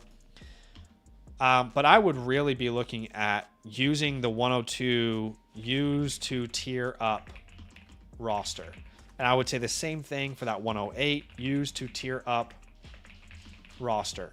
I don't even want to add I don't even want to use 108 to add like a Javonte Williams or a Saquon Barkley or something like that. Like, I just really think that you should be tiering up your roster entirely. In fact, I don't even mind if we did the 102 plus the 108 in some big package upgrade. I don't even mind if we did the 102 plus the 108 plus Marvin or something, plus Etienne. We can really, we got a lot of luxuries on this team. And we can definitely turn this into a Thanos. 100%. John says his team's already a Thanos. I disagree because I don't think the quarterback room is what makes this a Thanos. There's a lot of depth at running back, but a Thanos more looks like this team here. It's closer, but remember, guys, less than 1% of teams ever submitted get the Thanos tag. You got to be elite everywhere. I don't think he's elite at quarterback yet. But we can certainly get there with the assets that you have. I can't think of a reason why we couldn't get there, man. Okay, let's jump to the chalkboard. We got the 102 to play around with. We got the 108 to play around with. I don't mind tearing up from Justin Herbert to make this work. I don't mind using ETN in a deal. Marvin Harrison, Garrett Wilson maybe in a deal. Like, to be honest, Tyler Warren in a deal. You could afford to lose Warren. There's no premium as well. You've got so many flexible pieces. My gosh. So how do we get Josh Allen? Who has Josh Allen? Does the Josh Allen owner need a tight end? The Jaden Daniels owner does not, unfortunately. The Josh Allen owner, I would say, would probably be interested with Kittle. So can we use the 108 plus Tyler Warren to get Josh Allen? I don't think that's undoable. I don't think we can go Herbert. Like, you'd want to give them a tear down option. The 108 plus Herbert is probably not enough. But what if you even offered ETN and you got back, you know, I'm just thinking getting back like a Devontae Adams or something small.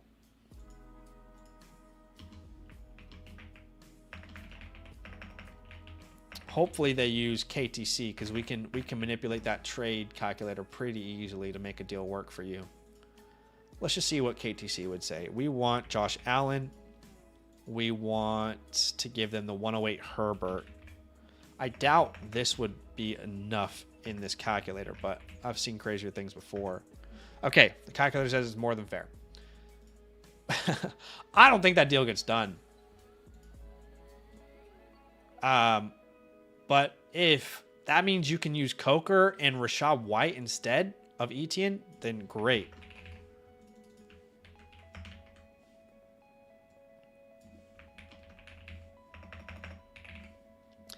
So you lose 108, you lose, Herbert here. We don't need Adams back in these deals. But, Josh Allen is now your starting quarterback. That would almost put you as a Thanos straight away. Maybe we could do one more running back upgrade, but that would be pretty damn close, man. Okay, so we know where Allen is. I don't really want to tear up to May. I know that sounds silly, but I would rather, with this team, go to a Lamar almost. Lamar Jackson. Can we tear up twice here? Can we get a Hampton and a Jackson? Or even CeeDee? I'm so curious if we could do a Lamar Jackson, Amarian Hampton, CeeDee Lamb deal. We will give you back Justin Herbert, the 102, the 108, Travis Etienne, Marvin Harrison Jr. How about them apples? So what we're essentially doing is paying, let's say the 108 and Herbert for Lamar. We're paying the 102.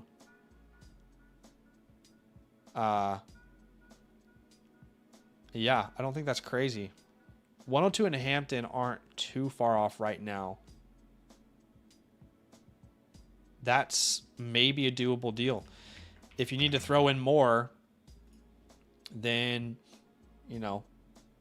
we've got additional assets that we can. Can we give them Gadsden if you have to add him to push it over the top? Man, you can really have some fun with a team like this. I would love to go to a Daniels. I just don't know if the Daniels guy... I mean, look, we can try it. I don't think the Daniels guy is going to want to move him, but... Shoot. I was going to say, can we go to Bowers? But you've already got so many tight ends. Okay, can we go to Daniels? We can make it simple here. Let's give them the 108 Herbert and ETN. Maybe we're close. Well, according to KTC, you should be able to do this deal for Jaden Daniels as well. The same deal that we did for Josh Allen. Which I don't mind doing that for Daniels as well. Considering how many assets we have to kind of throw around. Anyway, I'd love to do a small little upgrade there at quarterback.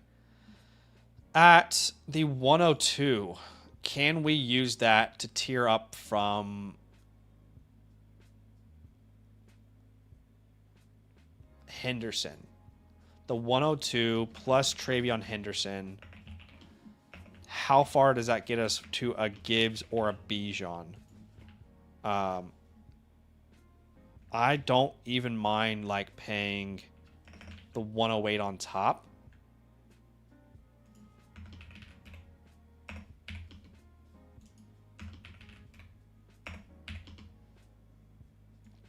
I would do either of those for a Bijan or a Gibbs.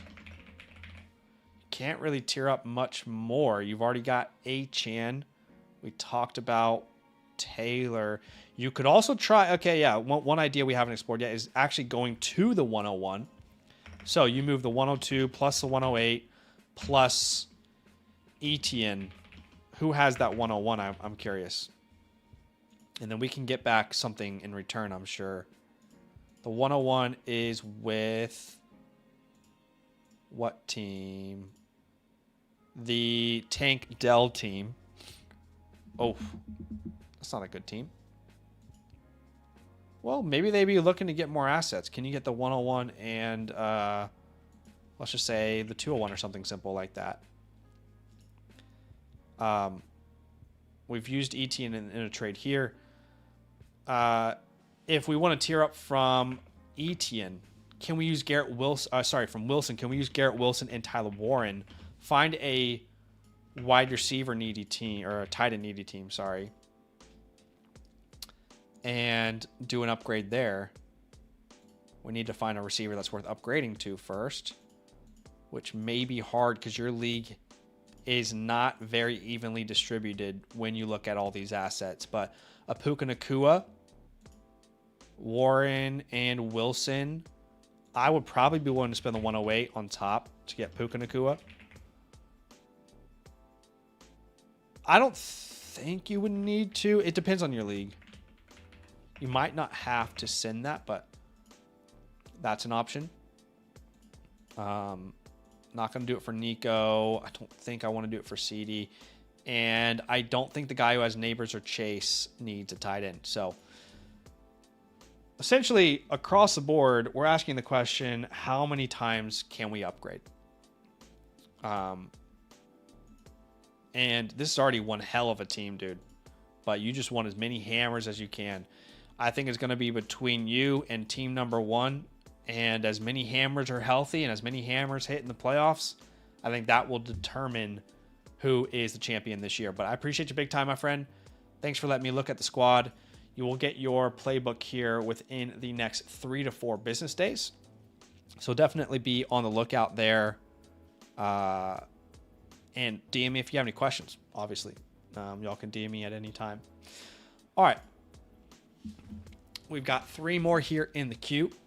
Is Skinner and Sparrow with us? I know we've got Jake with us. Mike says KTC is a joke. Unfortunately, I tend to agree, Mike. I don't want to be mean, but I mean it's a useful asset. But it's more useful to take advantage than it is like, you know, to guide your values, or you guys know what I'm saying. All right, let's go to Skinner9. We got Jacob here, though. I'm pretty sure Jacob's in the chat. Jacob, one thing that I need you to know, let me know if you're here with me, my friend. You have not updated your Sleeper League ID yet. So, Jacob, what I need you to do, I'm going to mark this as complete. I'm going to give you a free team review voucher to come back and submit. I'm marking this as completed. The only reason I'm doing that is because your team does not have an updated league ID. Okay? So what I'm going to need you to do, my friend, is go to your portfolio. And actually, nowadays, you can click Link League at the top. And you can put either your Sleeper username or your new league ID. But you need to give me the updated version because you don't currently have your latest league ID. And the reason I'm saying that is because Sleeper will only let us show your draft picks when you give us the latest league ID. Say league ID 5 times fast. Okay. What's up, Skinner? Skinner9 in the building. Okay. We've got a Superflex start 10. That's our meat and potatoes. Meat and potatoes. Superflex start 10. Your team rank for Vic's Kennel Club, which is crazy. That's a crazy name. Yo, I don't see the team. I don't see your team here. Vic's Kennel Club. Someone tell me where I'm missing it. I don't see Vic's Kennel Club here. Am I missing it? Let me check the back end. Vic's Kennel Club. Skinner, I don't know what team is yours, man. There's no team here. You might have changed your name.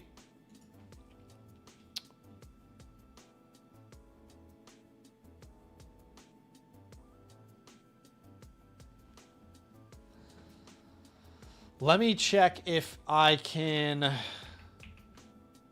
Let me just check if I can find a different way to see what your team name is. I think you changed your team name. There's no context here either. So I don't think I can do this one today unless you're here on the stream with me, my friend. Because I don't have a way to know what team is yours. I'm going to need you to resubmit this for me, my friend. I'm going to give you a free team review voucher. Please resubmit and update your team name. Because Vic's Kennel Club, I don't see, there's not a team named that right now. And there's no context as to what, like I thought maybe you might have left a message saying like, I have these players or I don't want to move these guys or, you know, I made these trades or whatever. But anyway, I'm going to have you resubmit that as well. Sparrow in the building. Why it says when you link a team, is there a way to edit league settings on the site? I don't think so. That might be something that you could go to our Discord and you could put in the suggestions, the site recommendations. But also, if there's a league that's showing the incorrect settings, go to the site issues and let them know there because they're constantly trying to make sure the site is as best as it can possibly be. All right, Sparrow. Let me know if you're in the chat, Sparrow. Let me just do a quick refresh here.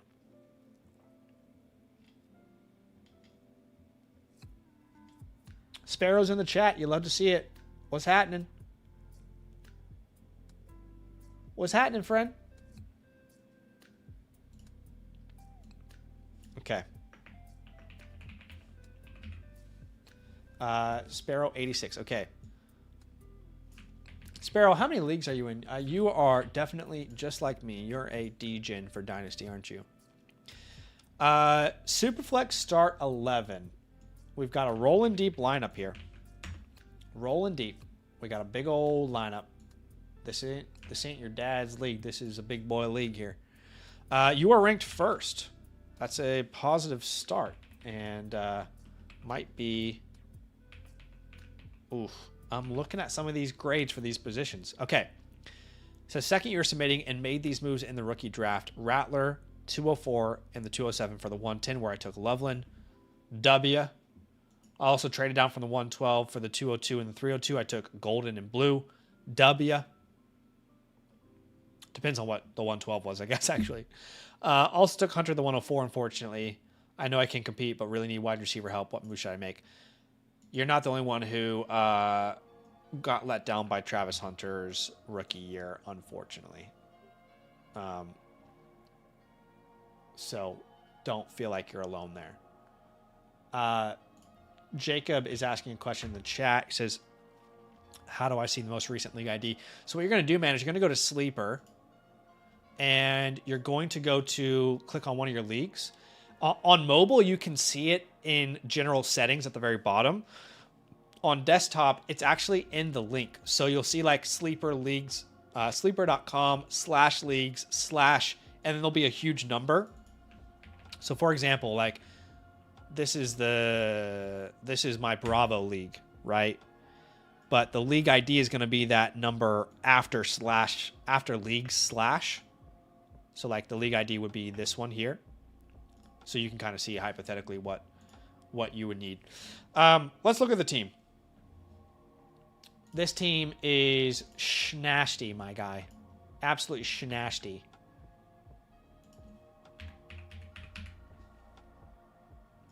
We got a couple late round picks, the 310, 410. Those really aren't going to make a huge impact on how we value a team like this, but obviously want to note that they are there and available. Okay. Okay, Sparrow. In a start 11 with a tight end premium superflex, we're starting May and Allen, Bijan and Gibbs, Nico and JSN. I don't know why I said it in that order. Loveland, and then we have to start 4 more names. Those 4 names will be Bucky, Henderson, I guess Hunter for now, maybe Gadsden. You're a little short on depth for sure. You might hate this, but I might suggest a tear down from May. Just let me know if you don't want to do that. I'll just show you some examples of what you could do if you're interested, because I think that might be how you can solve wide receiver. Also don't love your quarterback 3, obviously, with McCarthy. A little top heavy at areas, but it's still a very good team. I mean, to have the quarterback 1, quarterback 2, running back 1, running back 2, wide receiver 1, tight end 3. I mean, that's a phenomenal team. You know, Allen is an untouchable. Bijan is an untouchable. Jahmyr Gibbs, JSN. These are all untouchable names. As far as holds, I'd hold on to Blake Corum. I do like Blake Corum a lot. I'd hold on to Matthew Golden. I'd hold on to Travis Hunter. I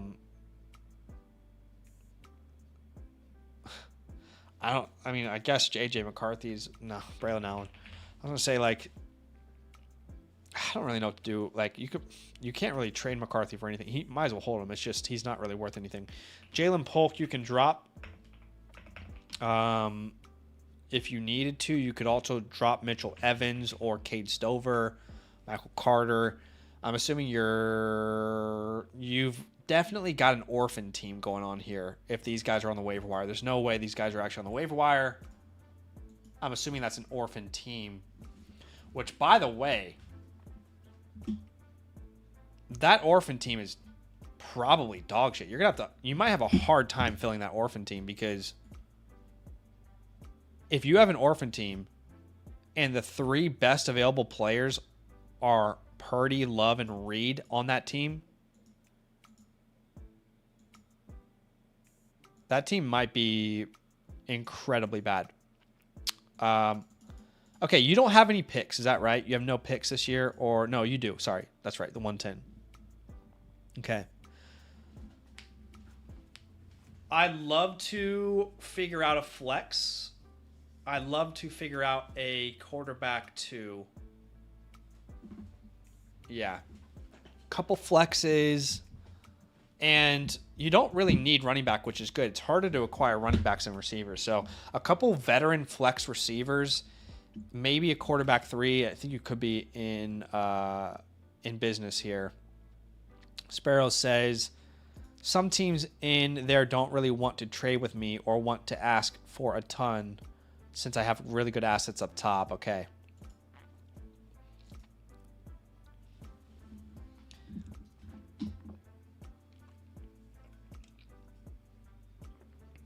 Sparrow says he has 2 firsts this year and 2 next year, 101 and 104. This year is the orphan. Okay.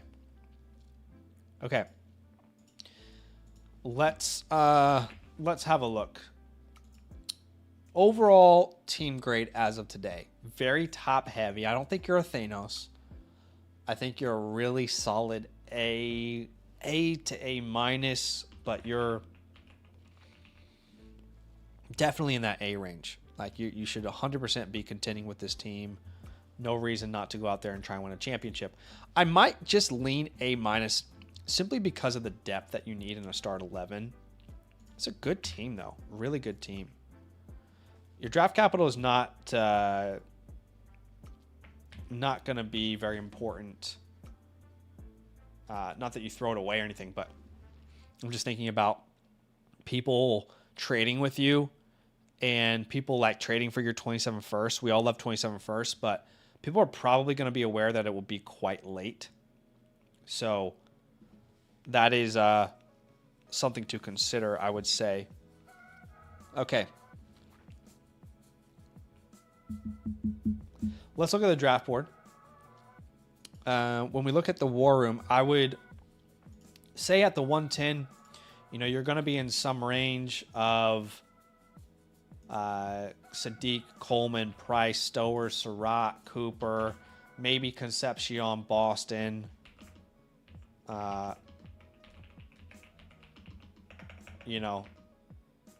It'll be some range of those players.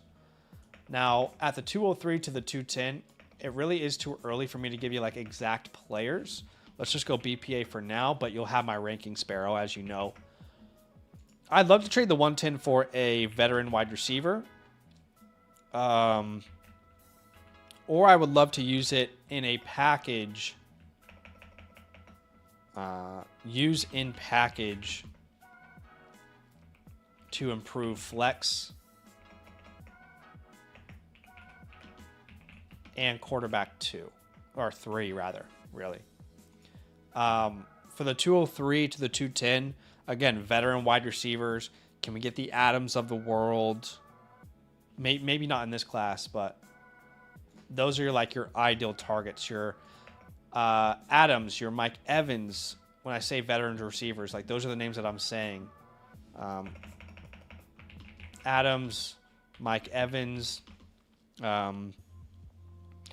Godwin. Yeah, I'm not opposed to a Godwin either. I'm so curious to see how the Niners are going to line up those receivers. But Mike Evans definitely comes to mind. DJ Moore is going to be too expensive. Terry McLaurin, certainly another name. But those are the type of names you're looking to add in a space like this. And I did see Jacob's review come through just then. So let's go to the chalkboard and let's get a little more specific. Okay. DJ Moore, I think, is going to be too expensive. But he's probably 110 range. He's probably 110 range. We know we can use the 110. We can look at maybe a Drake May tear down. You said it's hard to tear down off of him, so I won't focus too hard on it. And then the 210.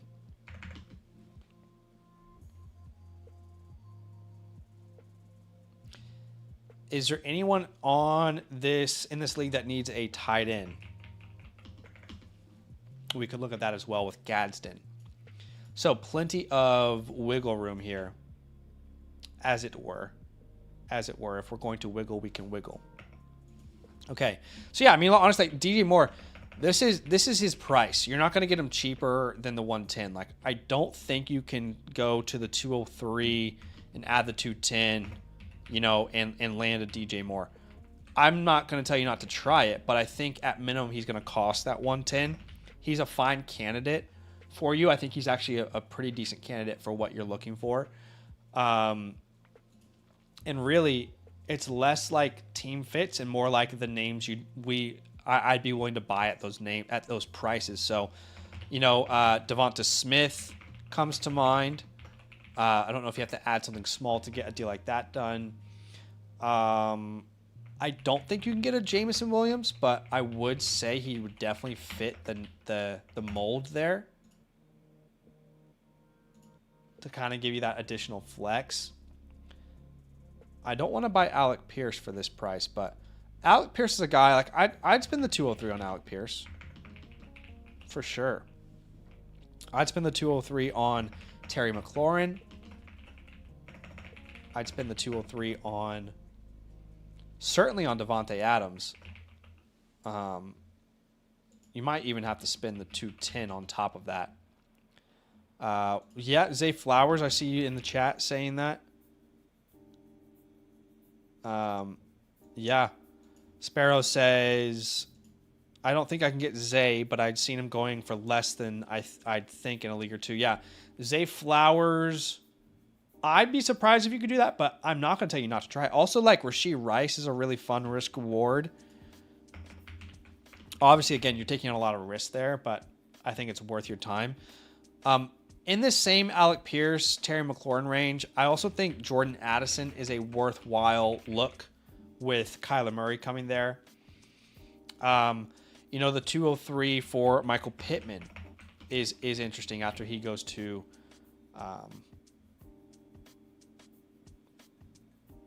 Pittsburgh. I was thinking next about Christian Watson. I don't really know why I would be comfortable spending on Christian Watson. Probably just the 203. I don't think I'd spend a first on him. Okay. On Drake May. Look. Maybe let me plan out a the 210 just quickly. I think you're looking at names there like Romeo Dobbs, Godwin.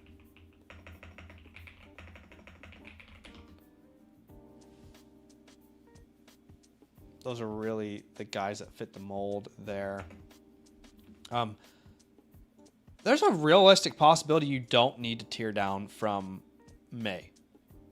Like, if you're able to, let's say, get DJ Moore, and then you turn around and you grab Terry McLaurin, and you turn around and you grab Chris Godwin or something, like those three moves, hypothetically.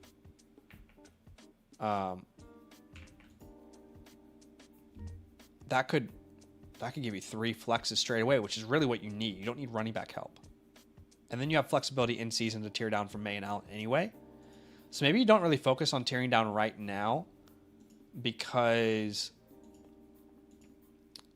if you can get some of these deals done instead, it might be more beneficial for you. Who needs a tight end? Tight end. Brenton Strange owner. I don't love Gadsden for Metcalf, so let's keep looking. But I would rather have Tyler Shuck than Gadsden. So could you do that type of lateral move? That guy's got a lot of quarterbacks. I bet you he'd be interested. I would also be willing to do Stroud. Just get you a little bit of a better cushion there at quarterback 3 in case injuries occur. Who else needs a tight end? The Kelsey owner, but they do not have anything that we like. I don't know what the hell this team is. What in the world happened here? Oh my gosh, this guy has just been manipulated to the moon and back. So those are some deals that can make sense. As far as Drake May, 203 from Malik Willis. I like that. I think it will cost more, but I definitely like that as well. With Drake May, if you're saying it's hard to do, honestly, the more we talk about this, Sparrow, the more I think you should wait on a May tear down. because you're just so good up top there. The only reason I'd want to do that, I feel like if you were mid-season and an injury occurred, then you could still tear down from an Allen or a May. But right now, I think you have enough like assets to use between your picks to figure out a couple more flexes.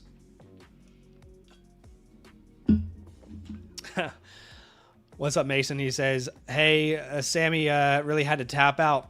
He had to tap out. He had a long day.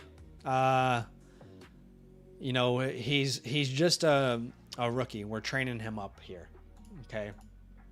He's currently on a crash course. But yeah, how long have we been streaming today, guys? Yeah, it's about 4.5. About 4.5. I'm starting to do vocal warm-ups. My wife is a singer, and she taught me these vocal warm-ups because my throat was starting to like go so often lately. So I'm doing these vocal warm-ups before I stream. I'm drinking this thing called Throat Coat. Anyway. Yeah, we out here. Mike says Canadians lack the stamina. Sparrow, let me know if you got any questions there, though. But I think the more I think about it, the more I want to hold flexibility with May in that 27 first in season. But that's a lot of really good targets for you, my friend. Also love the shuck move. The throat coat. Put me in, coach. Yikes. I appreciate you big time, my dude. Let me know if you got any final questions there. I think we've got Jacob here as well. He says, sounds good. I'll look into those trades for flexes and depth. Yeah, you're not far off. You're definitely a real contender.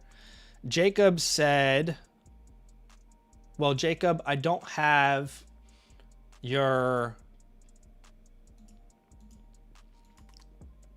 Jacob, has your league actually assigned picks yet? Because maybe I'm wrong. Maybe it's not that it's outdated. Maybe your league just hasn't assigned picks. But I haven't seen a league yet where someone has had this issue. I thought getting you a new league ID might do the trick, but... Have you guys actually renewed? Maybe you guys haven't renewed. Like, has your commissioner renewed for 2025?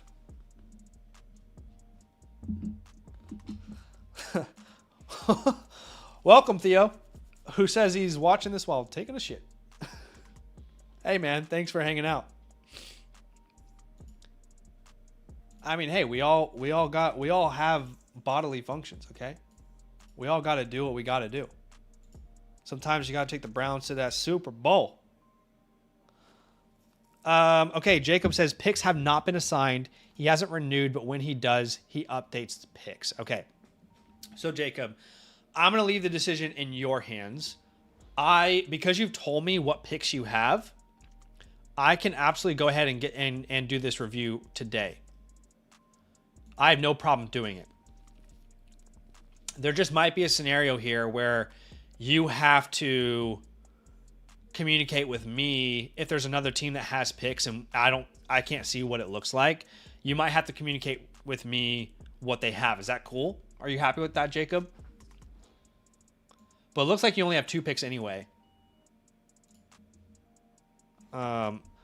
Otherwise, just so you know, this is not like a site issue. It just won't show until your commissioner updates everything on his end. Does that make sense? So you've only got the 109 and the 206 anyway. 202, sorry.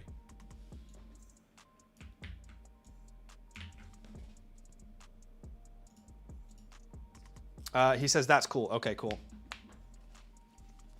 4 touchdowns. Come on. What's bad is I actually know exactly what that means. Okay. He says, I hope I did it right this time. This is Jacob, by the way. Shout out to Jacob. Appreciate you being here, my man. Did you get the, I think I saw you get the voucher bundle. Is that right? I think I saw you get that voucher bundle. Go ahead. Save some money. I think the voucher bundle's a great deal. I'm glad we offer that bundle. Okay.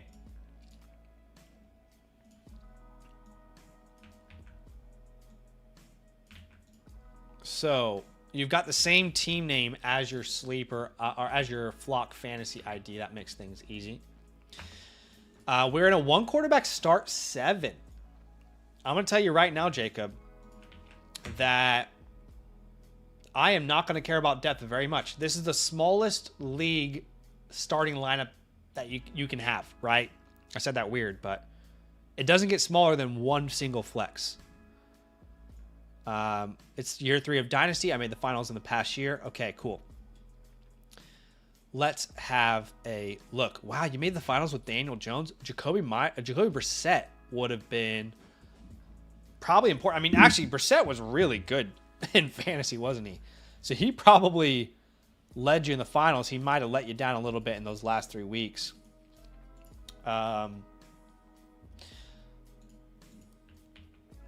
Okay. You're currently ranked 3rd on the site. The site has your quarterbacks at 10, your running backs at 4, your receivers at 2, and your tight ends at 2. Let's have a look. We're currently starting Daniel Jones, Cook, Henderson, let's say Cook Brown, Lamb, McMillan, McBride. And your last flex spot is between Rice, Henderson, Hunter. Yeah. And you've got, I'm trying to remember, you said you've got the 109.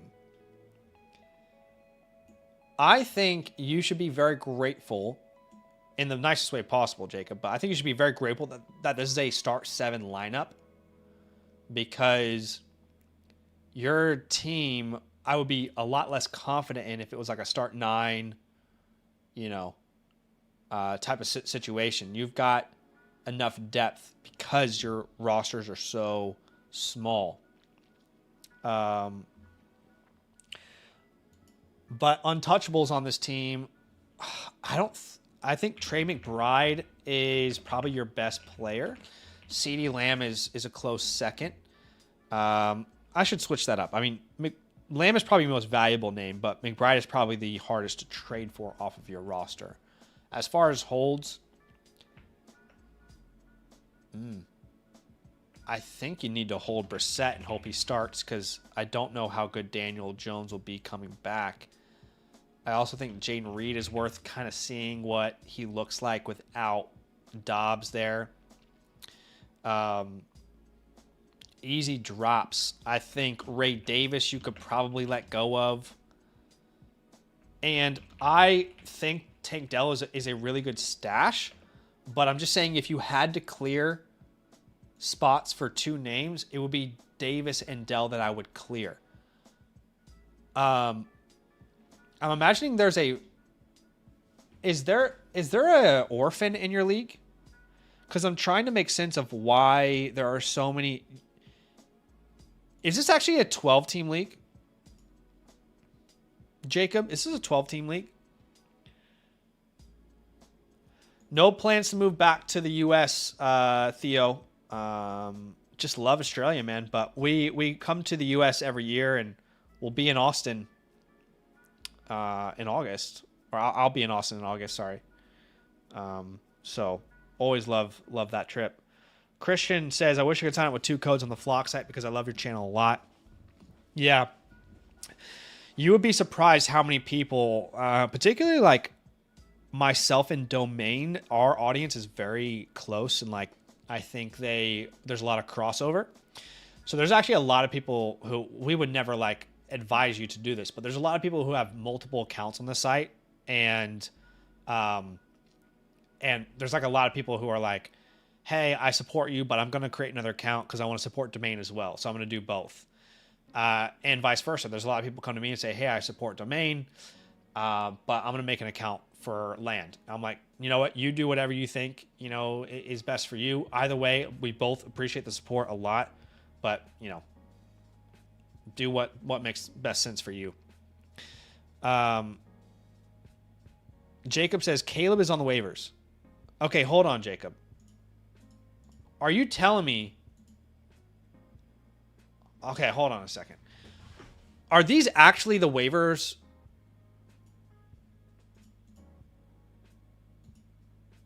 I'm so confused. Jacob, you're telling me that this is actually the waiver wire?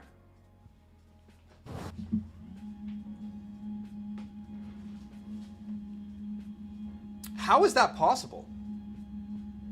Are you telling me that Caleb Williams, Dobbins, Algier, Corum, Brooks, Adunze, Burden, Pearsall, Watson, Gadsden, likely Okonkwo. You're telling me all of those guys are on the waiver wire? We've been here 5 hours, John. That's right. We grinding. This is maybe the last review of the night. We'll see if any other get submitted. But I think I finally caught up. Honestly, Jacob, I am like gobsmacked that this is your waiver wire. I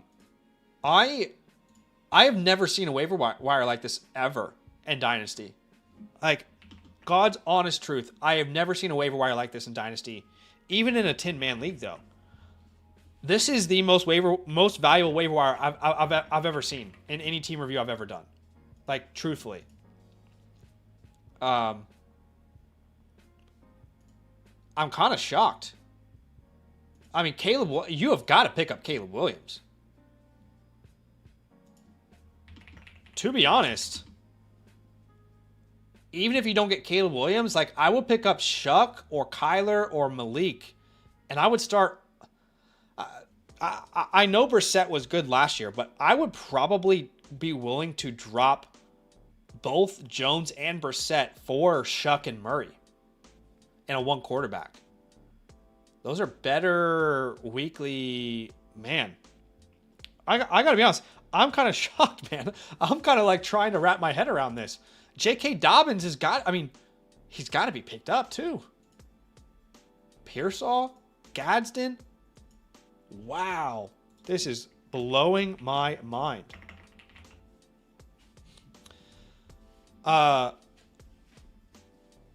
Everybody is shocked. Collectively, we're all shocked. But I think a lot of your review, Jacob, is going to be telling you to take advantage of the waiver wire.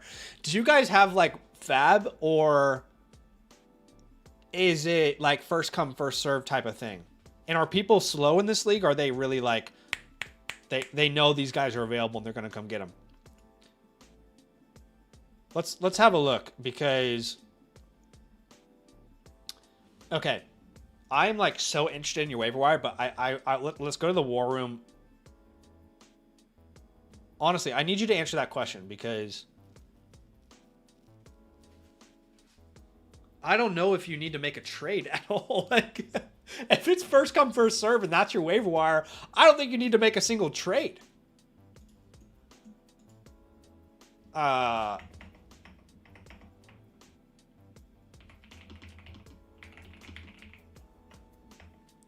just need to write all this down for you. I'm going to write down in order of how important it is that you pick them up. I'm just shocked.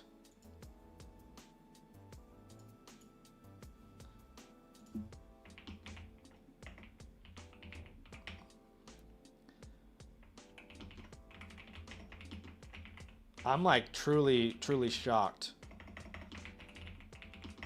I'm still writing down waiver wire names, guys. I'm not Kyler Murray you could stream, Tyler Shuck you could stream, Malik Willis, Tyler Algier, Jonathan Brooks it's crazy. Like, Jonathan Brooks is typically people's like best waiver wire option at best. He may be your 15th best option.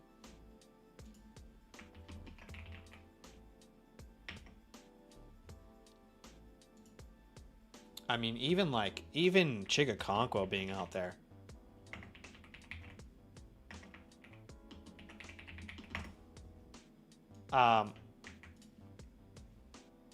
Okay, so Jacob says it's 50-50. It's $5 ads and $5 drops. So sometimes people will pay, other times no. So you're saying you have to pay... Like, does the money go into the pot or to the commissioner? Because if it's to the commissioner, that's weird. Hopefully it goes to the pot. But, I mean, what is your buy-in? Maybe that's why people aren't picking these guys up. Are you saying, like, $5 real dollars or $5 fab? But...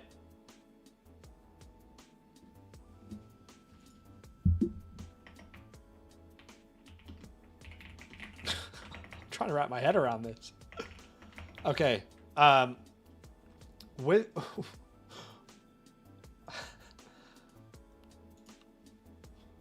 okay, we already suggested a couple drops, which was Ray Davis and Tank Dell. I did not expect, though, that your league would look like that on the waiver wire. So can drop if needed. All right. In order. Ray Davis, Tank Dell. You can drop these guys in order. Next, I would probably go Daniel Jones, Jacoby Brissett.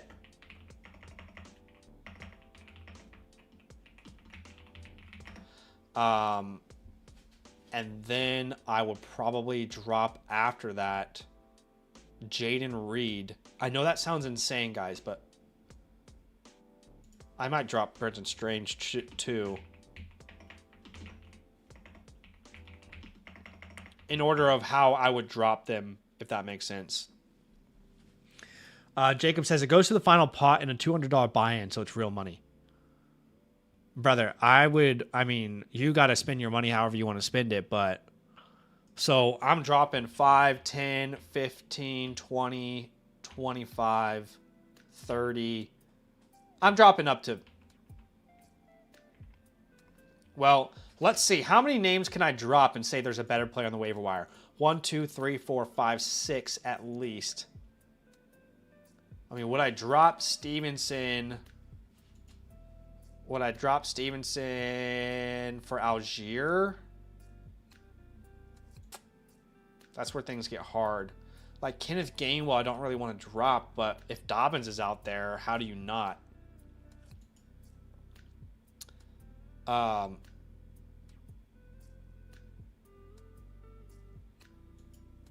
Jeez. Okay. Yeah, in order of my preferences. And you can decide how many players you want to drop, but here's what's crazy, dude. Like, if you're the way I'm reading this, and tell me if I'm wrong. So I'm telling you to drop 1, 2, 3, 4, 5, 6 names. And you can pick up 1, 2, 3, 4, 5, 6. So I'm imagining we're adding all these players. And just by using the waiver wire, your starting lineup is now Caleb Williams, James Cook, Chase Brown, that didn't change, CeeDee Lamb, T-Mac, McBride. And by the way, on our bench right now, we have Henderson, Rice, or what was it? Henderson, Hunter. Something like that. And we're about to add to our team Adunze, Burden, Gadsden, Dobbins, Pearsall. Wild. Wild, wild, wild. I mean, shoot, I might try and do some 2-for-1s. I might try. I don't even know. To be honest, man, this is going to sound insane to say. I don't even think your 109 is worth... I don't want this to sound like the wrong way, but your 109 might not be worth anything. You might want to sell your 109 just to clear space. What's the 109 worth when Rome Odunze's on the waiver wire? So I might just package that 109 and...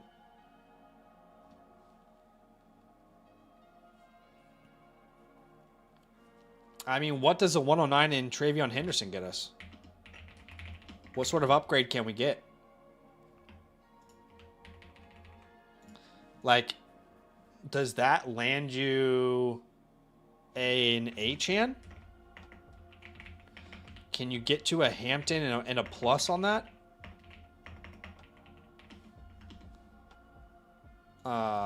What does the Hampton owner have?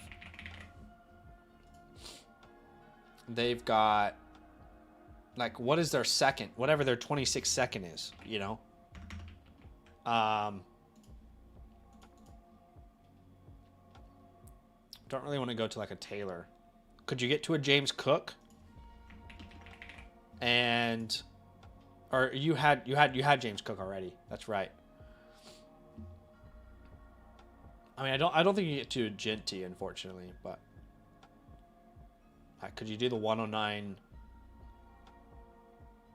I mean, I'm imagining the answer is no, but does the 109 Henderson and Hunter get you to Ashton Genty in a league like this? Do you need to add your, what was it, 202? Because if I can just upgrade everywhere and then spend $5 and add better players to my team anyway, why wouldn't I, you know? And at receiver, can we move on from Rice and stop worrying about it? If we don't upgrade at running back, can we add the 109 and Rashee Rice, and let's just add that 202 as well that you have? And can we stop worrying about what his future looks like and get a Drake London? Right? I mean,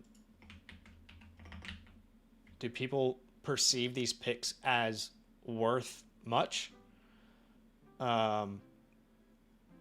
Is it possible to get a Jefferson and buy him low? You don't really need to improve tight end. And I know you might be asking about quarterback, but if Caleb Williams is on your waiver wire, I'm not going to tell you to go trade for a quarterback. I mean, quite frankly, when you drop Jones and Brissett, between Caleb and Kyler and Malik and Shuck, you've got a starter every week. So I see your super chat. I'll get to it after I review this Dynasty team. Appreciate you. This is one of the most unique teams I've ever seen, or one of the most unique leagues I've ever seen. But, I mean, I'm envisioning a world where you upgrade at running back or receiver and you don't use any of your draft picks. In fact, I don't really see a reason to go to the war room for you, man. I feel like I truthfully don't see a reason to add a rookie. I can't think of a single reason.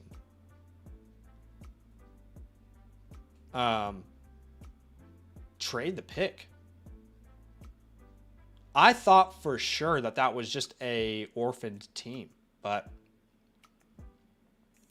again, if you make these moves that we're talking about right now, including the waiver wire, and let's just say you get the Hampton trade done.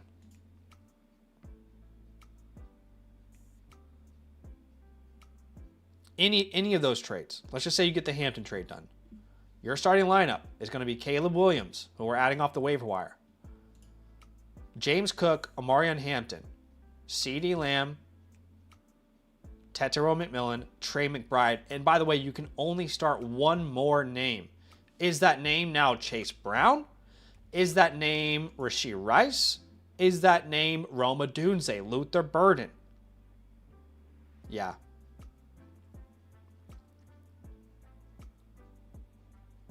While this is one of the more unique, stranger reviews I've ever done, I do think that is exactly what I would do.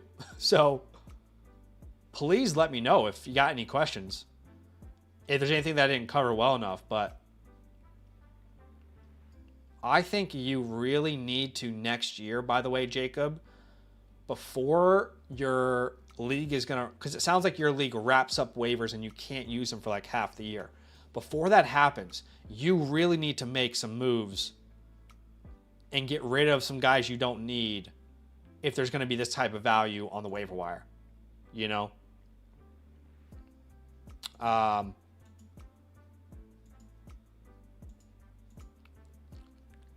Look, if it's a $200 pool, you said the buy-in was $200 every year, right?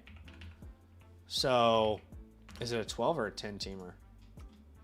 It's a 10-team league. So, 10 times 200. Yeah, I mean, why did I do the math there? Obviously, it's 2,000, dumbass Zach. Yeah, $2,000 prize pool. You spend, what, maybe $50 on the waiver wire, and then you dominate for the next 5 years?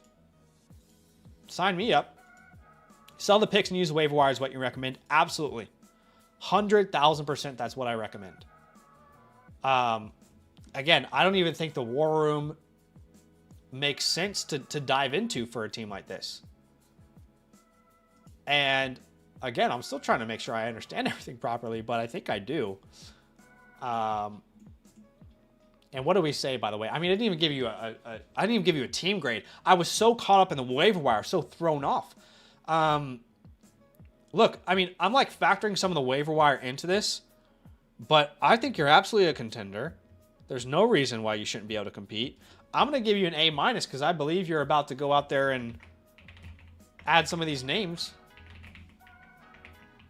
to help you compete. Your draft capital to grade is fine. I'm going to give you a B+. I mean, it doesn't seem like... It's not that picks don't matter in this league, but the way this offseason has worked, the waiver wire is more valuable than a lot of those picks.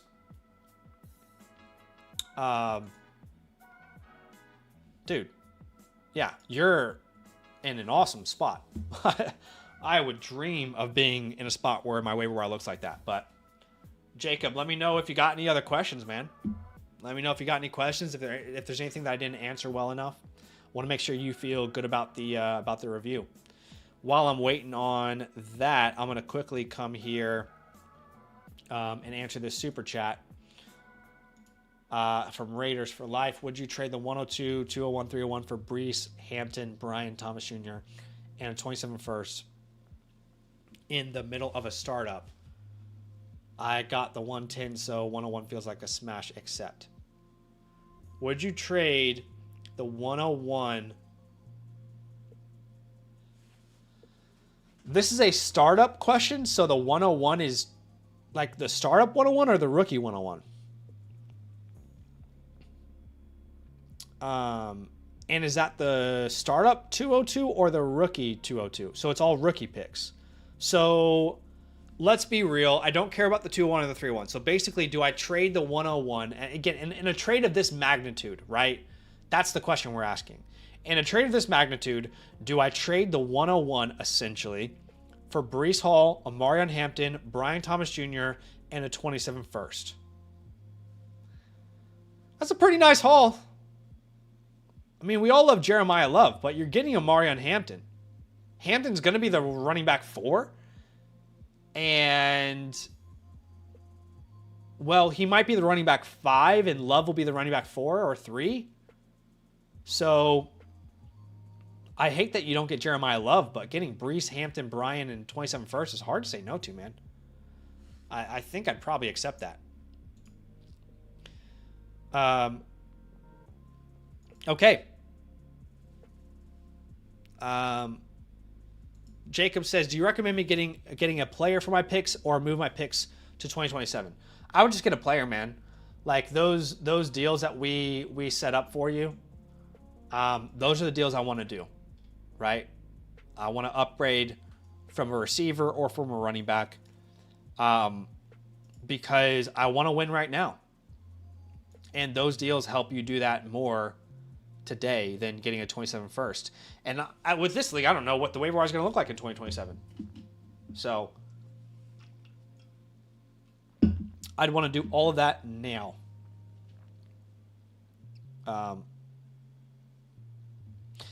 Guys, I appreciate all of y'all so much, for real. Thank you guys for hanging out. Thank you guys for showing love. You know, the only reason I'm able to spend 60 hours a week talking about football, Dynasty, doing research is because of the support of you guys, right? That's the only reason I'm able to do it. You know, everybody who decides to become a Land Annual with a Flocker member gets into a league. You know, they're supporting the people who become a member to get a live team playbook, to get the hotline, the war room, the rookie report. You guys are supporting. When you buy one a la carte, a playbook a la carte through the Flock site, you're supporting. When you watch content, when you like it, when you share it, you're all supporting.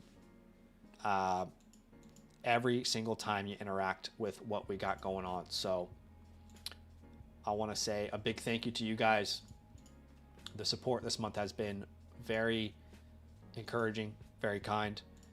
And I'm going to keep doing everything I can to give you the best possible reviews, the best possible benefits to your memberships.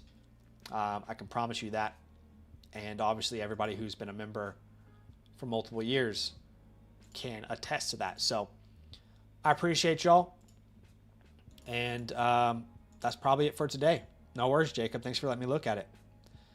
I will see you guys not tomorrow, but the night after. And yeah, nothing but love, y'all. Enjoy the rest of your night. Peace.